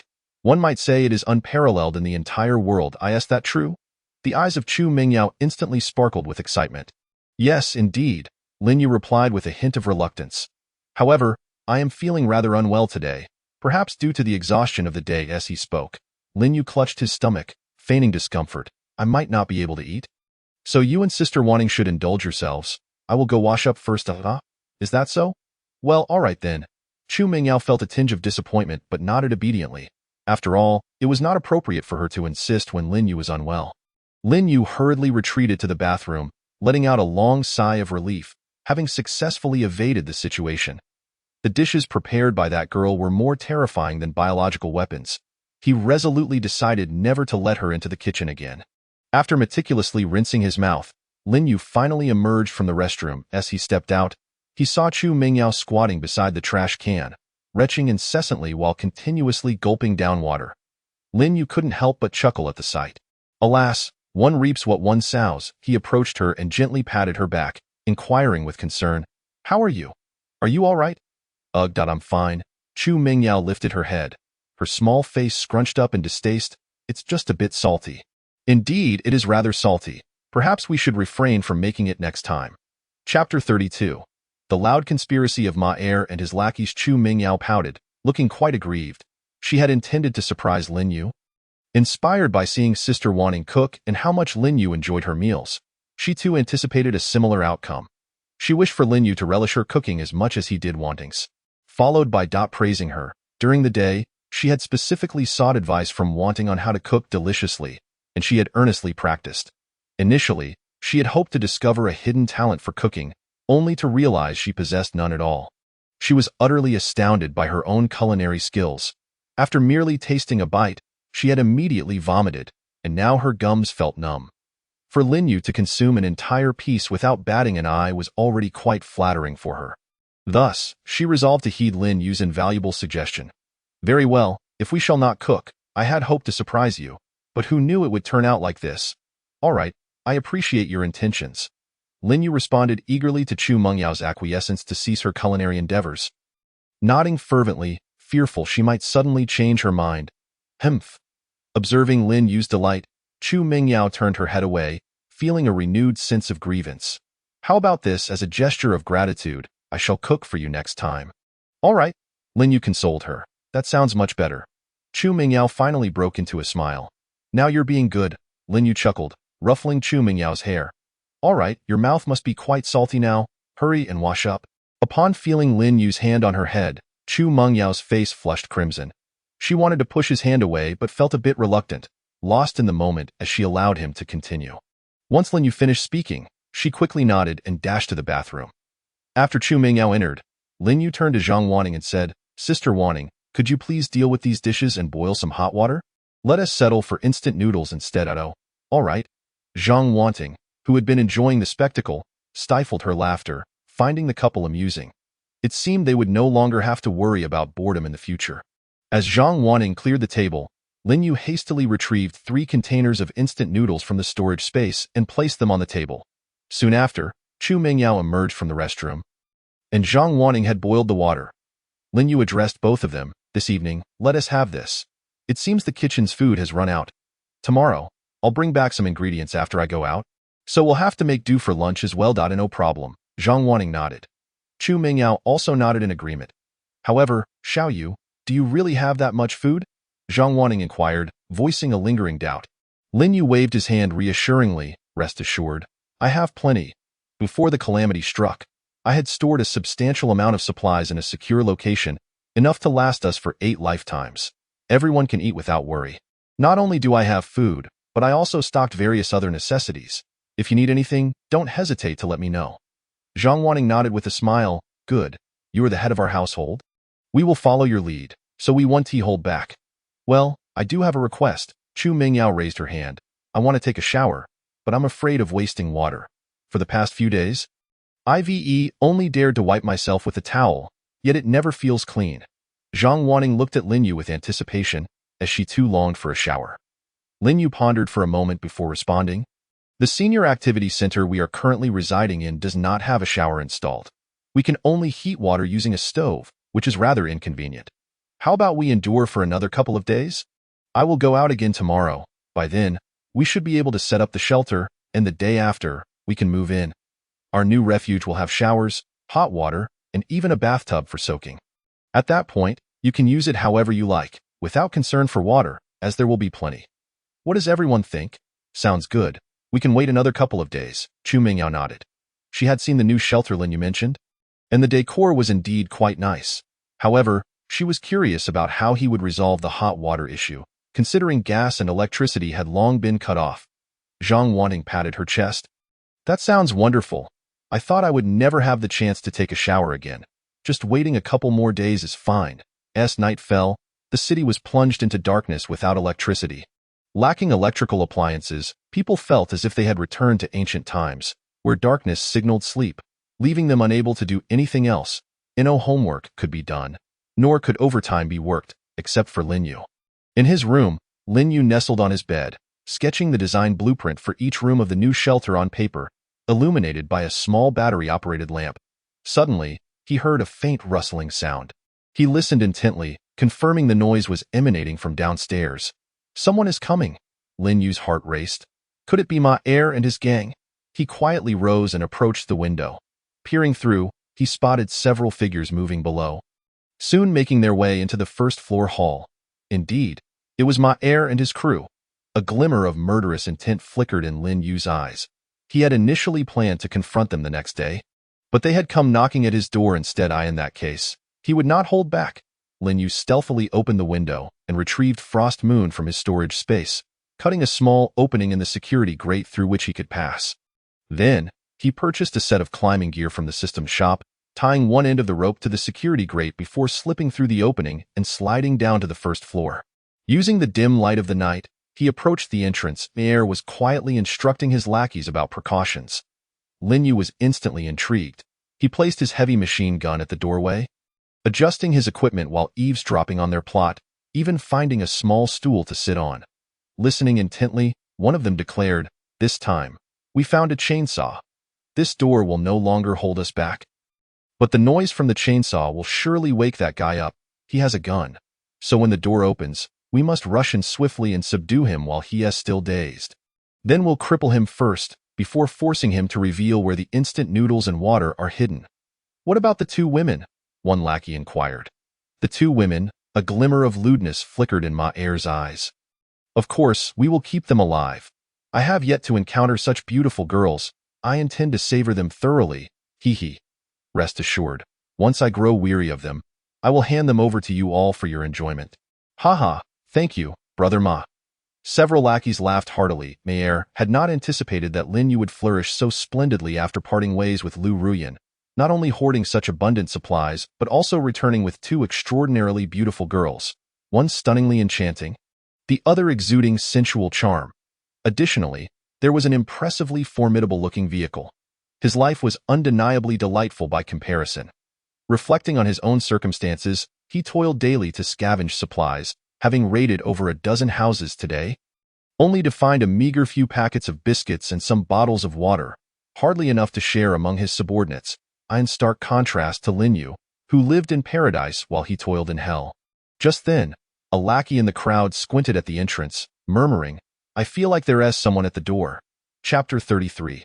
Such misery upon hearing one of his lackeys claim there was someone at the door. Ma Er's astute lackey, the bespectacled one, barked, "What nonsense are you spouting?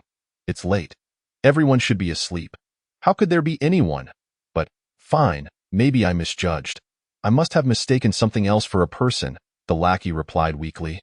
The bespectacled lackey held a certain status among them, and he dared not contradict him, lest he face repercussions and be denied the chance to enjoy the two women. The dark object at the door did not appear human. It was not tall and remained utterly still. Perhaps he indeed misjudged it that moment. Another lackey approached Lin Yu's armored vehicle and remarked, "Brother Ma, this car is so cool. Should we saw it open? There might be valuable items inside." Mayer promptly kicked him. "Are you out of your mind? Why did you saw such a fine vehicle? Just go over and deal with that brat. If we acquire the keys, wouldn't the car belong to us?" "Ah, indeed. You're quite clever, Ma Gu." The younger brother, nursing his knee, chuckled ingratiatingly. He gestured towards the two conversing subordinates, saying, "Look at the two brilliant minds I've nurtured. One is perpetually paranoid, and the other speaks without a thought. I'm sorry, I was wrong." The younger brother by the armored vehicle quickly apologized, retreating into the crowd. "Enough of this nonsense, get to work," Ma Er urged. Lin Yu, seated at the entrance, listened intently to their dialogue, a cold smile forming within him. This scum dares to target Sister Wan Ting and Meng Yao, truly seeking their own demise. At that moment, the younger brother who had mentioned someone at the door confirmed again, saying, "No, Ma Gu, it seems there really is someone at the entrance. Have you lost your mind? Are you never done?" The bespectacled man, seeing him dare to contradict Ma Er, immediately struck him on the head. Whispering harshly, the younger brother, nearly in tears, continued pitifully, "But it really looks like someone is there. Just take a look." Ma Er, sensing something amiss, called out, "Who is there?" When no response came, he snatched the unlit flashlight from the younger brother's hands, switched it on, and shone it towards the entrance, only to find Lin Yu lazily seated on a stool, yawning as he observed them. "Lin Yu?" Ma Er exclaimed, surprised. "What are you doing here? This is my home." "Why shouldn't I be here?" Lin Yu retorted. How did you come down?" Meyer asked, puzzled. "That is not something you need to know," Lin Yu replied. "Have you finished speaking? If you have more to say, continue. If you're done, I will take action." Meyer glanced at the heavy machine gun in front of Lin Yu, instantly drenched in cold sweat. How on earth did he get his hands on such a beast? It defies logic. A wave of terror washed over him, and he bit his tongue to steady himself, then suddenly had a thought and turned off the flashlight. The room was plunged into darkness once again, and he feigned calmness, sneering, "What of your weapon? In this darkness, can you even hit anything? With so many of us, we could charge at you without a care. What will you use to resist? Surrender your weapon and step aside. Or don't blame us for being impolite." After speaking, Meyer felt his logic was sound. Being so close, he figured Lin Yu couldn't he possibly eliminate them all, and in this darkness, he might not even hit a single one. "Oh, is that so? Now that you mention it, it does seem rather dark," Lin Yu replied nonchalantly. "Humph, I'm giving you a chance. Be wise and—" Before Ma Er could finish, Lin Yu swiftly pulled out a flashbang and tossed it. "Let us brighten things up a bit." He quickly turned away, shielding his eyes with his hand. With a loud bang, a blinding white light illuminated the entire hall. Ah! A chorus of screams erupted in the hall as everyone, including Ma Er, found their pupils constricted painfully in the harsh glare, plunging them into temporary blindness. Following the flash, Lin Yu elegantly turned, donned sunglasses, and coldly surveyed them. "Farewell, go to hell with that." The heavy machine gun unleashed a torrent of fire, and screams filled the hall as several subordinates fell lifeless to the ground. Driven by a primal instinct for survival, Ma Er quickly dove to the left the moment the flashbang exploded. Although he could not see, after crawling and groping, he managed to hide behind the armored vehicle. The incessant sounds of bullets striking the walls and the cries of his subordinates sent chills down his spine. After dispatching the subordinates, Lin Yu picked up the flashlight that Ma Er had dropped, switched it on, and strolled leisurely over to Ma Er's side. "Now, it's your turn," Lin Yu said coldly. Looking at Ma Er, "Didn't it come any closer?" Ma Er stammered, fear evident in his voice as he fumbled at his waist and finally drew a knife, pointing it at Lin Yu. "So you have a knife? Huh? Is that supposed to impress me?" Lin Yu scoffed. "I have one too. I'll give you a chance. We'll just fight with knives." With that, Frost Moon appeared in his hand in an instant. "All right, that's your word." Ma Er's eyes widened, not having time to ponder where Lin Yu had produced the knife from. He saw a glimmer of hope for survival. His knife skills were exceptional, and he had risen to be the leader of this group due to his wit and superb knife techniques. Although his own knife was significantly shorter, size does not always dictate strength. "Come on," Ma Er shouted. "All right."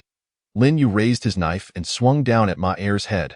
Seeing the heavy strike, Ma Er sneered coldly, convinced of his impending victory. Aiming at the trajectory of the Tang knife, he raised his own blade in anticipation, perfectly blocking the route, and adjusted his stance, planning to close in on Lin Yu the moment he parried the blow and incapacitate him. Just as he regained hope and was certain of his victory, Lin Yu's strike cleaved his head cleanly in half. His expression of excitement froze instantly. He likely died without comprehending how Lin Yu had bypassed his seemingly flawless defense. Lin Yu, however, felt no need to maneuver around. A direct strike sufficed. Thud. Ma Er's corpse crumpled to the ground, brain matter splattered everywhere. Lin Yu stared at the carnage and Ma Er's grotesque demise, his eyes devoid of any emotion. For those who sought his life, he harbored no pity.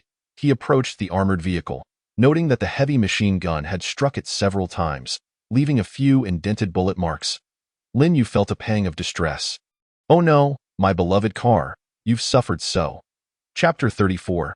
This time, it's truly only to sleep together. Returning to the second floor, Chu Mingyao and Zhang Wanting had already been awakened by the tremendous commotion from downstairs. Lin Yu held a flashlight in one hand while the other bore a large pile of food. They were unsure how long they had been out, but this was the perfect opportunity to bring back provisions for the past couple of days. "Here, Sister Wanting, this is the food from the last 2 days." He handed the provisions to Zhang Wanting. "Oh, okay." Still trying to grasp the situation, Zhang Wanting instinctively accepted the food. "We heard such a loud noise just now." "What happened?" Chu Mingyao eagerly inquired, needing an explanation from Lin Yu immediately. "Yes, Xiao Yu. What transpired?" Zhang Wanting also placed the food on the floor, not rushing to take it to the kitchen. "Oh, just a minor issue, nothing to panic about. Those individuals who came to break in returned, so I taught them a lesson. It's all over now, and they won't disturb us again," Lin Yu explained succinctly. "Ah? How did you notice? We were just falling asleep and heard nothing," Chu Mingyao exclaimed in surprise. "I happened to be awake and noticed the noise," Lin Yu clarified. "It's all sorted out now." "Heavens! They dared to ambush us while we were asleep. How terrifying!" Chu Mingyao clasped her hands over her chest, shaken. Had you not discovered them, they might have succeeded. A wave of dread washed over Chu Mingyao. If they had snuck up on them, the consequences would surely have been dire. "Xiao Yu, thank you for protecting us. It's so great to have you here," Zhang Wanting expressed her gratitude. "It's nothing. We're all family now. From now on, with me around, no malevolent spirits shall harm you. I promise," Lin Yu assured, patting his chest. "With you in this home, we can rest easy." Zhang Wanting nodded in agreement. Meanwhile, Chu Mingyao, having listened to Lin Yu's words, felt her cheeks flush slightly, momentarily finding the man somewhat handsome. He had saved her 4 times now, with each occasion presenting a significant crisis that he managed to resolve effortlessly. Oh no, it seems I might be falling for him. What should I do? Chu Mingyao's ears turned red, her heart racing as if a deer were bounding within. Just then, Zhang Wanting asked anxiously, "They really want to come back, will they? I'm so scared they LL ambush us again." Chu Mingyao, snapping back to reality, added fearfully, "Yes, boss. What if those villains bring more people next time?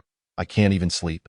Lin Yu intended to tell them those villains had met their end and would not return, but upon hearing Chu Mingyao's words, he grinned mischievously, deciding to withhold the information about their demise for the time being. "You still need to sleep if you're afraid to sleep alone. How about that I come over to keep you company? Don't think too much. I merely wish to protect you better," Lin Yu proclaimed earnestly. "Sounds good. That's a great idea." Chu Mingyao's eyes sparkled. But then she caught sight of the cunning expression on Lin Yu's face and quickly added, "No, not sharing a bed. You should bring your bed over and sleep by the door." "But my small folding bed was broken when I sat on it in all the rush," Lin Yu lamented. Chu Mingyao scoffed, "Who would believe you, you big liar? I'm serious. If you don't believe me, I'll fetch it for you." Saying that, Lin Yu hurried into the room.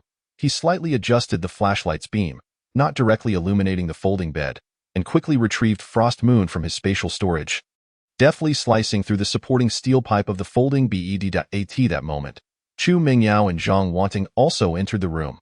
Lin Yu quickly concealed the Frost Moon and directed his flashlight towards the gap in the folding bed. "Look, I truly broke it," he remarked, lifting the folding bed to reveal the severed steel pipe to them. It really is broken." Even Zhang Wanting couldn't help but cover her mouth in surprise. She had thought Lin Yu was merely teasing Mingyao, but it turned out to be true. Chu Mingyao stared at the damaged folding bed, momentarily at a loss for words. She felt that something was amiss, yet the reality lay before her. "How about you two sleep on the bed? I can manage to sleep on the floor for a night," Lin Yu suggested, forcing a smile. Sighing, Chu Mingyao wrestled with her thoughts before finally conceding. "Fine, you can sleep on the bed with us. But you must cover yourself with your own blanket, and we will have another blanket. You are not allowed to move around or cross boundaries." After saying this, she turned to Zhang Wanting and asked, "Sister Wanting, what do you think?" "I have no objections. Mingyao, you can sleep in the middle." Zhang Wanting chuckled lightly. All right, fine," Chu Mingyao replied, her face slightly flushed. She preferred sleeping in the middle rather than letting Wanting do so, knowing Lin Yu was not the most well-behaved sleeper. After all, they had already shared a bed once. Sleeping together again was not a significant issue. She hoped Lin Yu would honor the agreement and not move about. Remembering that night in the cave made her cheeks burn even more. She had never allowed a man to be this close to her before, yet with him, there always seemed to be unexpected incidents. "By the way, Sister Wanting has also shared a bed with him. Could it be that moment?" Lin Yu chimed in. "I have no problem with that." "You of course, you have no problem," Chu Mingyao exclaimed, infuriated. "I warn you. If you move around while sleeping or cross boundaries, I will chop you up with that." She stormed off in a huff. Lin Yu was left bewildered, wondering how he had suddenly become the villain. Had his little actions been discovered? He shook his head. The temperament of this young lady was truly unpredictable, like a thunderstorm. "Well, Mingyao and I will go to sleep now.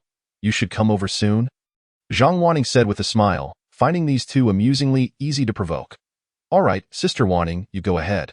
I'll join you shortly." After Zhang Wanting departed, Lin Yu took out the unfinished blueprints and continued sketching the design for the new shelter. Approximately half an hour later, he completed the sketches. Standing up, he stretched, tidied up, and then carried the blanket to the room shared by the two women. The room was dim and quiet.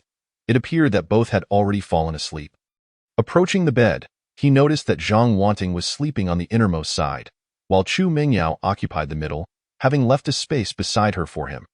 Chu Mingyao had her head buried deep under the covers, seemingly in a deep slumber. Lin Yu gently removed his outerwear, took off his shoes, climbed onto the bed, and covered himself with the blanket he had brought. Suddenly, he felt a subtle tremor from Chu Mengyao's body. "This girl, she's still awake and pretending to be asleep," Lin Yu thought to himself, suppressing a chuckle and closing his eyes to feign sleep. After a while, he stretched out his hand, cautiously slipping beneath the two blankets. What are you doing?" Chu Mingyao exclaimed, quickly covering her mouth and glancing at the sleeping Zhang Wanting beside her. Phew, thankfully I wasn't discovered. This bad guy. I just told him not to move around or cross boundaries. Yet he starts misbehaving right away. And Sister Wanting is still here. She glared at Lin Yu, her cheeks burning with embarrassment, and whispered fiercely, "You? Stop it. Don't move." Lin Yu grinned. "You know I have hyperactivity." "You?" Chu Mingyao was utterly speechless. Chapter 35. The completion of the shelter the next morning, Lin Yu woke up to find that both Zhang Wanting and Chu Mingyao were already up. "Xiao Yu? You reawake," Zhang Wanting said with a smile. "Breakfast is ready. Come eat, mm." Lin Yu nodded, sitting down beside Chu Mingyao, who was intently focused on her bowl of noodles. The moment he sat down, she buried her head even lower, her chopsticks dancing furiously. "I'm done." In less than 10 seconds, she finished the entire bowl of noodles and quickly vanished out the bedroom door. What is up with Mingyao?" Zhang Wanting feigned ignorance. "Her sleep has always been light," Lin Yu shrugged, beginning to enjoy his breakfast. After finishing, he headed out. His objective for the day remained the same as yesterday: to continue searching for undamaged parking lots or technology museums to refine the shelter's modifications.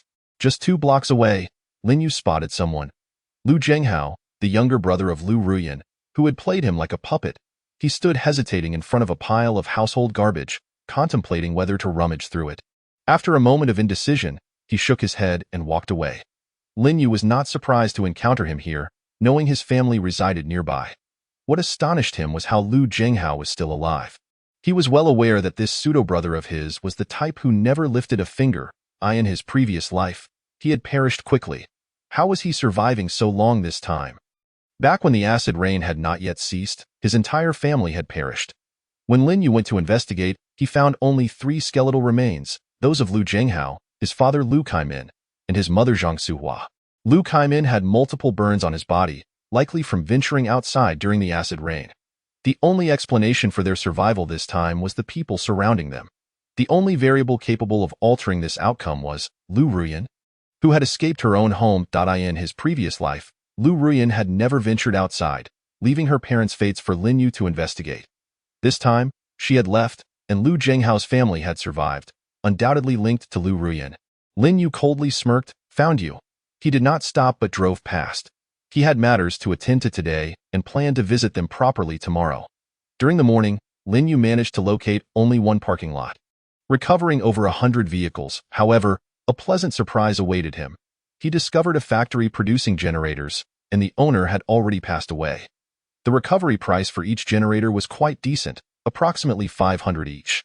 While not as high as the price of a car, the sheer quantity made it worthwhile. The factory had around 4,000 units. Ultimately, he amassed over 2 million, leaving him elated. He had attempted to recover the large machinery used for generator manufacturing, or even the entire building, but found it impossible. These items were not standalone entities, as they were fixed to the ground. He also sought out a technology museum, of which he only knew one as a local, but upon arriving, discovered that its owner was still alive. It was likely a collective property, not belonging to any individual, thus it was not in a state of abandonment. Lin Yu had no choice but to abandon that endeavor.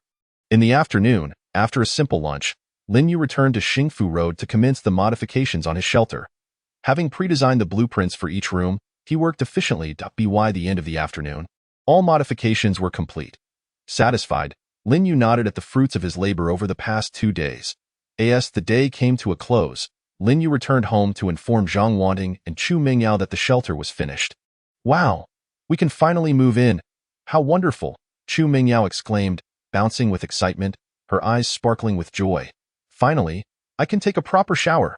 She longed for the feeling of bathing, especially since Lin Yu mentioned there would also be a bathtub. "When are we moving in?" Zhang Wanting asked with eager anticipation. "Tomorrow afternoon. Let us all rest well today. I still need to go out tomorrow morning, and once I return, we can move," Lin Yu replied. "Yay!" Chu Mingyao cheered. "Finally, I don't have to worry about those bad people anymore. I can take a shower." Lin Yu found it amusing that this girl still worried about those bad people. This morning, he had used his spatial storage to dispose of all the corpses outside, and they were probably already stinking. By the way, weren't those houses already livable? What have you been doing these past 2 days? Chu Mingyao asked curiously. "Well, that's a secret for now. You'll find out tomorrow," Lin Yu said with a mysterious smile. Hemph, playing coy again, Chu Mingyao pouted, but she didn't press further, reasoning that she would know soon enough. I'll go make dinner now. Shall you? What do you want to eat? Zhang Wanting inquired, now fully embracing her role as a cook, finding joy in preparing delicious meals for Lin Yu and Chu Mingyao each day. I'd like to have dry pot rabbit. Is that all right? Lin Yu thought for a moment before replying. Absolutely, leave it to me, Zhang Wanting confidently said, giving her chest a pat. The movement caused her ample bosom to jiggle, leaving Lin Yu feeling a bit bashful. Why does Sister Wanting always like to pat her chest? This habit is interesting. Hey, why didn't you ask me what I want to eat? Chu Mingyao interjected, feeling a twinge of jealousy that Zhang Wanting had only asked Lin Yu. My dear Sister Mingyao, what would you like to eat? Zhang Wanting gently inquired, affectionately stroking her head. Hee, I would love to have tomato stew with beef brisket. Chu Mingyao replied cheerfully. No problem, it's arranged. Zhang Wanting responded with a smile, then turned and walked into the kitchen to begin preparing dinner. Before long, the three of them joyfully finished their meal, and Chu Mingyao took the initiative to wash the dishes in the kitchen. Zhang Wanting helped to clear the table before heading to the restroom to freshen up. Lin Yu took a piece of wire to seal a gap in the security window from the previous night. Shortly after, he returned to the table. Zhang Wanting, having finished her routine, emerged and said to Lin Yu, Xiao Yu, I must trouble you to squeeze in with us again tonight. No worries, Sister Wanting, it is my duty to protect you. Lin Yu replied earnestly. Chu Mingyao emerged from the kitchen after washing the dishes, catching the tail end of their conversation, and scoffed lightly. Some people seem to be enjoying themselves, don't they? Although she desperately wanted to refuse Lin Yu's invitation to share a bed again, she found herself powerless to do so. Lin Yu's bed was broken. She couldn't possibly let him sleep on the floor. It was only for one more night, she resolved silently, and she must ensure the blanket was wrapped tightly. That evening, Lin Yu's restlessness returned. Though Chu Mingyao was bundled up snugly, Lin Yu declared it futile. As dawn broke, Lin Yu rose early this time. Stepping out of his room, he discovered that Zhang Wanting had risen even earlier, already preparing breakfast in the kitchen. Sister Wanting, you're up so early, he remarked. Zhang Wanting paused her work, smiling gently. Yes, I'm accustomed to rising early. I used to do so even when I was alone. What are we having for breakfast? Lin Yu inquired curiously. We'll have bread and fried eggs. Zhang Wanting indicated the already toasted slices on the table. Lin Yu gazed at the frying eggs, their golden surfaces tantalizing his appetite, and couldn't he help but exclaim, Sister Wanting, you are truly remarkable. You never repeat a meal. Ha, it's nothing, just simple dishes, Zhang Wanting humbly replied, though a pleased smile crept onto her face. Thank you for your hard work, Sister Wanting, Lin Yu expressed sincerely. Initially, he had harbored some reservations about Zhang Wanting, given that they had never interacted before their paths crossed in this post-apocalyptic world. However, through their time together, he realized he had stumbled upon a treasure. Not only was Zhang Wanting beautiful and gentle, but she was also exceptionally diligent, taking on nearly all the household chores. Although Chu Mingyao was also helping earnestly, her skills as a young lady were not particularly effective. Why do you say that? I'm not working hard. I owe my survival to your kindness in taking me in. Doing a little in return is simply my way of repaying you. Zhang Wanting replied with a smile. Please don't think that way, Sister Wanting. Since you joined our household, you've helped me immensely. We are mutually supportive. Indeed, mutually supportive, Zhang Wanting nodded, smiling.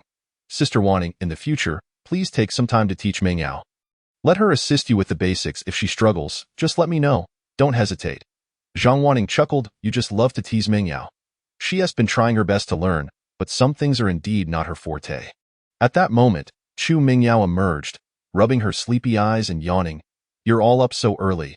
What are you chatting about? She asked. We were discussing you, saying it's time for you to rise and help out. Lin Yu replied with a grin. Huh? Help with what? Chu Mingyao asked, bewildered. Can't you see Sister Wanting has prepared breakfast? Go grab a plate. How can you be such a poor assistant? Ah, right, Sister Wanting. I'm coming to help. Chu Mingyao exclaimed, suddenly alert, rushing to assist. After breakfast, Lin Yu stepped outside. He intended to pay a proper visit to his ex-girlfriend. He was about to move away, and it was time to settle the lingering grievances. As he walked, painful memories with this family flooded his mind. Before the apocalypse, they had drained him like vampires, constantly feeding off him. Their cooperation was seamless. Lu Ruyan would bait him, rarely asking directly for anything. Their desires would be expressed through her brother, Lu Jinghao, ranging from luxury handbags to high-end electronics, with endless demands. Meanwhile, her mother would stoke the flames, suggesting he wasn't treating Lu Ruyan well enough. Expressing dissatisfaction. When Lin Yu hesitated, Lu Ruyan's father would be the one to push him to comply.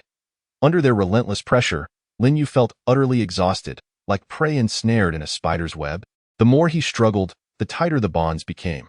Lu Ruyan would occasionally sweeten the deal, leading him to willingly become her tool. When he bought a house, it was largely to be close to them, allowing them to control him better. Soon, Lin Yu arrived at Lu Ruyan's home, or rather, her parents' home. It was located in an old alley, devoid of community structure, consisting of a row of connected old houses, 2 stories high, each family possessing its own entrance. Lin Yu stood before the door. A flutter of apprehension surged within him. He had once dreaded knocking on this door, knowing each entry meant another layer of himself would be stripped away. But now, the roles were reversed. The fearful one should be them. Lin Yu knocked a few times, and soon a voice came from within. Who? He recognized it as Lu Jinghao. It's me, Lin Yu. Lin Yu? After a brief silence. Lu Jinghao opened the door. You're still alive? Lin Yu chuckled. I'm holding up, barely. What? Won't you let me in? Lu Jinghao blocked the entrance, showing no intention of allowing him entry. Came empty-handed? He sized Lin Yu up. Noting he was carrying nothing, without hesitation, he barked, Got any food? If not, hurry up and find some. Come back once you do. Lin Yu smirked internally. The familiar flavor was unmistakable, and of course, I've got food, don't worry. He reassured, patting his bulging pockets. Do you really think I would visit you empty-handed? Lu Jinghao's eyes lit up with desire, urgently calling out, Quick, show me. Lin Yu grinned. Hey, don't rush me. Let me in first. Lu Jinghao's gaze was fixed on Lin Yu's pockets, his throat involuntarily swallowing, yet he ultimately refrained from snatching it outright, stepping aside to allow Lin Yu to enter. Upon entering, Lin Yu scanned the room. Not spotting Lu Ruyan, he turned to Lu Jinghao and asked, Where's your sister? My mom's in the back room. My sister was just here. She must have gone inside. Lu Jinghao approached Lu Ruyan's door, discovering it was locked. Sister, Lin Yu's here. He called into the room. Didn't you say he died after getting lost? You should come out and see. Sister, open the door. Why are you locking it? No matter how Lu Jinghao shouted, there was only silence from within. Lin Yu understood her reluctance to emerge was due to fear. After all, he had previously shot her boyfriend's subordinate right before her eyes and had bound her boyfriend, even kicking him mercilessly. But he had anticipated this. He approached the door, pleading, Ruyan, please listen to me. Ever since you left, every day has been a torment.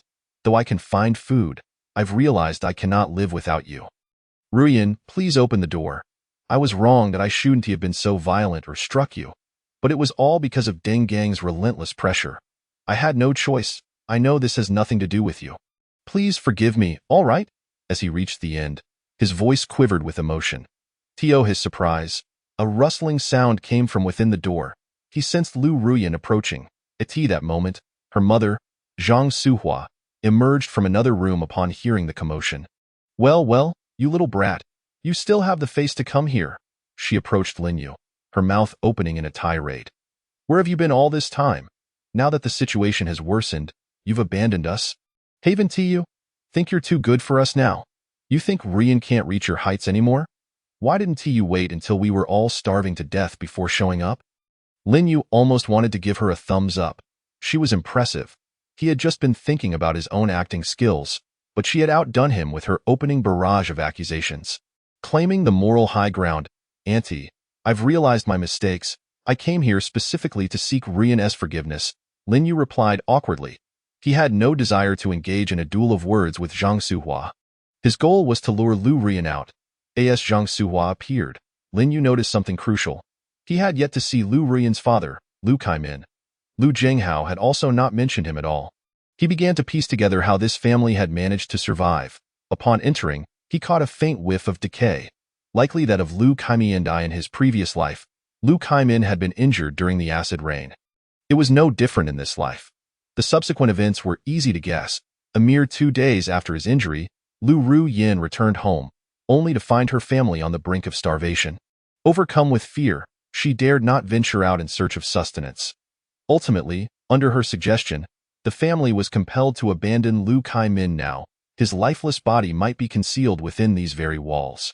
Yet, when Lu Zhenghao gazed through the doorway, his eyes glimmered with a desperate longing for food, suggesting that Lu Kai-min had been reduced to mere bones. This family, indeed, were all demons at heart. With pressing matters at hand, Lin Yu continued to address the room. Ru Yin, please come out. I have truly reformed. As his words echoed, the voice of Ru Yin finally emerged from within, though it was directed not at him, but rather at Lu Zhenghao. Zhenghao, check if he is armed. Be thorough. Lu Zhenghao cast a sidelong glance at Lin Yu, his expression unfriendly. Oh? Still daring to carry weapons? Stand still, arms outstretched. Lin Yu offered a cold smile and complied, spreading his arms wide. After a thorough search, Lu Zhenghao found no weapons, his gaze settling on the bulging inner pocket of Lin Yu's shirt, where he had previously claimed to have food. Eagerly, he rummaged through it, revealing 2 packets of instant noodles. In that instant, greed sparkled in the eyes of both Lu Zhenghao and Zhang Suhua. Suppressing the impulse to devour the noodles immediately, Lu Zhenghao announced to Ru Yin, no weapons. He only has 2 packets of instant noodles. Sister, you may come out now. Upon hearing that Lin Yu bore no weapons, Ru Yin's anxiety lifted entirely. A handgun, such a conspicuous object, could not have been concealed without detection, especially since she had specifically instructed Lu Zhenghao how to search diligently. It seemed that, as Lin Yu had claimed, he had indeed come seeking her forgiveness, bringing food as an offering. With her heart finally at ease, she hastened to open the door, not sparing a glance at Lin Yu but directly approaching Lu Zhenghao. She extended her hand. Give me the noodles. Lu Zhenghao hesitated, torn between the desire to keep the noodles for himself and the realization that his sister was the decision-maker among them. Instilling a sense of caution, reluctantly, he extracted 1 packet from the 2 and handed it to Ru Yin. Zhang Suhua, witnessing this, was unwilling to concede. This did not include her share. She first glanced at Lin Yu, only to discover that he had taken a seat on the sofa, casually reclining with his legs crossed. Don't look at me. I only have 2 packets, and they are right here. You may divide them amongst yourselves, he declared. With no hope from Lin Yu, Zhang Suhua turned her attention back to Lu Zhenghao, rushing towards him in an attempt to snatch the noodles from his grasp. Zhenghao, give me the noodles. I can't bear this hunger any longer. Lu Zhenghao pivoted, evading her grasp, and tore open the packet, devouring the contents greedily. Between mouthfuls, he mumbled, I'm starving too. Go find my sister. This packet is mine. Seeing Lu Zhenghao consume a large portion in one bite, Zhang Suhua felt a pang of anguish. Desperately, she lunged forward to snatch a piece. Share a bit with me. I'll only take a tiny morsel, good son. Lu Zhenghao, ravenously devouring his meal, fiercely defended the noodles from Zhang Suhua's attempts, bellowing, No, this is mine. Frustrated by her inability to wrest the noodles away, and realizing that Lu Zhenghao was nearing the end of his meal, she resorted to slapping him across the face. Give it to me. I am your mother.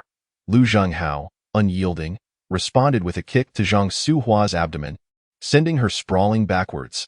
Zhang Suhua, knocked to the ground, could no longer contest Lu Zhenghao and could only watch helplessly as he finished the noodles. The sight of food, tantalizingly close yet unattainable, ignited a fire of desperation within her. Her eyes reddening with fury, with Lu Zhenghao having consumed the last of the noodles, her gaze shifted back to Ru Yin, who still clutched her own packet. Ru Yin had been meticulously inspecting the noodle packaging. Wary of potential poison from Lin Yu, however, upon witnessing the bloodshot eyes of Zhang Suhua, she realized that time was of the essence. Hastily, she tore open the packet, eager to consume it before Zhang Suhua could reach her. Yet, she underestimated Zhang Suhua's swiftness. As Ru Yin prepared to eat, Zhang Suhua abandoned all pretense, rolling and crawling towards her, ultimately wrapping her arms around Ru Yin's legs, forcefully bringing her down. I am your mother. Listen to me. Give me the noodles. Zhang Suhua straddled Ru Yin, gripping her throat tightly. If you give it to me, what will I eat? Ru Yin, equally defiant, grasped Zhang Suhua's hair with fierce determination. Lin Yu is your boyfriend. Just ask him for another packet. Give this one to me. Not a chance. After a fierce struggle, Zhang Suhua ultimately triumphed, wrenching the now crumpled packet from Lu Ruyan's grasp and swiftly retreating to a corner. Devouring it voraciously, Lu Ruyan, deprived of a single bite, found herself on the ground, weeping softly. Lin Yu, seated comfortably on the sofa with an icy glint in his eyes, silently observed the spectacle of the three individuals fighting over 2 packets of noodles, each exhibiting their most disgraceful selves. They were meant to be the closest of kin. However, in their eyes, familial bonds served merely as a pretext for mutual restraint. Before long, Zhang Suhua finished off the remnants of the noodles, and Lu Ruyan ceased her sobbing, struggling to rise. She tidied her disheveled hair and clothing before approaching Lin Yu, inquiring, "Xiao Yu, do you have anything else to eat?" Lin Yu shrugged, a look of feigned helplessness on his face. "I already mentioned, I only have those 2 packets of food. There's nothing else." Upon hearing that Lin Yu had no additional provisions, Lu Ruyan's heart sank to the depths of despair. Regret coursed through her. She lamented not having seized the opportunity to consume the noodles while her mother was busy snatching food from her brother, instead of meticulously inspecting the packaging and casting doubt upon Lin Yu, which left her empty-handed. With a forced smile, she turned to Lin Yu, then, "Xiao Yu, could you help me go find some food? I am truly starving." As she spoke, she cast a cold glance at her 2 relatives, her eyes glinting with malice. However, the sight that met her gaze revealed both individuals, who had just consumed a packet of noodles, now writhing in agony on the ground. They clutched their abdomens, their faces turning pale, lips tinged with purple and white foam escaping their mouths. Was this poisoning? A jolt of horror surged through her as she turned back to Lin Yu, who regarded her with a chilling gaze devoid of emotion, as if he were observing a corpse. Chapter 38. The conclusion. Lu Ruyan stumbled back against the wall, her eyes wide with terror, the anguished cries of her poisoned family echoing around her. It dawned upon her that Lin Yu had never forgiven her. His visit was solely to settle the score. Her legs trembled uncontrollably as Lin Yu's gaze bore into her, cold as ice, sending shivers down her spine. Though Lin Yu was unarmed, her mother and brother lay incapacitated on the floor, devoid of any strength to resist. As a frail woman, weakened by hunger, she stood no chance against Lin Yu's imposing presence. Escape! This was the only thought racing through Lu Ruyan's mind. Yet, with Lin Yu seated so near the doorway, she had no opportunity to flee. After a brief moment of contemplation, she dashed into her room, locking the door behind her.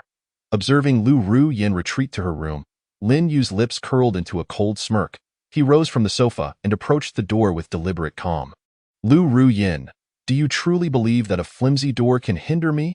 As he spoke, he produced his weapon, Frost Moon, and with 2 swift strokes, the door was reduced to splinters as debris flew. Lu Ruyan's face paled, and she let out a series of piercing screams. "Don't kill me, Xiao Yu. I was wrong." Overwhelmed, she collapsed to her knees before Lin Yu in a moment of desperation. She pointed to her writhing mother and brother, tears streaming down her cheeks. "It's all their fault. They incited me to act against you. This is my doing, Xiao Yu. I was forced by them. I had no choice. Please believe me. I promise to obey you from now on. I will love only you. I will do everything you say. They are the ones who have wronged you. I will help you kill them." With that, she stumbled to her feet and dashed into the kitchen. Seizing a kitchen knife, a frenzied glint flashed in her eyes as she raised the knife above her head, bringing it down viciously upon her mother and brother. "Ah! Ah!" The room echoed with their anguished screams as Lu Ruyan, eyes bloodshot, continued to hack away, her voice ringing with accusations. "It's your fault. It's your fault." Soon, fatigue set in as the hunger gnawed at her, her breath coming in ragged gasps. She glanced at Lin Yu, only to find him still watching her with indifference, sending her into a panic as she continued her assault. Lin Yu stood by, coldly observing Lu Ruyan's descent into madness. This woman was the epitome of selfishness. In her struggle for survival, she resorted to the most extreme measures. Finally, unable to bear the sight any longer, he sheathed Frost Moon, stepped forward, and snatched the knife from her trembling hands, tossing it aside. He then seized her by the throat, pinning her against the wall. On the ground lay the 2, bloodied and lifeless. "Lu Ruyan, you truly are a masterpiece of depravity. Cold, selfish, heartless, cunning, and cruel. Each adjective fits you flawlessly. Lin Yu's voice was as cold as ice, and he thought that killing you would be too lenient. Although the apocalypse is a true reflection of human nature, Lin Yu never anticipated that this woman's morality had decayed to such an extent. Friends, boyfriends, relatives, in her eyes, they were merely tools for her survival. Please, don't kill me. Lu Ruyan gasped for breath, a wave of suffocation sweeping over her entire body, making her acutely aware of death's presence. She found herself utterly helpless, engulfed by despair. Just when she thought she was on the brink of suffocation, Lin Yu's grip on her neck suddenly loosened. Cough, cough, cough. Lu Ruyan collapsed onto the ground, clutching her neck as she coughed violently. Lin Yu leaned closer and whispered, "Rest assured, I told you that killing you this way would be too easy. I won't let you die so easily." With that, Lin Yu produced a length of rope, binding her tightly, stuffing a towel into her mouth, and finally placing a black hood over her head before hoisting her up and heading outside. No matter how fiercely Lu Ruyan struggled, Lin Yu remained unmoved. Once outside, he observed the scattered individuals on either side of the street, scavenging for supplies. They cast curious glances at Lin Yu as he carried a person. After surveying his surroundings, he settled on a group of men, clearly thugs, standing by a storefront. As he approached them, their expressions turned to confusion. Soon, he stood before them and inquired, "Do you want to eat meat?" The leader of the thugs glanced at the woman slung over Lin Yu's shoulder and immediately grasped the implication behind his words. A grin spread across his face as he asked, "What is the price?" "2 packs of biscuits will suffice," Lin Yu replied. "2 packs of biscuits? Fine, but you better not go back on your word," the thug leader said seriously. "Don't worry, I won't backtrack. But I have one condition. She must not survive the night." Upon hearing Lin Yu's words, Lu Ruyan began to thrash violently, emitting muffled sounds. Lin Yu tossed her to the ground and stepped on her. The thug leader chuckled. "Ah, so it's a grudge, eh? Don't worry, we don't have extra food to waste on her." He then crouched down, pulling off the hood from Lu Ruyan's head. Upon seeing her face, his eyes lit up. "Oh, she is quite pretty." He licked his lips and stood up, addressing Lin Yu. "I'll agree to your terms, but first, we'd like to have our fun." Lin Yu replied indifferently, "That is up to you. Just don't forget my condition." The man grinned widely. "Deal?" He instructed his lackey to fetch 2 packs of biscuits and handed them to Lin Yu. Lin Yu accepted the biscuits, withdrew his foot, and turned to leave. After Lin Yu departed, the thug leader ordered his subordinate to drag Lu Ruyan into the nearby shop. During this process, Lu Ruyan finally managed to dislodge the towel from her mouth and screamed, "No, no!" The men around her gazed at her like ravenous wolves eyeing their prey, plunging her into profound despair. She cried out helplessly, Lin Yu, come back. Take me away, Lin Yu." One of the thugs slapped her, saying, "Shut the hell up."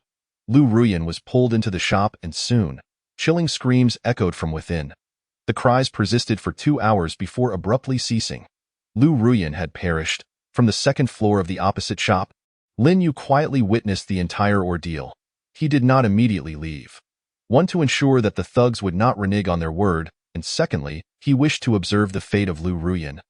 This selfish woman, in person, he glanced at the 2 packs of biscuits in his hand and casually tossed them aside before turning to head home. Chapter 39. Moving to a new sanctuary on the second floor of the Senior Activity Center. Lin Yu stood by the window, casting one last glance at the scene outside before turning and calling out, "Let us go. Time to move." With that, he took the lead, striding towards the staircase, followed closely by Chu Mingyao and Zhang Wanting.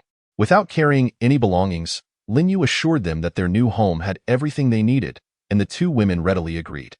Upon reaching the lobby on the ground floor, it was the first time Zhang Wanting had ventured out in days, and she curiously scanned her surroundings. Soon, her gaze landed on Lin Yu's armored vehicle, which was so imposing that it took her by surprise. "Is this your car? I've never seen it before." "It's beautiful," Zhang Wanting exclaimed in admiration. Lin Yu chuckled, noting that it indeed appeared to be her first encounter with the vehicle, which had a striking exterior. "Yes, I've been driving this lately, and you'll often ride in it from now on." The vehicle was clad in thick steel plating, exuding a sense of sturdiness that instilled confidence. Zhang Wanting glanced around the lobby, reminiscing about the first time she met Lin Yu there, feeling a wave of nostalgia. Since meeting Lin Yu, her life had been considerably more enjoyable. Shortly thereafter, the group drove to Xingfu Road and entered the community courtyard.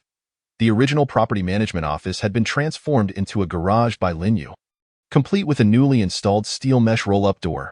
This door could be opened with a key, a password, or remote control. Lin Yu retrieved the remote and effortlessly opened it, parking the vehicle inside. After disembarking, Lin Yu informed the two women, "This building is exclusively ours. There are no other occupants. From now on, this entire building belongs to us." He continued, "However, for the time being, I've only utilized the 13th floor and above. The lower areas, though fully furnished, are not yet developed by me, and thus, not entirely secure." "Wow, this is stunning." Zhang Wanting's eyes sparkled.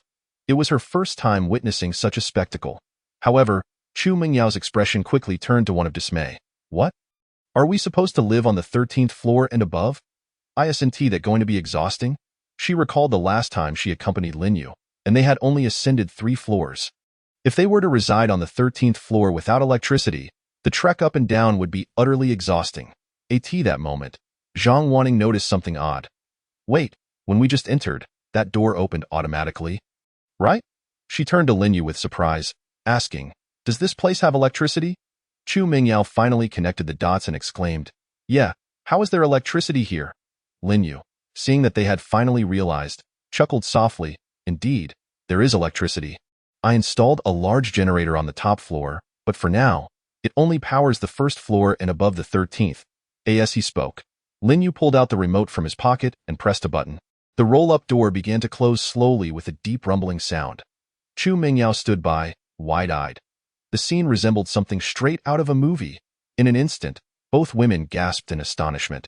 After a brief pause, Lin Yu continued, "Additionally, the elevator has power, so we need to climb the stairs." "Boss, you're incredible." Chu Mingyao couldn't help but cheer, nearly jumping up to give Lin Yu a big hug. But she restrained herself. Inside the elevator, Chu Mingyao suddenly asked, "Boss, how did you get the generator to the rooftop?" Lin Yu smiled mysteriously, "I can't tell you just yet.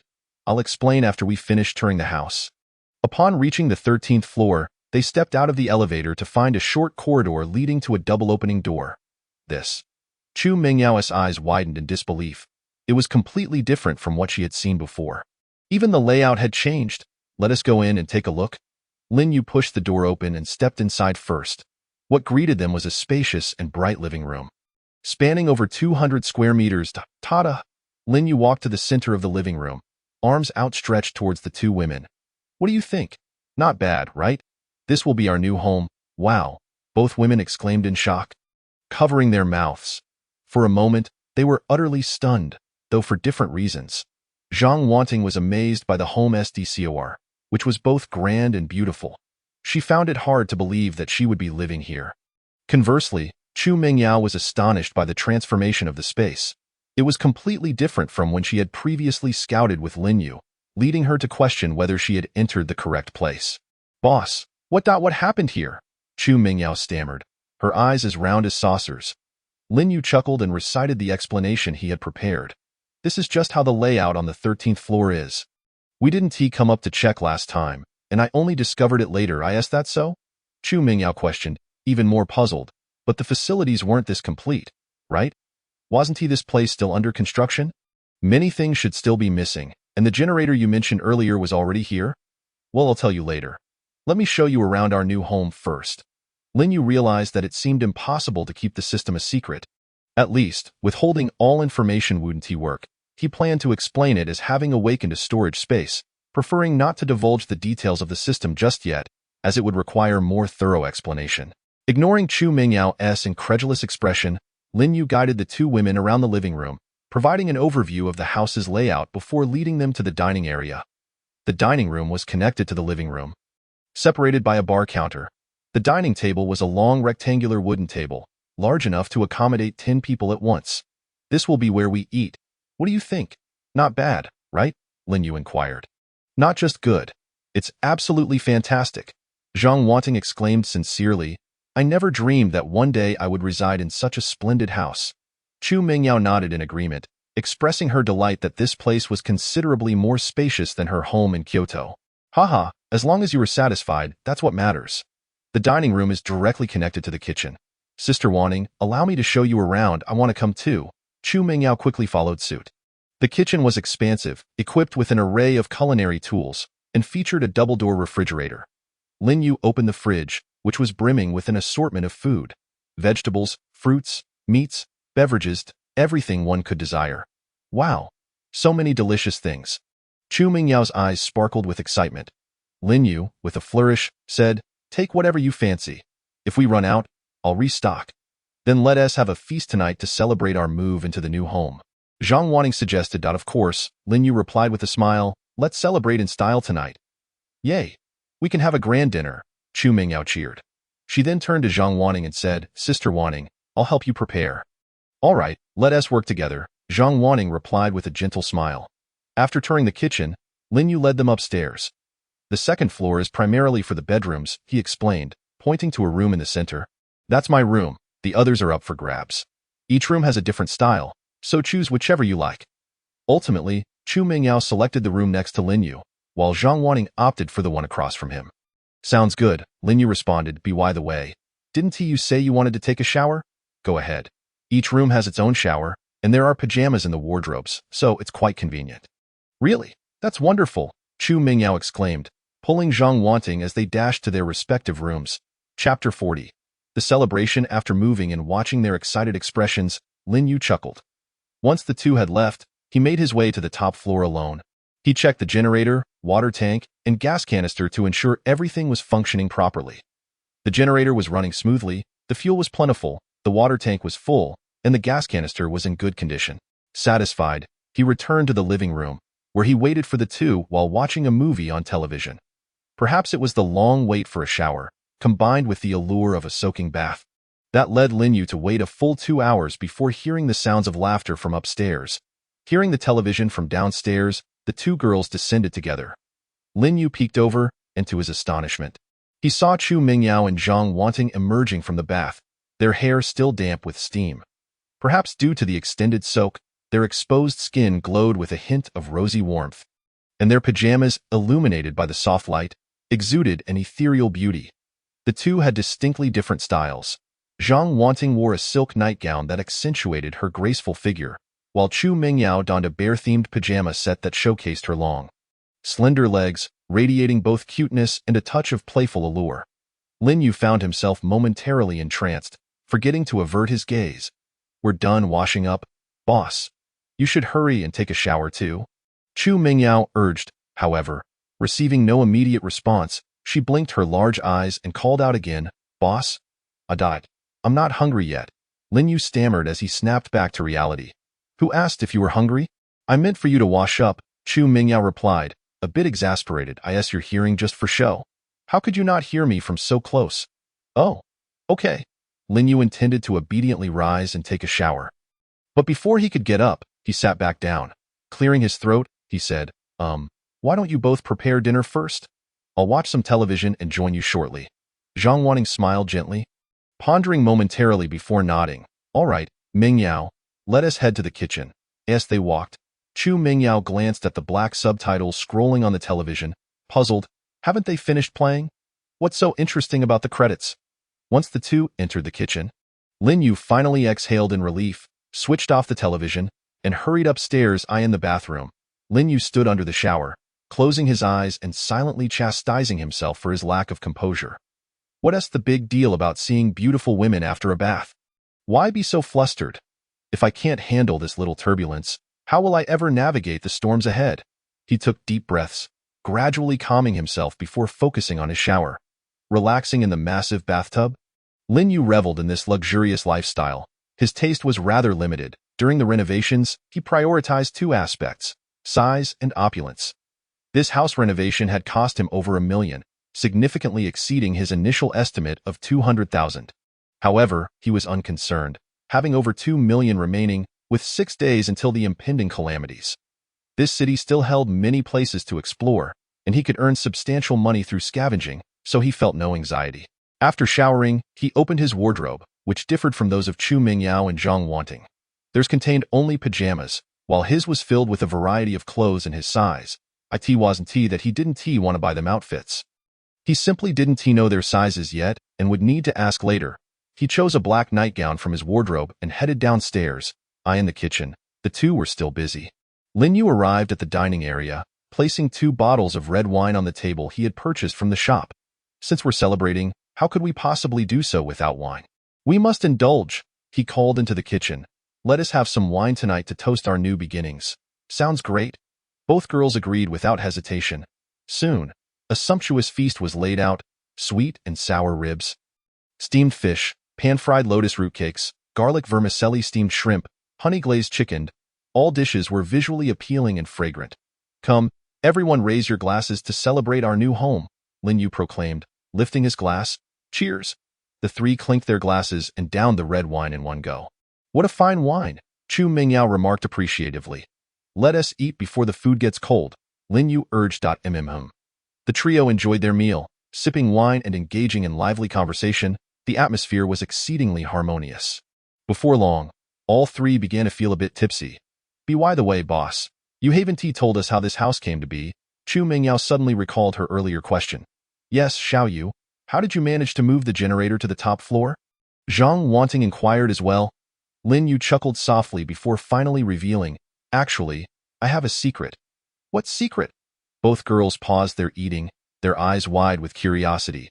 Before the disaster struck, I awakened a special ability. What ability? I discovered a storage space within my mind. It's vast and can be manipulated at will, allowing me to store an abundance of supplies. Is that true? How fantastical! Chu Mingyao exclaimed, unable to believe Lin Yu's words. Even thinking he might be tipsy, it's absolutely true, Lin Yu affirmed. You can see for yourselves with that. He summoned a bottle of red wine from the shop, which materialized in his hand. Wow! Both girls were astonished. How is this possible? Zhang Wanting asked in disbelief. This is the ability I awakened, Lin Yu explained. That's incredible. Chu Mingyao was utterly convinced. Boss, can we awaken abilities too?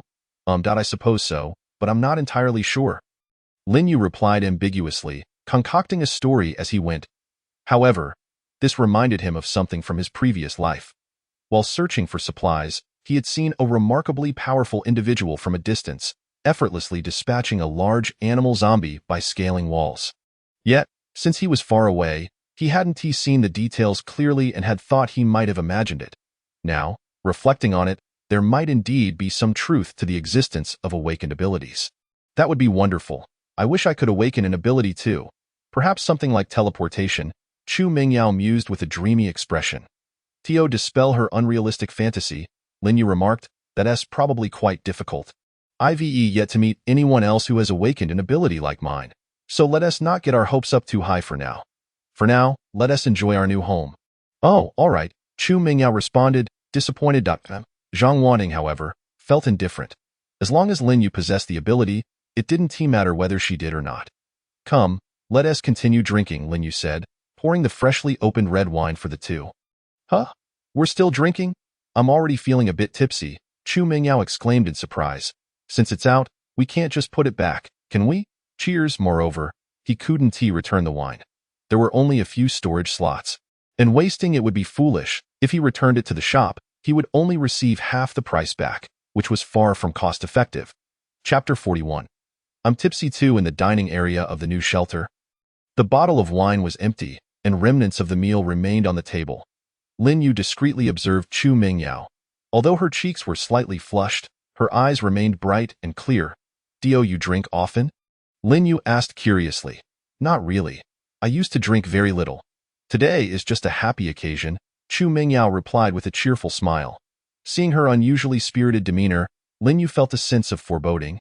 He had planned a scenario where she would get tipsy and he would support her, but he hadn't anticipated that this campus belle was a natural talent. While he was struggling to maintain his composure, she appeared entirely unfazed. Zhang Wanting lay sprawled across the table, her consciousness hazy. All he could utter was a single word, impressive. It appeared that Sister Wanting had indulged a bit too much. Indeed, Chu Mingyao remarked, I'm not drunk, I can still drink. Zhang Wanting mumbled, Lin Yu. Chu Mingyao thought there was no choice. Zhang Wanting was clearly inebriated, and Lin Yu had to temporarily abandon his plans. He and Chu Mingyao supported Zhang Wanting, one on each side, as they made their way to her room. Sister Wanting, take it slow, Chu Mingyao whispered softly, carefully assisting Zhang Wanting onto the bed. Lin Yu observed from the side, internally protesting that this scenario was all wrong. He hadn't anticipated that it would be Zhang Wanning who was drunk, rather than Chu Mingyao. Zhang Wanning continued to mumble that she wasn't intoxicated, her silk nightgown clinging to her form like gossamer, accentuating her perfect physique. Due to her exaggerated movements, her neckline had slipped, but it was promptly covered by the blanket that Chu Mingyao pulled over her. Lin Yu couldn't help but swallow hard. Since the plot was amiss, why not embrace the error? However, he quickly chastised himself inwardly, urging himself to remain calm. A gentleman knows when to act and when to refrain.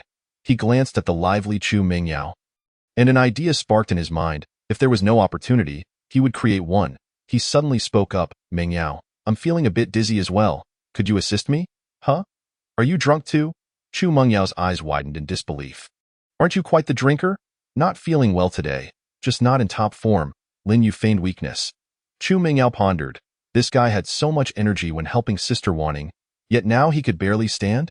Nevertheless, seeing Lin Yu sway precariously, she softened and quickly moved to support his arm. "Be careful then. I'll help you back to your room." "Yes, thank you." Lin Yu nodded, leaning his weight against Chu Mingyao. She trembled slightly as his breath, laced with the scent of alcohol, brushed against her ear, quickening her heartbeat. The two of them leaned against each other, slowly making their way back to Lin Yu's room. Upon reaching the bedside, Lin Yu suddenly stumbled. Collapsing towards Chu Mingyao, she gasped, instinctively trying to catch him, but ended up falling onto the bed alongside him. The soft mattress sank beneath them, their bodies pressed closely together.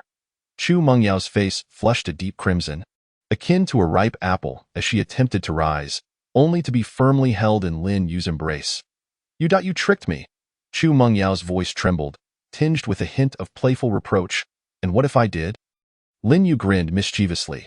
"Such trivial deceptions only ensnare those who wish to be deceived. Wouldn't you agree?" "Nonsense.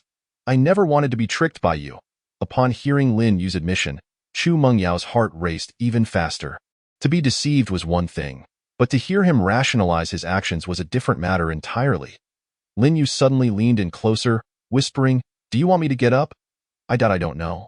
"It's up to you." Chu Mengyao's voice dwindled, her head turning to the side as she dared not meet his gaze. Lin Yu felt a surge of triumph. This girl, claiming to refuse, her body told a different story. He gazed down at Chu Mingyao nestled in his arms, her delicate features flushed with embarrassment, long lashes fluttering slightly, her large, glistening eyes beckoning one to lose oneself in their depths. He recalled a phrase, delicate and alluring. In a moment, Chu Mingyao suddenly realized that her response seemed to imply consent, as if she were agreeing to his advances. She quickly asserted, you should get up." "Sure, just look at me," Lin Yu interrupted her. Though Chu Mingyao felt bashful, she obediently turned to face him. "Why should I look? Her words were abruptly silenced, not by interruption, but by his lips sealing hers. Chu Mengyao's eyes widened in astonishment, her instinct to push him away thwarted by her weakened state, leaving her powerless against his advances. After an exploration of sorts, Lin Yu finally released her lips, "Boss." Chu Mengyao's voice was barely above a whisper, laced with a plea. "What?" Hearing this, Lin Yu could no longer contain himself, flipping her beneath him as he delved deeper into exploration. As night deepened, the temperature in the room rose steadily. The following morning, Lin Yu awoke from his slumber, instinctively stretching. He sat up, his gaze landing on the still slumbering Chu Mingyao beside him. Her fair skin glimmered enticingly under the morning light. Lin Yu nearly succumbed to the temptation of burrowing back under the covers. Ultimately, considering her exhaustion from the previous night, he forced himself to rise and exit the room. After breakfast with Zhang Wanning, Chu Mingyao remained in bed, and Lin Yu personally delivered her meal to her room. Afterward, he set out. He needed to gather as many supplies as possible before the city fell to the impending flood. Driving out of the residential area, Lin Yu mentally mapped out the day's objectives: parking lots, 4S shops, factories. All promising locations. Sales successful, gained 1,200 yuan. Sales successful, gained 600 yuan. The system notifications rang out continuously, and Lin Yu's balance steadily climbed. After a full day's work, his balance surpassed 3 million once more. By evening, he returned to Xingfu Road. Upon arrival, he found Chu Mingyao awake, watching a variety show with Zhang Wanning in the living room. Lin Yu played a disc in the TV CD player, filled with various shows to pass the time when nothing else was afoot. "Xiao Yu, you're back." Zhang Wanting greeted him with a smile. Yes, I'm back, Lin Yu nodded, settling onto the sofa beside them. Chu Mingyao, however, seemed to ignore him, continuing to watch the screen. Xiao Yu, what have you been up to today? Zhang Wanting inquired curiously. I was collecting supplies. I want to store as much as I can in this space, Lin Yu replied with a smile. After dinner, Chu Mingyao hurriedly retreated to her room, leaving no opportunity for Lin Yu. He gazed at the closed door, somewhat exasperated. Was this girl really that guarded? Did he strike one as the type to intrude into others' rooms without permission? Honestly, she could return to her room, but what was the need for locking the door? Bored, Lin Yu exchanged a few words with Zhang Wanting in the living room before they both retired to their respective rooms for the night. Chapter 42. The three disasters approaching in the following 2 days. Lin Yu's endeavors bore no fruit. Chu Mingyao completely disregarded his knocks on the door. On the third day, he altered his strategy. He invited Chu Mingyao to play video games, continuing until the dead of night. Only when she could hardly keep her eyes open did Lin Yu suggest heading to bed. Once upstairs, Chu Mingyao hurried ahead, but Lin Yu was quicker. Seizing the moment she wasn't paying attention, he pulled her into his room. Ah, you're here again, Chu Mingyao exclaimed. Hee. Lin Yu smirked, swiftly closing the door behind them. In the adjacent room, Zhang Wanting was roused by an uninterrupted series of sounds. Upon hearing the commotion from across the hall, she deduced what was occurring and chuckled to herself. Youth truly is a blessing. Half an hour later, the sounds continued unabated. Zhang Wanting couldn't help but marvel. Their stamina is incredible. An hour later, Zhang Wanting gasped, covering her mouth in astonishment. My goodness! 2 hours later, the noise finally ceased, and its source likely succumbed to deep slumber. Yet Zhang Wanting found herself unable to drift off. In the morning, the kitchen was alive with the gentle clatter of pots and pans. Zhang Wanting, donned in an apron, hummed a cheerful tune as she prepared breakfast. The sizzling of eggs and the bubbling of milk intertwined to create a warm morning melody. Soon, the dining table was adorned with a sumptuous spread: fried eggs, milk, toast, and a bowl of chicken soup. Mingyao, Xiao Yu, breakfast is ready, Zhang Wanting called gently. The bedroom door creaked open, and Chu Mingyao emerged, her eyes still heavy with sleep, with Lin Yu trailing behind her. Good morning, Sister Wanting, Chu Mingyao greeted. Zhang Wanting regarded her with a tender smile. Come, let's eat. All right, Chu Mingyao took a seat at the table, daintily savoring her breakfast. Today's breakfast is quite lavish. What's with the chicken soup? Lin Yu inquired, surprised that I made it for Mingyao. Come on, eat more. It will help restore your strength, Zhang Wanting replied with a smile. Chu Mingyao paused for a moment, her cheeks rapidly heating with a rosy hue. She realized that Sister Wanting had heard everything. The sounds and images from the previous night flooded her mind, intensifying her embarrassment. Zhang Wanting studied her with a glint of mischief in her eyes. Did you sleep well last night? Chu Mingyao mumbled, her face growing even warmer. The wave of shame washed over her. She understood that Sister Wanting's words carried a double meaning.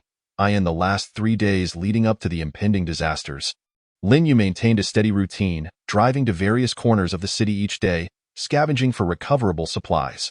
Through his relentless efforts, his balance finally surpassed 10 million. On the last day, Lin Yu returned home by noon. Choosing not to venture out again, he summoned Chu Mingyao and Zhang Wanting, informing them of the impending disasters. Is that true? How do you know, Xiao Yu? Zhang Wanting asked, astonished. She sensed that Lin Yu held many secrets yet to be revealed. Chu Mingyao remarked, indeed, you mentioned during our time on Yulan Mountain that there would be disasters more terrifying than acid rain. Is this what you were referring to? Yes, this is indeed the trio of calamities. Their horror is something you may struggle to fathom at this moment. I can only say that this might signify the dawn of humanity's demise. In response to the confusion of the two women, Lin Yu continued to elucidate. Before I awakened my spatial abilities, I had a dream that foretold both the acid rain and the current disaster. Since the acid rain has come to pass, it stands to reason that this will follow suit. But fret not, during this time, I have made ample preparations. As long as you adhere to my instructions, we shall surely survive. Upon hearing Lin Yu's words, the two women fell into silence, astonished that a world already riddled with wounds and a collapsed system could still descend into something worse.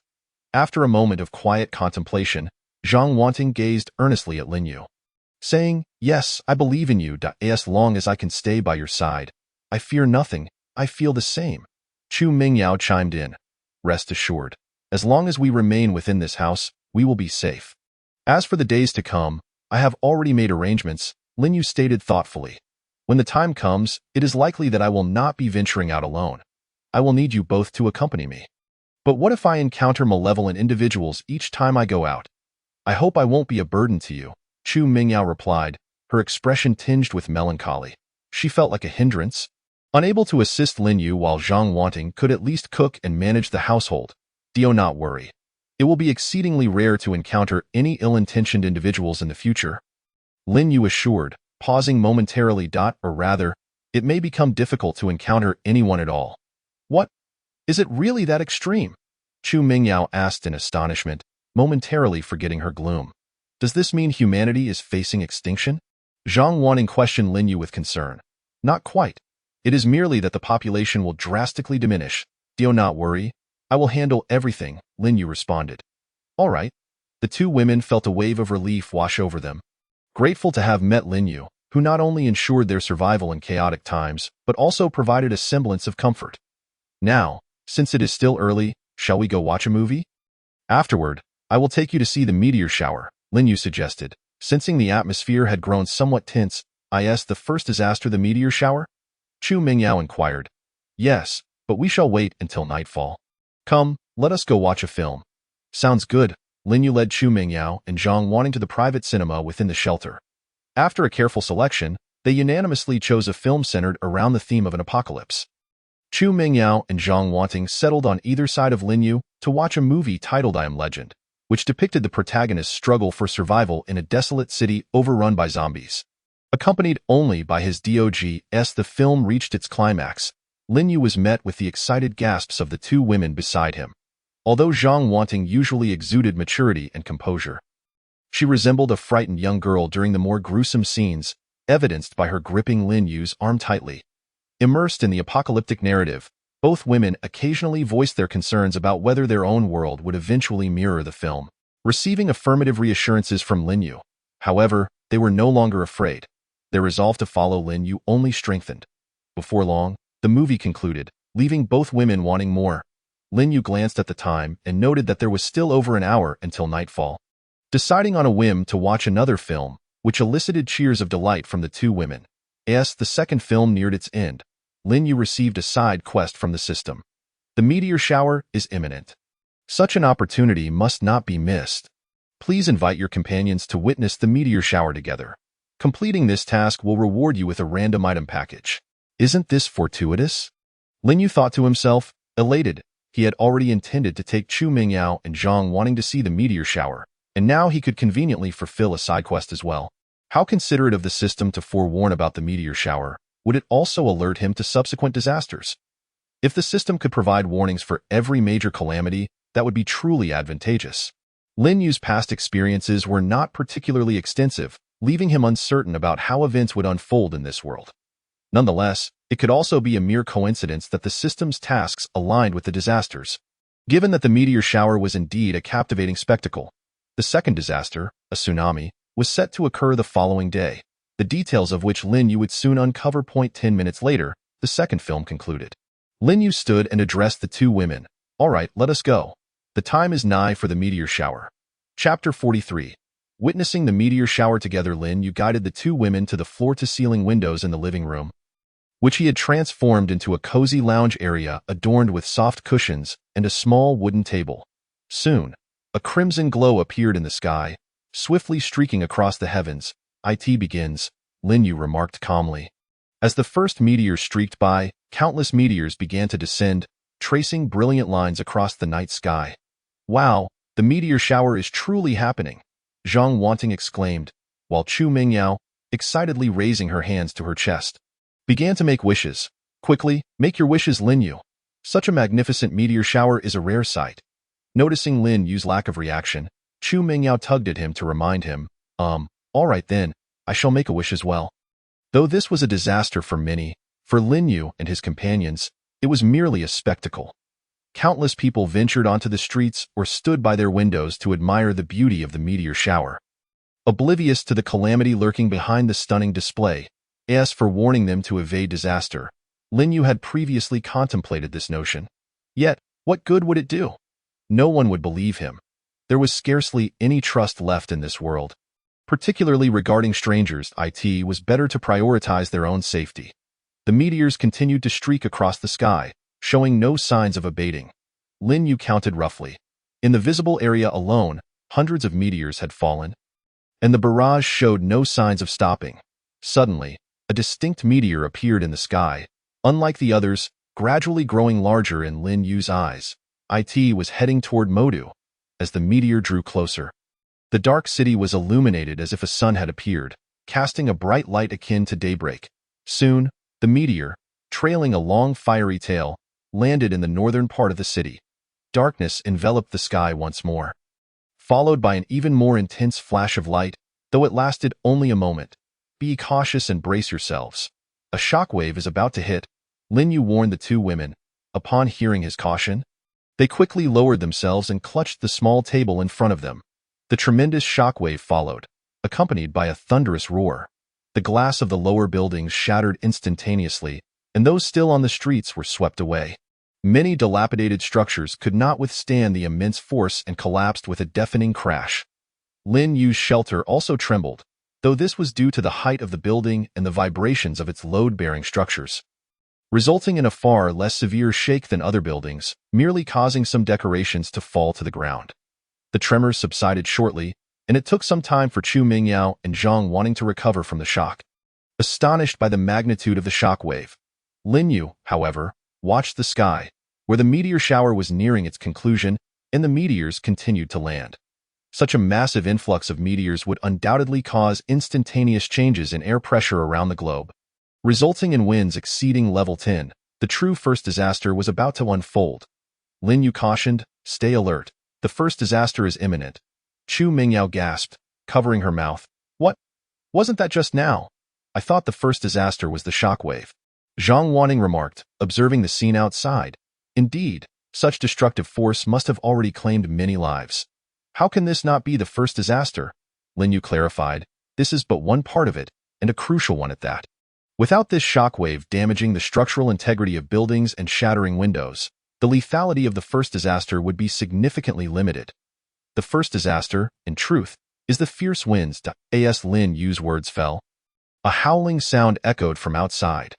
The glass windows of their shelter were exceptionally soundproof, yet they could faintly hear the roar of the gale, indicating its ferocity. The structures that had survived the shockwave, lacking the protection of glass windows to seal in the air, allowed the winds to surge directly inside. Due to uneven pressure, many buildings collapsed almost instantly. Lin Yu stood by the window for a while, gradually losing interest. "Let us go. It's time for bed. The winds will continue until tomorrow morning." Zhang Wanting glanced at the terrifying scene outside, feeling some trepidation. However, reassured by Lin Yu's consistent comforts, she began to feel at ease. While she found solace, Chu Mingyao remained quite frightened. "How can anyone sleep with such terrifying winds?" "I can sleep," Lin Yu stated. "I can too," Zhang Wanting added with a smile. "Really? You both can sleep?" Chu Mingyao exclaimed in astonishment. "But I'm scared." "Fear not, Mingyao. We must trust Lin Yu and the strength of this house. If it helps, you can sleep with me tonight. I'll keep you company," Zhang Wanting offered, stepping forward to comfort her. Chiminjiao found herself in a quandary, ultimately stepping lightly towards Lin Yu and tugging at the hem of his garment. "Will you accompany me to sleep? Please?" Her voice was barely a whisper, so soft that, had Lin Yu not been close by, the howling winds outside would have drowned it out. Heh, such a delightful proposition. Wasn't this little girl previously intent on avoiding me? A sense of triumph swelled within Lin Yu as he grinned inwardly. He decided to tease her, saying, "Huh? What did you say? I didn't catch that. Could you speak a bit louder?" I said, "Please sleep with me tonight." Chiminjiao believed Lin Yu had genuinely not heard her and raised her voice a notch. "Huh? What? Speak up a little more. I can't hear." Lin Yu continued his charade. "I said, tonight, you will sleep with me." Chiminjiao's face flushed crimson as she exclaimed, "Huh? You want to sleep alone tonight?" Lin Yu persisted with his playful banter. "You!" Chiminjiao finally discerned that Lin Yu was deliberately teasing her, prompting her to repeat her desire to sleep together. Frustrated, she stamped her foot and retorted, "Fine, you can sleep by yourself. I shall go sleep with Sister Wanting." With that, she turned to leave. Realizing he had pushed the joke far enough, Lin Yu quickly grabbed Chimanjayo's delicate hand, pleading, "Wait, wait, I heard you. I heard you. Since you wish so earnestly to sleep with me, I shall reluctantly agree." Still miffed, Chimanjayo shot back, "Who cares about sleeping with you? Clarify yourself." Lin Yu realized it was time to amend his words. You must have misheard. It is I who wishes to sleep with you." He then raised his voice towards the others behind them, exclaiming, "Everyone, listen up. It is I, Lin Yu, who desires to sleep with Chimanjayo. Not the other way around. Do not get it twisted." Zhang Wanting, who had been quietly observing, was stifling laughter at the antics of the two. "Ah, stop it." Chimanjayo was nearly beside herself with embarrassment. How could he speak so brazenly? Stealing a glance at Zhang Wanting, who was chuckling at the scene, she felt utterly mortified, wishing desperately to vanish into a crevice. "I am leaving." Without waiting for Lin Yu to respond, she hurriedly dragged him upstairs. Lin Yu chuckled to himself, reveling in the lightheartedness of the moment. Perhaps this would ease her fears a bit. Chapter 44. Outbreak of the zombie virus. That night, Lin Yu surprisingly refrained from teasing Chimanjayo, instead cradling her in his arms, soothing her to sleep as one would a child. "Why not just move in with me? We can sleep together from now on," Lin Yu suggested. "Humph." As if, Chimanjayo pouted, clearly still harboring some resentment. Lin Yu understood that she was still upset with him and chose not to press the issue, thinking it would be better to revisit it later. "All right then, sleep well." As soon as Chimanjayo drifted off, Lin Yu opened the task panel to claim his reward for the meteor shower side quest. Another purple item gift bag appeared. He opened it to find a set of women's bikini swimwear. Bikini? What use is this to me? He quickly checked the item description. Pink strappy bikini. Wearing it perfectly showcases one's figure, embodying the allure of femininity, while also releasing a powerful defensive barrier that protects the wearer from harm, with a limit of 3 uses. To his surprise, it was a defensive item. Though its uses were limited, the description promised formidable protection, making it a life-saving tool. However, he lamented, "But how can I use this? I'm a man. Why would I need women's intimate apparel? I'm not a pervert." Lin Yu cursed the foolish system for its absurdity. Still, he reasoned that having something was better than nothing. He could always give it to Chimanjayo or Zhang Wanting. It would be beneficial to protect them. With these thoughts swirling, he too succumbed to slumber. The next day, after breakfast, the howling winds outside began to subside. Lin Yu approached the window to survey the scene, discovering that the landscape had been transformed into ruins. Many low-rise buildings had vanished, while some taller structures remained resilient against the tempest. Next, a tsunami is imminent, Lin Yu informed the two women. This will be the second disaster, a deluge that will engulf the entire city, with water levels potentially reaching 20 meters. Chimanjayo and Zhang Wanting, having witnessed their fair share of calamities, listened quietly.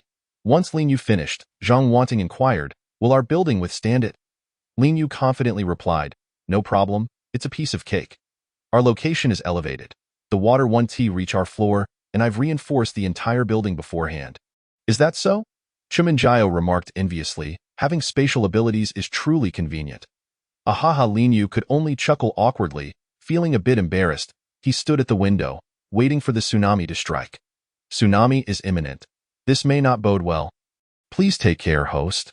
Lin Yu's eyes widened. Indeed, the system had warned him of the approaching disaster. This time, the system did not assign a task but merely signaled the impending danger. It seemed the system possessed a hazard alert feature, akin to having an alarm system that could forewarn him of threats. How splendid! Before long, the flood arrived as predicted, transforming the view outside into a vast sea, with towering buildings resembling reeds scattered throughout. The water surged violently, relentlessly battering the structures as if intent on obliterating everything in its path. After witnessing the onset of the second disaster, Lin Yu found himself growing bored. "Shall we play mahjong? How can we play with 3 people?" Chimanjayo shot him a disapproving glance. "Well, let us play do di ju. The loser has to stick paper notes on their face." "All right, let us do it. Who's afraid?" Before long, Lin Yu's face was plastered with notes. Meanwhile, Chimanjayo and Zhang Wanting sported only a couple of stray notes on their faces. Lin Yu felt exasperated. These two never played as the landlord, and if he didn't draw cards, they would simply reshuffle. Regardless of the hand he was dealt, They always teamed up against him, making it nearly impossible to win, which had nothing to do with his skills. Lost again, Lin Yu sighed in resignation. Hee hee, you are too weak. Now let us have you stick your face over here. Lin Yu obediently leaned in, allowing the two women to affix notes to his face until it was completely covered. Resembling a person clad in a white poncho from the neck up, I'm done. I'm not playing anymore. Lin Yu frantically peeled off all the notes from his head. It's pointless to play against you two if I can't win. After a moment's thought, he proposed, how about we take a nap instead? Humph, I'm not going wanting if you want to join. Let us find something else to do. All right. Thus, a day later, the flood receded gradually, revealing the city streets once more. The roads were strewn with debris, and here and there, the bodies of victims could be seen among the ruins. On a pile of rubble, a corpse lay concealed, save for one hand protruding, pale from having been soaked by seawater. Suddenly, this seemingly lifeless hand twitched violently, and after a brief stillness, it pushed against the rubble in an unusual posture. Before long, something emerged from the debris. Due to its prolonged exposure to water and the prior lack of sustenance, the creature was emaciated, its skin wrinkled, its complexion as pallid as the hand, with eyes wide open but devoid of pupils. Presenting a truly horrifying sight, the transformation had begun. At that moment, Lin Yu was happily engaged in a game of badminton with the two women, seemingly oblivious to the changes occurring outside. Suddenly, he halted, failing to return the shuttlecock that Chimanjiao had struck towards him. He handed his racket to Zhang Wanting and sat down to rest. The system issued a new task. Side quest, explore new species. An extraterrestrial virus outbreak has generated new species after infecting local organisms. The host is to embody an adventurer and explore 3 new species to receive a reward that doubles existing assets. A virus outbreak? Lin Yu checked his watch. It indeed seemed the timing was right. The system had released another task, and Lin Yu began to grasp its patterns. It appeared the system not only predicted dangers, but also issued tasks based on the actual circumstances of those dangers. Much like the beneficial tasks displayed during the tsunami, this was the essence of opportunity amidst peril, doubling his assets. Currently, Lin Yu's balance in the shop stood at 10 million. A double would elevate it to over 20 million. A splendid reward, of course. The timing of such rewards mattered. Had this occurred earlier when he was still penniless, he would have dismissed it entirely. Unexpected side quests were not obligatory, unlike main quests. The current task required him to venture out and explore new species, which most likely referred to zombies. The system indicated an extraterrestrial virus outbreak, implying that the virus originated from a meteorite. This indeed clarified matters. The virus was brought to Blue Star by the meteorite and subsequently spread rapidly due to the flooding, resulting in a worldwide zombie epidemic. So this was the origin of the zombie virus outbreak. However, the task seemed to require him to go outside. Lin Yu had initially planned to stay indoors for a while longer, especially since he lacked any pressing need for supplies. What purpose would there be in venturing out? However, given the task at hand, and with such enticing rewards, it seems imperative to venture out at least once. Chapter 45. Teaching Chu Mingyao to slay zombies. At the entrance of the shelter, Lin Yu stood ready, his demeanor serious. Chu Mingyao and Zhang Wanting stood to the side, their faces tinged with anxiety. Lin Yu had just informed them of the existence of zombies, and that from this day forward, they would be thrust into the harsh reality of an apocalyptic world. Surviving in such dire circumstances necessitated leaving the safety of the shelter. Lin Yu intended to train them in the art of zombie combat, with plans to assemble a formidable team capable of navigating the treacherous landscape of the apocalypse. Considering that both women were novices, Lin Yu decided to take only one of them initially, opting for a gradual approach. Once one became accustomed, he would then take the other. When he inquired who among them would be willing to accompany him, he was taken aback by Chu Mengyao's enthusiastic response. She fervently insisted on being the first to venture out with him. According to her, she was determined not to remain idle any longer. She aspired to be someone dependable and genuinely assist Lin Yu. Upon hearing her words, Lin Yu felt a swell of emotion. It seemed this girl had finally recognized her own shortcomings. Since she had volunteered, Lin Yu readily agreed, while Zhang Wanting would remain behind to tend to the household. Before departing, Lin Yu inquired about Chu Mengyao's measurements, intending to procure a fitted bulletproof vest for her protection. To his dismay, she replied, "I don't know why mother always bought my clothes." Lin Yu was momentarily at a loss for words. realizing she was indeed a quintessential young lady, unaware even of her own size. A fitted garment could not be chosen haphazardly, as an ill-fitting vest would severely hinder her movements. Reluctantly, Lin Yu led her to the bedroom. He retrieved a measuring tape and gestured for Chu Mingyao to remove her clothing. After a brief moment, Lin Yu emerged from the room with Chu Mingyao now clad in the bulletproof vest he had provided. However, her cheeks were flushed, suggesting that she had been somewhat taken advantage of. Upon returning to the entrance, Lin Yu pondered for a moment before handing her the Tang Dao, Shuangyue. You cannot confront zombies unarmed. Take this. You have seen its sharpness. It will serve you well against the undead. Isn't this your knife? Chu Mingyao asked, perplexed. If you give it to me, what will you use? Don't concern yourself with me. I will manage just fine, Lin Yu replied. With that, he and Chu Mingyao stepped outside. Zhang Wanning accompanied them to the door, her face etched with worry. Xiaoyu, Mingyao, please be cautious and stay safe. Don't worry, Sister Wanning. I will strive to become stronger, Chu Mingyao declared earnestly. Lin Yu added with a confident smile. Rest assured, Sister Wanning, with me around, everything will be fine. He had already navigated a world teeming with zombies for a year in his previous life. Well versed in their habits, characteristics, and weaknesses, he was confident that, as long as he remained vigilant, dealing with a few minor zombies would be a matter of mere moments. In the corridor, the two descended cautiously. Prior to their exit, Lin Yu had utilized the holiday home renovation feature to restore the building to its original state, including all the doors and windows on the lower floors.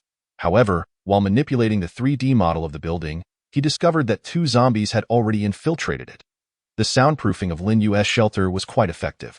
These 2 zombies were oblivious to the commotion above and were aimlessly wandering within. One of them lingered in the corridor leading from the 4th to the 5th floor.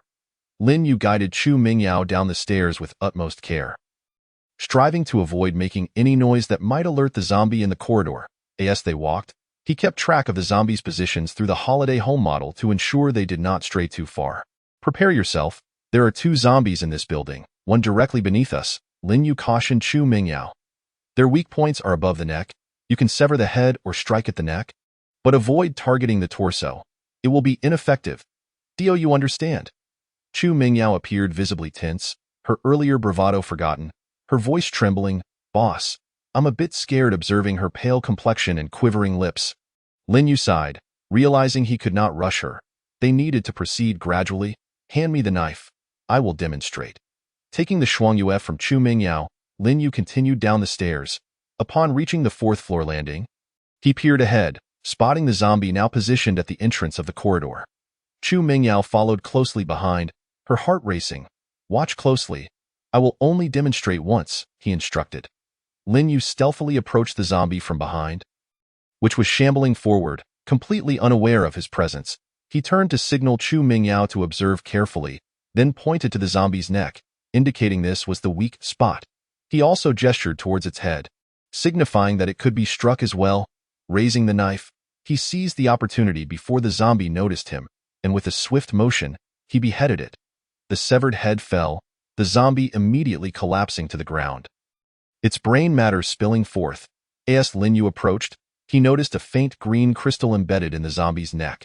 He bent down to extract the crystal, examining it closely. It was a small, multifaceted gem, about the size of a fingernail, radiating a soft green glow. In his previous life, he had been aware of such crystals and had collected many, yet regrettably, he had never discerned their purpose. He had tried everything from high-temperature incineration to hammering, but the crystal had shown no response. However, this time was different. Armed with a magnifying glass, he would soon uncover its secrets. He pocketed the crystal, intending to investigate further later. New species exploration task progress. 1-3, 1 completed. 2 to go. Returning to Chu Mengyao's side, Lin Yu inquired, Did you see everything clearly? I saw it, but it was rather terrifying, Chu Mingyao replied, shaken. There's nothing I can do about that. You must acclimatize. Don't be afraid. After a couple of practical experiences, you'll grow accustomed to it, Lin Yu reassured her. They continued towards the 1st floor, where another zombie awaited. Lin Yu returned the Shuangyue to Chu Mingyao, signaling her to attempt the next encounter herself. Taking a deep breath, she gripped the Tang Dao tightly. Knowing this was her first confrontation with a genuine zombie, anxiety coursing through her. Upon reaching the 1st floor and locating the zombie, She mimicked Lin Yu's earlier actions, stealthily approaching it. Don't be afraid. Just think of it as a wooden post, Lin Yu softly encouraged. Chu Mingyao nodded, steeling herself, and crept up behind the zombie. Just as she was about to strike, the zombie suddenly turned, lunging towards her with outstretched claws. Ah!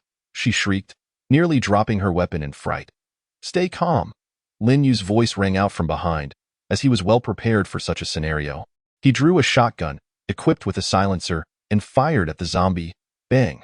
The zombie was knocked back, momentarily incapacitated by the shotgun's formidable force. Quick! Strike its head. Only then did Chu Mingyao regain her composure. Tightening her grip on the Shuangyue, raising it above her head before bringing it down with force. Crack! The sound echoed as the zombie's head was severed, rolling to the ground and stopping at Chu Mingyao's feet. Staring vacantly at the dismembered head, she felt her stomach churn, nearly succumbing to nausea. Not bad for your first attempt. You did remarkably well, Lin Yu said, patting her shoulder. With more practice, you will improve. Chu Mingyao remained silent, merely nodding in acknowledgement. She understood that overcoming her fears was essential to her growth. Lin Yu stepped forward to extract the green crystal from the zombie's skull. All right, there are no more zombies here. Let us move on. Having cleared the two zombies from the shelter, the duo continued their exploration outdoors. Their objective was to seek out two additional new species, such as zombie dogs or zombie cats, which were relatively common in urban settings. However, reckless searching could lead to peril. They needed to proceed with caution. Establishing the shelter as their base, they would methodically clear their surroundings to avoid being overwhelmed.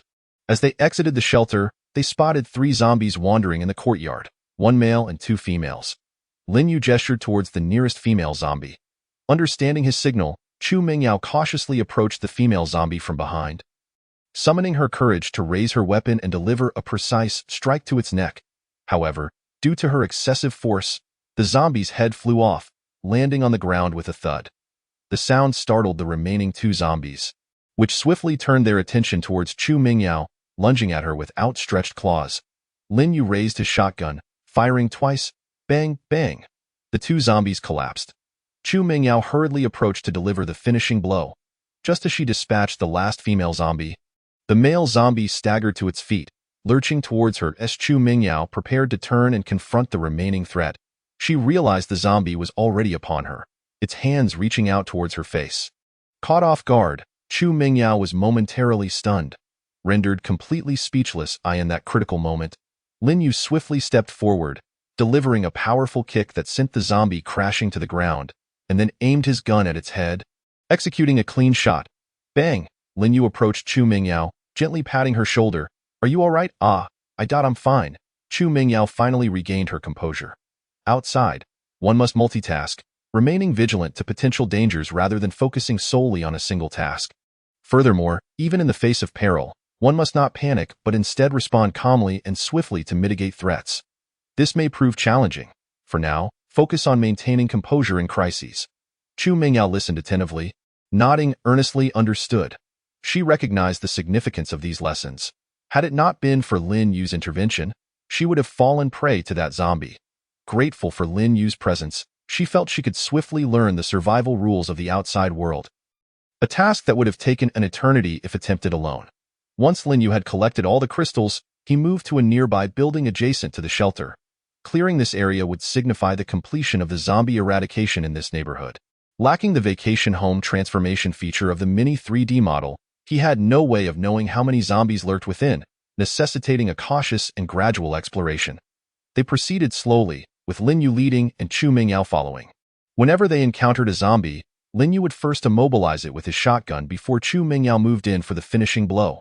Fortunately, the building was new and unoccupied, housing only a handful of scattered zombies rather than a horde. Through their coordinated efforts, they swiftly cleared the entire structure of undead. Lin Yu intended to push forward, but recognizing that it was Chu Mengyao's first mission, he deemed the intensity too high and potentially hazardous. It was evident she was fatigued, merely holding herself together. There was no rush. They could continue their exploration the following day. Let us head back home. Chu Mingyao felt a wave of relief wash over her as the tension in her body finally eased. She exhaled deeply, acutely aware of her aching muscles and mental exhaustion. The initial confrontation with zombies proved to be far more harrowing than she had anticipated. Even with Lin Yu's assistance, it had drained her considerable energy. Upon returning to the shelter, Chu Mingyao collapsed onto the sofa, unwilling to move a muscle. "Xiaoyu, Mingyao, you're back?" Zhang Wanting exclaimed, emerging from the kitchen upon hearing their arrival. She quickly approached, her gaze scanning both of them to confirm they were uninjured before she sighed in relief. "How did it go today? Was it smooth?" "It was all right. We cleared most of the zombies in the neighborhood. We can expand our search area tomorrow," Lin Yu replied. "That's good to hear. I've been worried about you both," Zhang Wanting said, glancing at Lin Yu, then turning to Chu Mingyao. "Mingyao, how are you? You must be exhausted. Go take a shower and rest." Chu Mingyao weakly waved her hand. "Sister Wanting, let me catch my breath first. I feel like my bones are falling apart." Lin Yu, observing her state, bought 2 bottles of sports drinks from the shop, tossing one to Chu Mingyao while he opened the other and drank eagerly. "Have some. It'll help replenish your energy." Receiving the drink, Chu Mingyao felt invigorated by its coldness. She opened the cap and gulped down several mouthfuls, feeling significantly better. "I'm going to take a shower now," she announced, rising to her feet. Lin Yu returned to his room and closed the door. He opened the vacation home modification panel, attempting to encompass the entire neighborhood within the vacation home area. Given that the neighborhood consisted of only 2 buildings, it seemed reasonable that as a vacation property, it should include an annex or something similar. It was odd for there to be only one solitary house. Indeed, the system panel indicated that the entire neighborhood could be incorporated into the vacation home area, albeit at a cost of 2 million. Lin Yu thought, what a bother, it wasn't merely the 2 million he couldn't afford. But with the imminent completion of his asset doubling task, demanding 2 million at this juncture was not just unreasonable. It was effectively 4 million. Spending 2 million now would be utterly impractical. His intention to expand the vacation home area stemmed from a desire to construct a more robust defensive wall and gate, effectively preventing zombies from breaching their defenses. However, it appeared that this endeavor would have to be postponed until after completing his task and obtaining the doubled assets. Consequently, he retrieved the green crystals he had gathered today, eager to investigate further. Chapter 47. The function of crystals. Lin Yu placed the crystals on his bed, their combined green luminescence intensifying. What exactly were these? In his previous life, he had tirelessly sought to uncover their purpose, yet the answer had eluded him. Now, the moment of revelation was at hand. Lin Yu took out a magnifying glass and scrutinized the crystals. As expected, various pieces of information about the crystals materialized beside him. Celestial essence, green, crystalline substance formed in the brains of organisms infected with extraterrestrial viruses, characterized by its hardness. It can store energy, with the energy of the infected individual's entire body contained within. Severing the physical connection between the essence and the infected individual will result in the latter's demise. Upon reading this, Lin Yu experienced a sudden epiphany. So this was the source of energy for the zombies. No wonder some appeared so mutilated, their insides hollowed out yet still capable of movement. This was, in essence, the mitochondria of the zombies. This explained why their vulnerabilities lay in the neck or head. The principle behind defeating them was to sever their energy supply. Armed with the knowledge of the essence's origins, Lin Yu continued to delve into its functions. The information regarding the essence was extensive, detailing various types such as human-infected essence, beast-infected essence, avian-infected essence, and so forth. Additionally, it classified them by levels: green, blue, purple, gold, and others. Lin Yu skimmed through this, his primary focus still on discovering its utility. Finally, after diligently reading over 1,000 words of description, he uncovered its functional details. The energy within the essence is beneficial to humans, but the average person cannot absorb it. Forceful extraction will only lead to the dissipation of its energy. To absorb the energy from the essence, one must become the owner of a meteorite, enabling one to sense and decompose the essence for personal enhancement. Another unfamiliar term emerged: meteorite. What could that be? Lin Yu continued to peruse, eventually reading through all the information on the essence, yet found no further explanation regarding meteorites. It seemed that to absorb this essence, one must first locate this entity known as a meteorite. Meteorite, could it be related to meteors? All the transformations occurring here were directly or indirectly linked to the fall of meteors. The 3 great disasters were caused by meteor showers. The essence formed post-infection by extraterrestrial viruses. All these events traced back to meteors. The name meteorite bore a striking resemblance to meteor, suggesting it might indeed be a meteor or a component thereof. Possessing a meteorite would enable one to absorb the essence and gain strength, implying that extraordinary beings might genuinely emerge in this world, surpassing the capabilities of ordinary humans through essence absorption. The distant figure from his previous life, the one capable of scaling walls with ease, might very well have been an extraordinary being endowed with a meteorite. Having acquired such crucial information, Lin Yu's hands trembled with excitement. Although he could not yet utilize the essence in his possession, he now understood its purpose and had glimpsed the path to becoming extraordinary. He needed to find time to investigate the nearest meteorite crash site before someone else seized the meteorite first. While the surrounding area, extending 10 kilometers, lay in desolation, devoid of resources apart from the meteorite itself and lacking any means of shelter, it would be easy for wandering zombies to take notice. Typically, one would not be foolish enough to venture there. However, it was only a matter of time before those with a strong curiosity or thirst for knowledge discovered it. For instance, despite the great distance from Longzhou, it was still found by someone named G.it was possible that extraordinary beings had already emerged in places like Blue Star or even Demon City. With a target in mind, Lin Yu now needed to contemplate how to reach it. His shelter lay approximately 100 kilometers from the meteorite crash site in the north of the city. Walking was out of the question, and recklessly driving there could lead to unforeseen mishaps. The noise of a vehicle might attract a horde of zombies, leading to an escape route being cut off, which posed significant dangers. If land travel was unfeasible, perhaps aerial travel would suffice. Yet even if he could afford a helicopter, he lacked the skills to pilot one. After much contemplation, he found no perfect solution and decided to put those thoughts aside for now. Although time was of the essence, this was not a problem that could be resolved immediately. Thorough preparations were essential. The immediate priority was to complete the system's side missions. Having come to this conclusion, Lin Yu ceased his musings and rose to take a shower. After finishing his shower and returning to the living room, he found Zhang Wanting nearly done preparing dinner. "Xiaoyu, you're down. Just a moment, dinner will be ready shortly. You both worked hard today. Let us eat early. By the way, Mengyao hasn't come down yet. Could you go call her?" Zhang Wanting added before returning to her culinary tasks. Lin Yu acknowledged and headed back upstairs. He knocked on Chu Mengyao's door but received no response even after waiting. He knocked again, still no reply.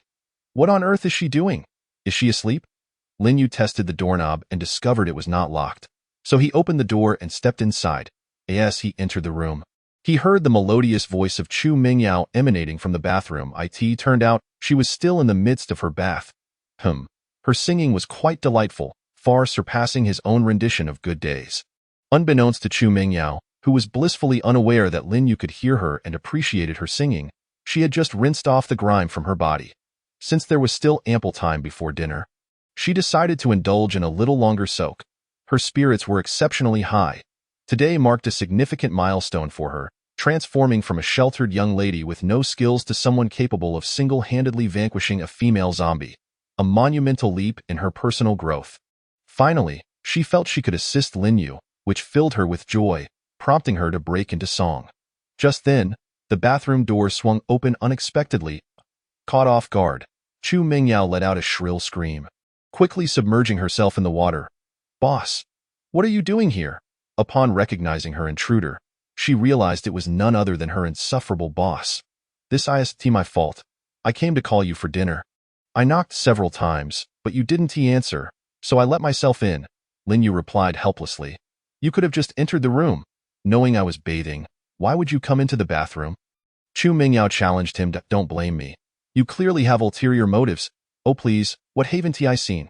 Why be shy? I noticed you were bathing, so I thought I'd come in and give you a back scrub. No need to thank me. It's merely a casual favor." Chu Mengyao pondered for a moment. Perhaps he had a point. After all, she had been at his mercy several times, so it was no big deal. Yet, she still felt shy, especially with the bright lights illuminating the bathroom. Chapter 48. Continuing the mission, Chu Mengyao saw Lin Yu brazenly approaching her. She quickly interjected, I don't need you to scrub my back. I am done bathing. Maybe next time. Please leave. I need to get dressed." "Already done? What a pity. Let me help you get dressed then," Lin Yu continued shamelessly. "Get out. I can dress myself." As Lin Yu lingered, Chu Mengyao's cheeks flushed with embarrassment and anger. Fine, dress yourself quickly. Sister Wanting has already prepared dinner. Hurry down, Lin Yu finally conceded, but her mention of next time made him smirk. Next time, we could have a couple's bath. I'll scrub your back and you can return the favor. Wouldn't that be lovely? All right, I get it. Please leave, Chu Mingyao urged him. Okay, I'm going, Lin Yu relented, turning to leave. By the way, you sing quite well. Make sure to perform for your boss next time. What? Chu Mingyao gasped. Had he heard her casual humming? Lin Yu ignored her, exiting the bathroom and returning downstairs, leaving Chu Mingyao blushing in solitude. The next day, Lin Yu continued to take Chu Mingyao out. Their destination for the day was Happiness Road. Of course, given their pace, they might not explore it all in one day, but that was of little concern. They could return another day. He had yet to devise a plan for heading north to the city, which would have to wait for now. While becoming stronger was crucial, preserving their lives took precedence. Thus, they focused on the present, clearing the area of nearby threats. After Lin Yu's earlier explorative misadventure, he learned that Happiness Road consisted of 120 commercial buildings, primarily 2 to 3 stories high. With the tallest being the residential complex where his shelter was located, numbered Happiness Road 001.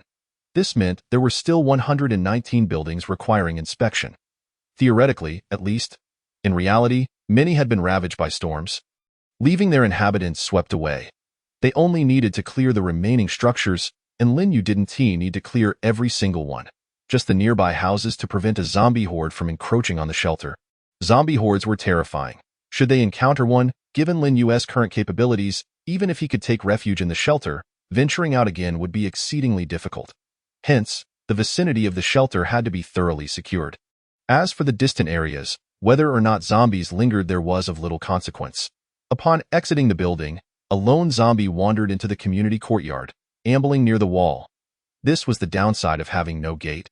Lin Yu mused. However, with only one zombie present, he chose not to intervene, deciding instead to allow Chu Mingyao to practice what she had learned yesterday. He encouraged her to handle it while he observed. Drawing upon her recent experiences, having reviewed her actions thoroughly the previous night, she was no longer fearful but brimming with confidence. Taking a deep breath, she unsheathed her dagger and stealthily approached the zombie from behind, raising her weapon to strike at its neck. The zombie's head was cleanly severed, a testament to Chu Mengyao's improved control. Its head simply slid off, landing with a muffled thud. Yes, Chu Mingyao exclaimed, exhilarated. Lin Yu approached, ruffled her hair, and praised her. This girl was indeed a quick learner. He then retrieved a small knife from his waist and knelt beside the fallen head of the zombie. Now, watch closely. I will teach you how to extract the zombie's essence. Its spirit. Spirit. What is that? Chu Mingyao inquired, puzzled. I'll explain later. Just watch carefully. Chu Mingyao obediently moved closer, attentively observing his actions.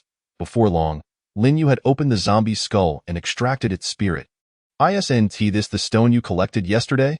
This was something Chu Mingyao had seen before, so she was not particularly surprised.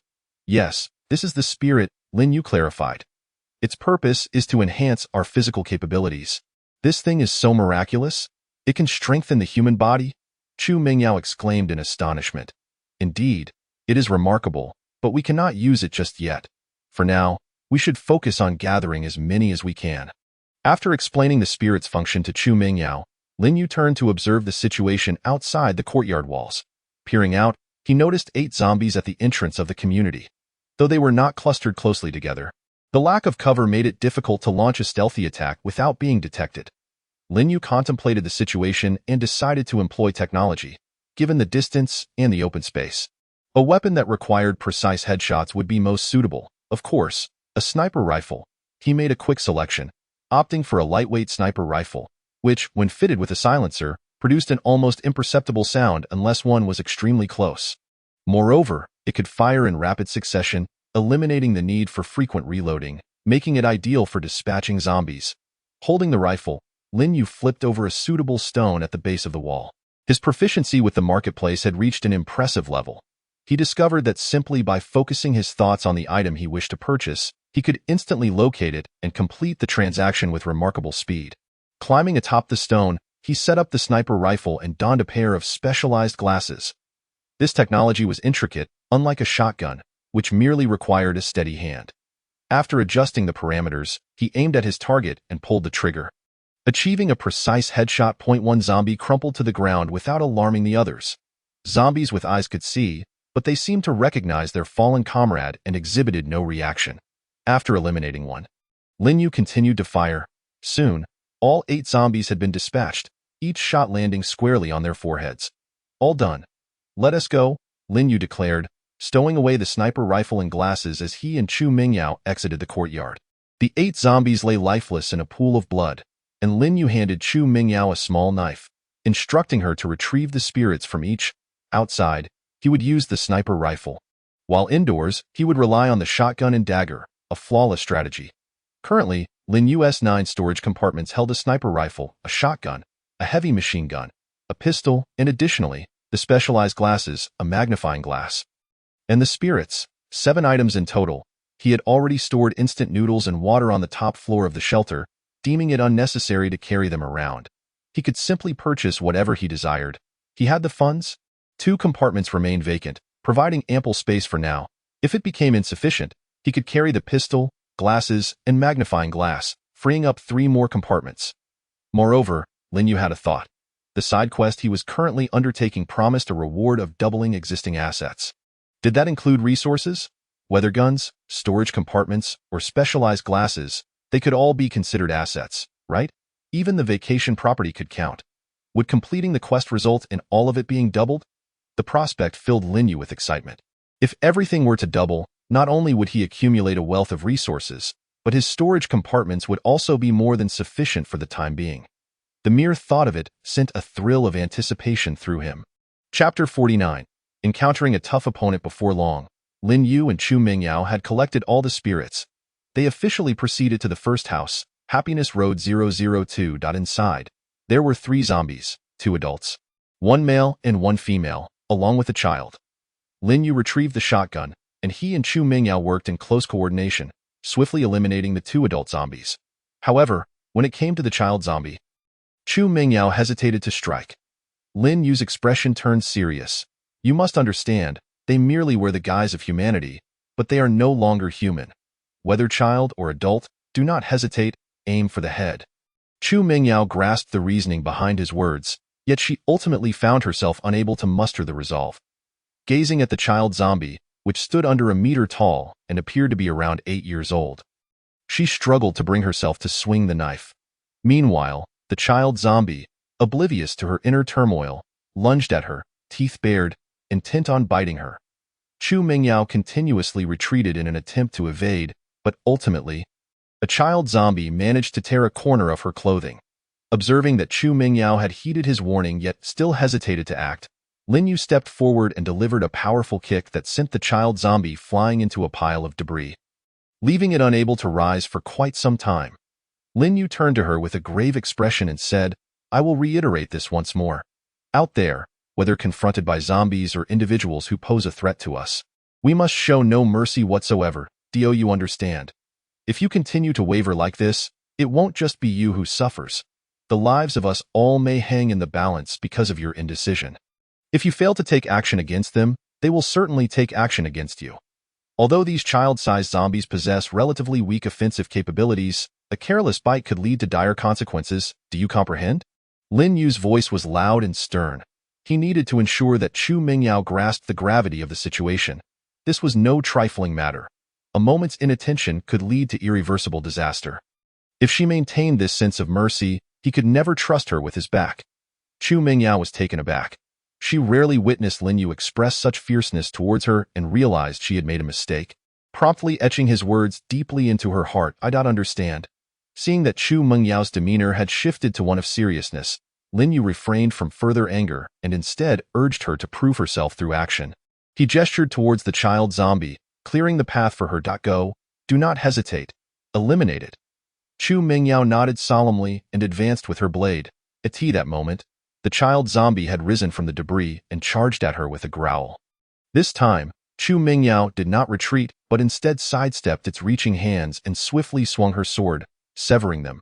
Now disarmed, the child zombie became significantly easier to handle. She delivered a kick to its ankle, toppling it to the ground, and then with a swift motion, she decapitated it. Gazing at the small child zombie she had just dispatched, which appeared to be no older than 8, Chu Mingyao took a deep breath, repeatedly reminding herself, it is no longer human, it is merely a monster clad in the guise of a child. Soon, Chu Mingyao regained her composure, bent down to retrieve the essence, and presented it before Lin Yu. He accepted the essence, nodding in approval. Yes, very good. Maintain this mindset and remember to never let your guard down in the future. Understood. This time, Chu Mingyao responded with a resolute and resonant voice. After clearing the first building, they pressed on, swiftly arriving at the second. The house they approached bore the number 007, rather than 003, as the latter had been ravaged by a storm, leaving only faint traces of its foundation.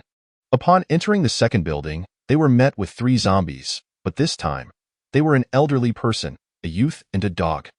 Lin Yu's eyes lit up upon seeing the teddy zombie dog bounding toward them. Eager to bite, a second new species had indeed arrived. They quickly dealt with the elderly and the youth zombies, while the zombie dog continued to leap and snap at Lin Yu, even attempting to bite his arm. After restraining the 2 zombies, Lin Yu wasted no time. He reversed his grip on the shotgun, grasped the barrel with both hands, and swung the stock like a club, smashing it against the ceiling before it fell heavily. Damn you! Lin Yu exclaimed, swiftly discarding the hot barrel. Taking advantage of the moment while Chu Mingyao was occupied with the elderly and youth zombies, he quickly advanced, drew a small knife from his waist, and plunged it into the dog's skull, piercing through. New species exploration task progress, 2-3. Another new species exploration was completed, leaving only one remaining. Lin Yu pried open the zombie dog's skull and discovered that its essence differed slightly from that of humanoid zombies. The essence of humanoid zombies was multifaceted, while that of this animal zombie was a smooth orb, smaller than its humanoid counterpart. The difference in shape suggested that its specific function might also vary. Lin Yu pondered. Setting aside other thoughts, he decided to secure it for later. Thus, Lin Yu and Chu Mingyao continued to clear the various commercial buildings along Happiness Road of zombies. Some houses contained not a single zombie, while others had only one, with a maximum of 4, all conveniently located on different floors, allowing them to dispatch each without incident. Until the 10th building, Lin Yu had found no new zombie species. Upon entering the 11th structure, he discovered no trace of zombies. The second floor was eerily empty, devoid of any signs of life. It seems there are no zombies here. Let us proceed to the next building, Lin Yu stated to Chu Mingyao. However, no sooner had he spoken than a commotion erupted from a distant, closed bedroom door. Wait, something's off, Lin Yu said, halting Chu Mingyao, signaling her that there was movement within that room. The noise grew louder, as if a zombie were barreling towards the door. Yet, the footsteps sounded unusually heavy, their rhythm far from that of a typical zombie. Be cautious. That sound is peculiar, Lin Yu remarked solemnly. Observing the bedroom door, he could ascertain that only one zombie was inside, but it appeared to be somewhat different. Soon, the footsteps approached the door, showing no signs of halting, and then, in an instant, the door was smashed to the ground. And the zombie surged forth toward Lin Yu and Chu Mingyao. The zombie's weight crashed against the door, splintering it as if it were made of mere paper. Holy smokes, so this is its true form, Lin Yu exclaimed, inwardly cursing its lineage. Before them stood a grotesquely heavy zombie weighing at least 300 pounds. Chapter 50. The portly zombie boss. The rotund zombie, resembling a ball, charged furiously at Lin Yu and Chu Mingyao, its hefty legs thundering against the floor, causing the entire building to tremble. Run, Lin Yu shouted.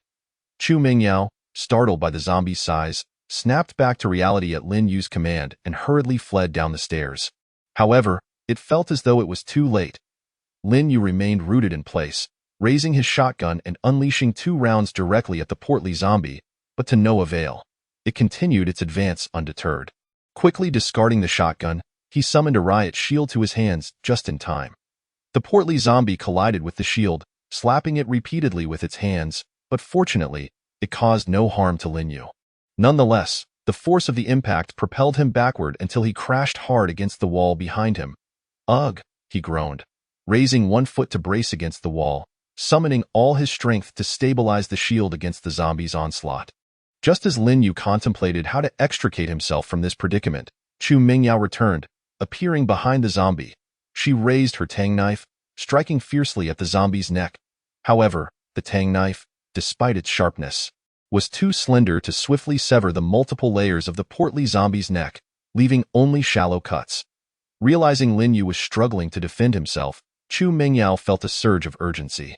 If she did not eliminate the threat soon, he could be in grave danger. Witnessing her relentless efforts for his sake, Lin Yu felt a swell of gratitude. He had not been entirely helpless. He could have enveloped himself in a high-strength cage to shield against the portly zombie's attacks, then countered through the gaps. After all, with enough resources, he could procure anything. The only limits lay in one's imagination. Yet, since Chu Mingyao had come to his aid, he saw no need to resort to that method. Indeed, though her strikes had not inflicted significant damage on the portly zombie, she had successfully drawn its attention. As the zombie turned to attack her, Chu Mengyao's legs quaked in fear, and she found herself frozen in place. "Boss, don't worry about me, just run," Chu Mingyao shouted with all her might, though she felt unable to escape. She didn't want Lin Yu to be left behind. She even closed her eyes, bracing for the impending doom. Just then, a thunderous roar erupted from behind the portly zombie. Chu Mingyao opened her eyes to see a chainsaw poised at its neck. The portly zombie's neck, once formidable, offered no resistance against the chainsaw, which swiftly cleaved it in two. Vivid crimson blood sprayed forth, dousing Chu Mengyao's face, as the portly zombie's head tumbled to the ground. She finally regained her senses, her expression reflecting her lingering shock. "Are you all right?" I'm fine," Chu Mingyao replied. Lin Yu approached, inspecting her closely. Aside from being splattered with blood, she seemed unhurt. "Didn't I tell you to run?" Lin Yu inquired. "I did run, but when I saw you hadn't followed, I figured you must be in danger, so I turned back," Chu Mingyao explained, her gaze appraising Lin Yu. "Are you okay?" Lin Yu chuckled helplessly. "What could possibly happen to me? I'm perfectly fine. But you, clearly so timid. Why did you return to face danger?" "I was worried about you," Chu Mingyao murmured under her breath. Hearing this, Lin Yu felt a wave of emotion wash over him. He reached out to pat her head. "What? Concerned that if I die, your steady source of provisions will vanish?" Upon hearing Lin Yu's words, Chu Mingyao was instantly incensed. I shall no longer pay you any heed." "Humph." She swatted away Lin Yu's hand that was resting on her head, casting him a reproachful glance before turning to leave. "Don't go just yet. Come back," Lin Yu called out immediately. After taking a few steps, Chu Mingyao happily returned, though she was still miffed. Yet, she felt compelled to heed his words. Lin Yu couldn't help but chuckle at the situation, deciding not to tease her further, and said earnestly, "All right, I understand that you genuinely care for me. It's nearly noon now, and considering the considerable exertion we both just experienced, it would be prudent to refrain from leaving for the moment. Let us have a meal here and take a short rest before we set off again." "Oh," was Chu Mengyao's succinct reply. She felt that to remain angry at this juncture would be rather trivial. Lin Yu bent down to retrieve the essence of the chubby zombie, and my goodness. Although it retained its green hue, it was as large as a ping-pong ball. Typically, the essence of a zombie is merely the size of a fingernail, but this one was significantly larger. Truly a heavyweight contender. After securing the essence, Lin Yu glanced around but found no suitable table or any such utility. He ventured into the bedroom where the chubby zombie had resided, and an exclamation of surprise escaped his lips. To his astonishment, the room was littered with remnants of food. Instant noodle cups, snack wrappers, soda bottles, and more. The instant noodle containers were the most abundant, nearly filling the entire room, with many unopened boxes stacked in various corners. It turned out to be the lair of a notorious sloth, which explained his colossal size. To survive a month in a resource-scarce apocalyptic environment without stepping outside and not lose weight was an extraordinary feat attributed solely to such individuals. Had it not been for the subsequent outbreak of even more terrifying calamities, he might have lived for another year, perhaps. Lin Yu felt a surge of reverence. This was the epitome of a high-level player in the apocalypse. Regardless of whether the outside world was in ruin, his existence was confined to this modest space of a mere dozen square meters, with external changes having no impact on him whatsoever. This was far more impressive than those who struggled daily to scavenge for supplies. Lin Yu silently gave the chubby zombie a thumbs up. Yet, as much as he admired it, he could not endure such an environment. He quickly called for Chu Mingyao, suggesting they relocate their resting spot to the 10th building. Upon returning to the 10th building, Lin Yu immediately felt a sense of relief. Even the air within was considerably fresher. After some thought, he produced 2 cups of instant noodles, several bags of snacks, and 2 bottles of soda, deciding to have this for lunch in tribute to the predecessor. He specially prepared sugar-free soda for Chu Mingyao, who had no objections to the meal. Soon, they finished their lunch, and after a brief rest, Lin Yu resolved to continue their expedition. Their task remained incomplete, and the houses surrounding the shelter had yet to be thoroughly cleared. There was no time to dawdle. After encountering the chubby zombie in the morning, Lin Yu recognized the paramount importance of strength. Mere technology was insufficient. He needed to expedite the completion of his current tasks and formulate a plan to head towards the meteorite crash site. That object, referred to as the meteor, was something he was determined to acquire. Chapter 51. Completing the side quest. Let us proceed. We must accelerate our pace this afternoon, Lin Yu declared, leading Chu Mingyao as they resumed their clearing efforts. They had managed to clear 11 houses in the morning, but the progress was rather sluggish. This was primarily due to Chu Mingyao's inexperience, coupled with the additional task of clearing wandering zombies from the streets, as well as their late departure. In order to fulfill the side quest of exploring new species more swiftly, Lin Yu decided to quicken their pace and adjust their strategy in the afternoon. Upon entering a house, they no longer meticulously searched every nook and cranny. Instead, they would take a cursory glance to ensure no zombies were present, and then make a sound by knocking on the door. They controlled the volume well. It was not excessively loud, but loud enough for any zombies inside to hear. Should any zombies indeed be present, they would guard the staircase or a relatively narrow corridor, using the remaining space to pile some miscellaneous items as a barricade to slow the zombies' advance, dealing with them one by one. With this new strategy in place, their clearing speed surged, and they swiftly cleared over 20 houses. Finally, in the 31st house, Lin Yu stumbled upon an orange cat zombie. Inside the cat's residence were also 2 female zombies, but they posed no threat to Lin Yu. They quickly dispatched the 2 female zombies using their new strategy.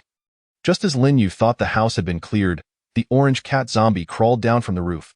Fortunately, Lin Yu, despite being pressed for time, remained vigilant and in an instant, dispatched the orange cat zombie with a single shot.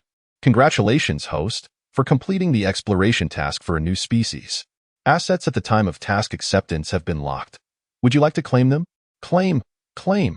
Let us do it now, Lin Yu exclaimed excitedly. Claim successful. Congratulations, host, you have received 10,089,000 yuan. Congratulations, host, for acquiring 9 additional space storage slots. Congratulations, host, for obtaining a vacation home binding voucher. Congratulations, host, for receiving a Tang Dao Frost Moon X1. Watching the continuous influx of asset notifications, Lin Yu couldn't suppress his joy.as he had previously imagined. Not only had he received money, but all his assets had doubled as well. He now had 18 storage slots, an additional Tang Dao and magnifying glass, along with extra firearms such as a pistol and a heavy machine gun. Furthermore, he had acquired a vacation home binding voucher, allowing him to bind another vacation home. Truly delightful, absolutely delightful. However, one detail differed from his expectations. The system reward was locked in at the time he accepted the task. Items like the sniper rifle, chainsaw, and shotgun were not included since he hadn't purchased them then. They were still in a monetary state. Thus, the system did not provide him with an additional sniper rifle, chainsaw, or shotgun, but rather gave him more money. This meant that even if he had spent the 2 million yesterday, he wouldn't incur a loss of 4 million. But who could have known? A day's delay was inconsequential. Receiving less weaponry and more currency was perfectly agreeable to him, as he wouldn't be able to utilize so much anyway, and in the end, he would only recycle them and potentially lose half the money. Lin Yu was overjoyed. This was undoubtedly the most cost-effective task he had undertaken thus far in the time that followed. He continued to lead Chu Mingyao in clearing zombies, and it was only after finishing the 50th house that Lin Yu decided to return home.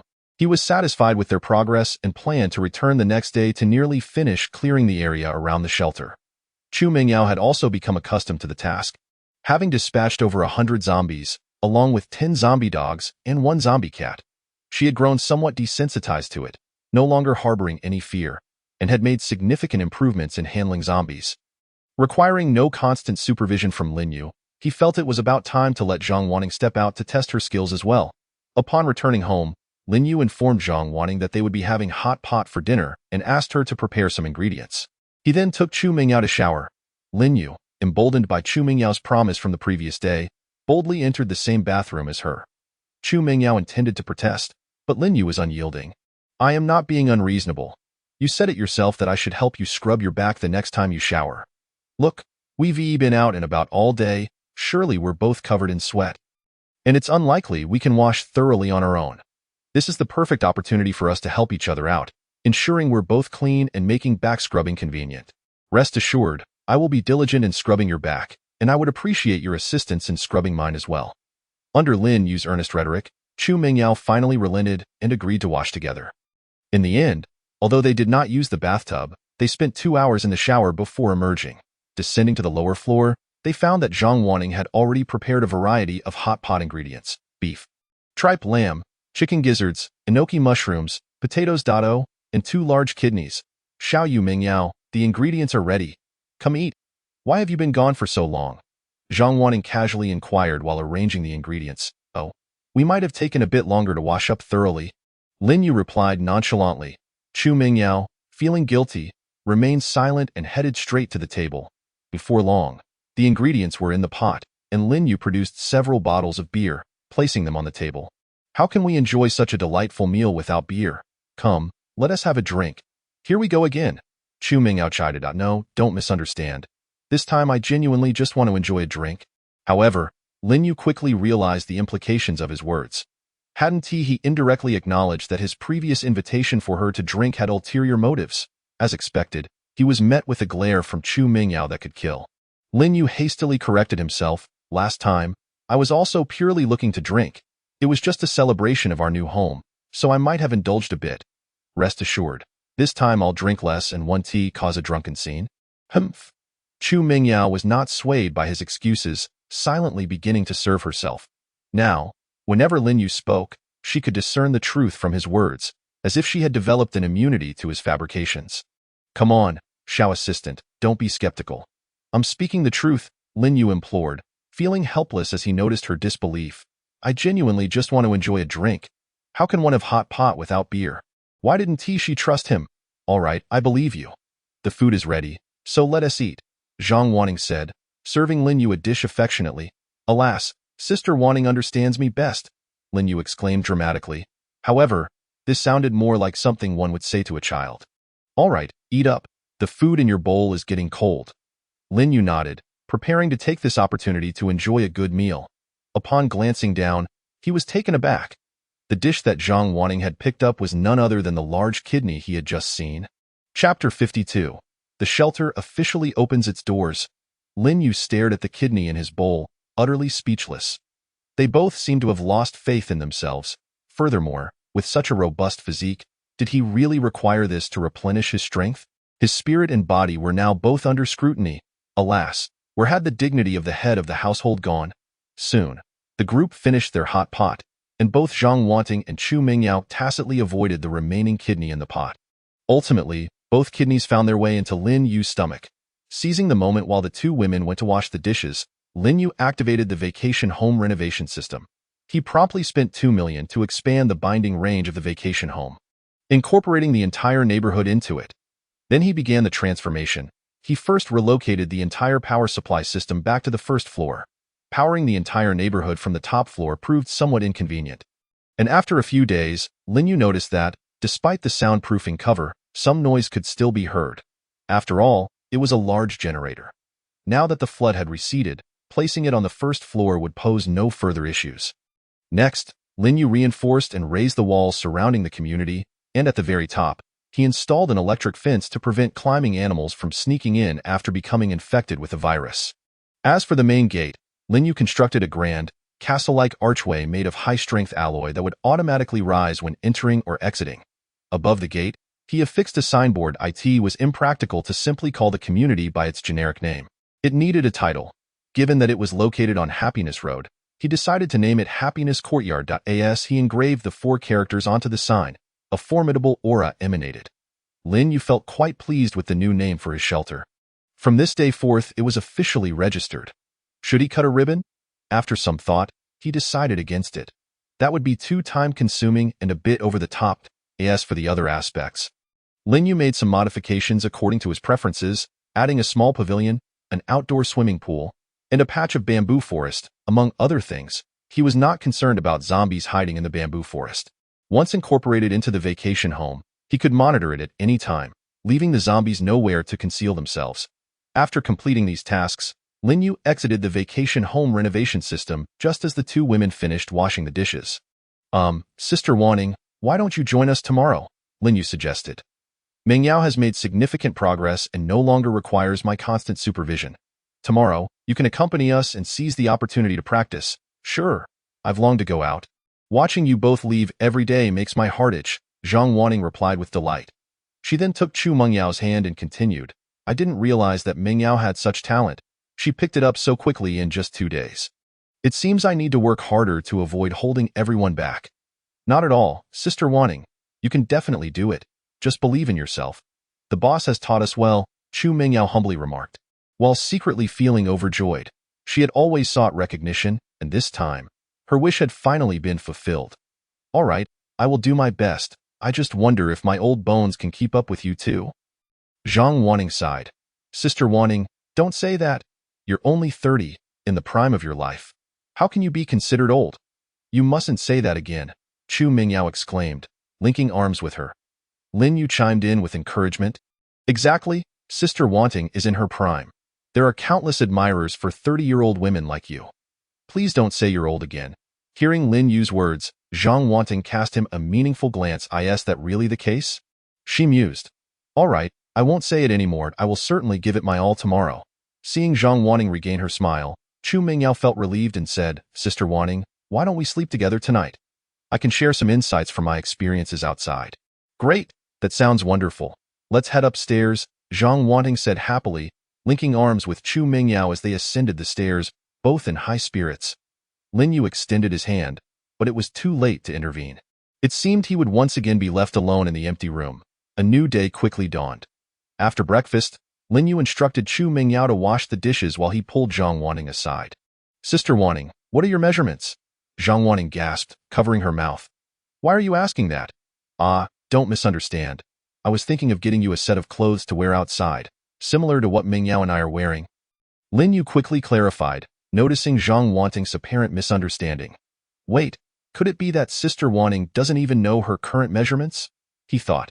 After all, before meeting him, she had endured a long period of hunger and must have lost some weight. Even if she had regained some during this time, her measurements would undoubtedly have changed. Wouldn't that mean he would have to measure her himself? Oh, I see now. My measurements are 86, 60, 90, Zhang Wanting stated simply. Lin Yu was taken aback. Are you sure, Sister Wanting? If that's inaccurate, the clothes might be uncomfortable. Should I measure you? No need to measure. It's very accurate, and my figure hasn't changed much from before. It's exactly that. Zhang Wanting affirmed confidently. All right then, Lin Yu conceded, feeling somewhat disappointed. He had hoped to catch a closer glimpse of Zhang Wanting's impressive figure. Alas, how unfortunate. Based on her reported measurements, he provided her with a fitted bulletproof outfit, telling her she could wear it to go out.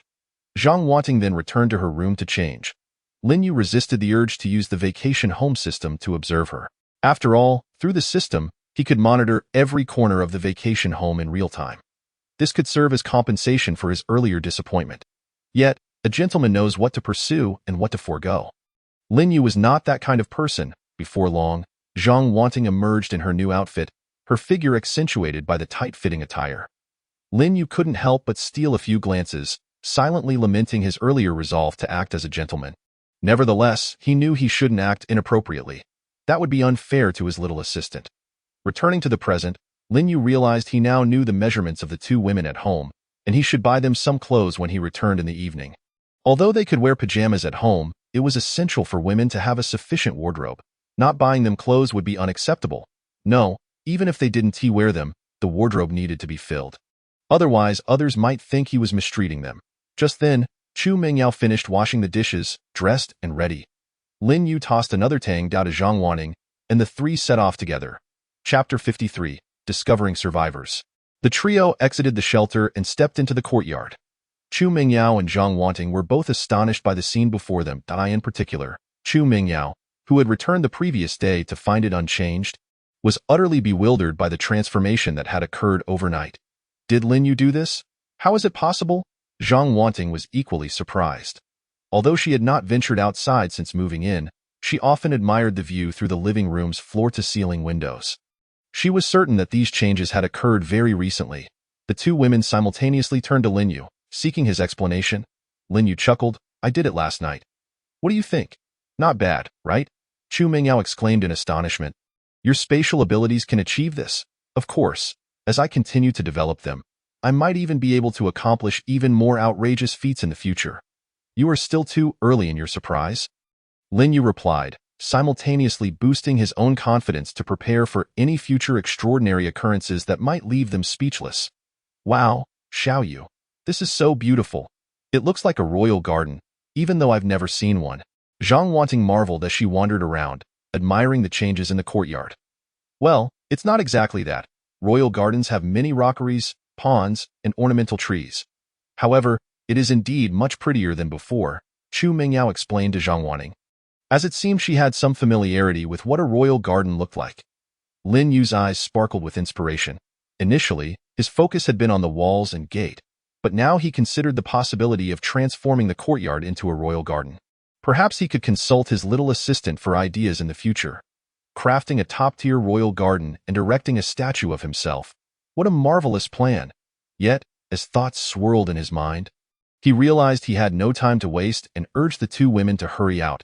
As the alloy gates opened automatically, Chu Mingyao and Zhang Wanting gasped in astonishment. "Is this a neighborhood we live in? It looks like a castle." "I feel the same way." As they stepped through the gate, Chu Mingyao noticed the inscription on the door. "Sister Wanting, look, there's a plaque on the door. Happiness Courtyard?" Boss, did you come up with this name?" Upon seeing the name, Chu Mingyao felt a shiver run down her spine. Despite the grandeur of the gate and walls, the name seemed incredibly old-fashioned. "Yes, what do you think?" I pondered for quite a while. "Isn't it quite poetic?" Lin Yu chuckled. "Could you dare to be even more kitsch? It's so tacky," Chu Mingyao retorted, speechless. Given how ostentatious the name was, she almost doubted Lin Yu's credentials as a high-achieving student from the same school. "Hey, this name has profound meaning," as Lin Yu hastily explained to Chu Mingyao, who seemed to look down upon the name he had painstakingly chosen. "Consider this. In the current apocalyptic environment, isn't it true that everyone is living in fear, struggling to satisfy their hunger? You have all endured such hardship in the past. Think about it. Upon entering this happy courtyard, you experienced a sense of happiness. Compared to other survivors, we are free from worries about food and clothing. The term happiness fits us perfectly." After listening to Lin Yu's elaborate explanation, Chu Mingyao suddenly felt that perhaps the name was indeed quite apt, a sentiment echoed by Zhang Wanting, who nodded in agreement from the side. In truth, following the cleanup the previous day, the surroundings of the happy courtyard had been mostly cleared. Only about 20 unaddressed buildings remained on Happiness Road, and they were situated at a considerable distance. However, for safety's sake, Lin Yu decided to thoroughly clear the entire area of Happiness Road. The remaining number was not substantial, and he believed it could be accomplished within a morning. He also intended to instruct Zhang Wanting in the process. Lin Yu first meticulously explained the precautions to Zhang Wanting. Although Chu Mingyao had already shared some information the night before, Lin Yu's instructions were more detailed and precise, prompting Zhang Wanting to listen attentively. Subsequently, Lin Yu and Chu Mingyao demonstrated several techniques for her, including how to ambush zombies, coordinate attacks, and respond when encountering a horde. Only when Lin Yu felt she had grasped the essentials did he instruct Chu Mingyao to stand guard while allowing Zhang Wanting to attempt it herself. Initially, Zhang Wanting hesitated, feeling both fear and uncertainty in confronting the zombies. Yet, witnessing Chu Mengyao's remarkable progress, she was determined not to lag behind and had prepared herself mentally. This resolve quickly enabled her to summon her courage and take her first step, successfully dispatching a zombie on her own. Observing Zhang Wanting's commendable learning efficiency, Lin Yu nodded in approval. His expectations for her were not excessively high, as she already managed the household chores. Even if her performance outside was lacking, he would not criticize her. Nevertheless, seeing both women swiftly mastering the skills to combat zombies filled him with satisfaction. Although he had taken them in, he still hoped they would be of assistance to him. Before long, they had cleared the remaining 19 buildings and the scattered zombies on the streets, leaving only one last structure. During this process, they did not encounter any formidable foes like the overweight zombie. Lin Yu could only be thankful that such powerful entities were rare. Otherwise, their task would have been considerably more challenging. The final building was a commercial complex, towering at 7 stories, making it impractical to lure zombies out with noise. The trio could only proceed cautiously and explore. With their established rapport, ordinary zombies no longer posed a significant threat to them. Even when facing small groups, Lin Yu's array of resources could easily defuse any crisis.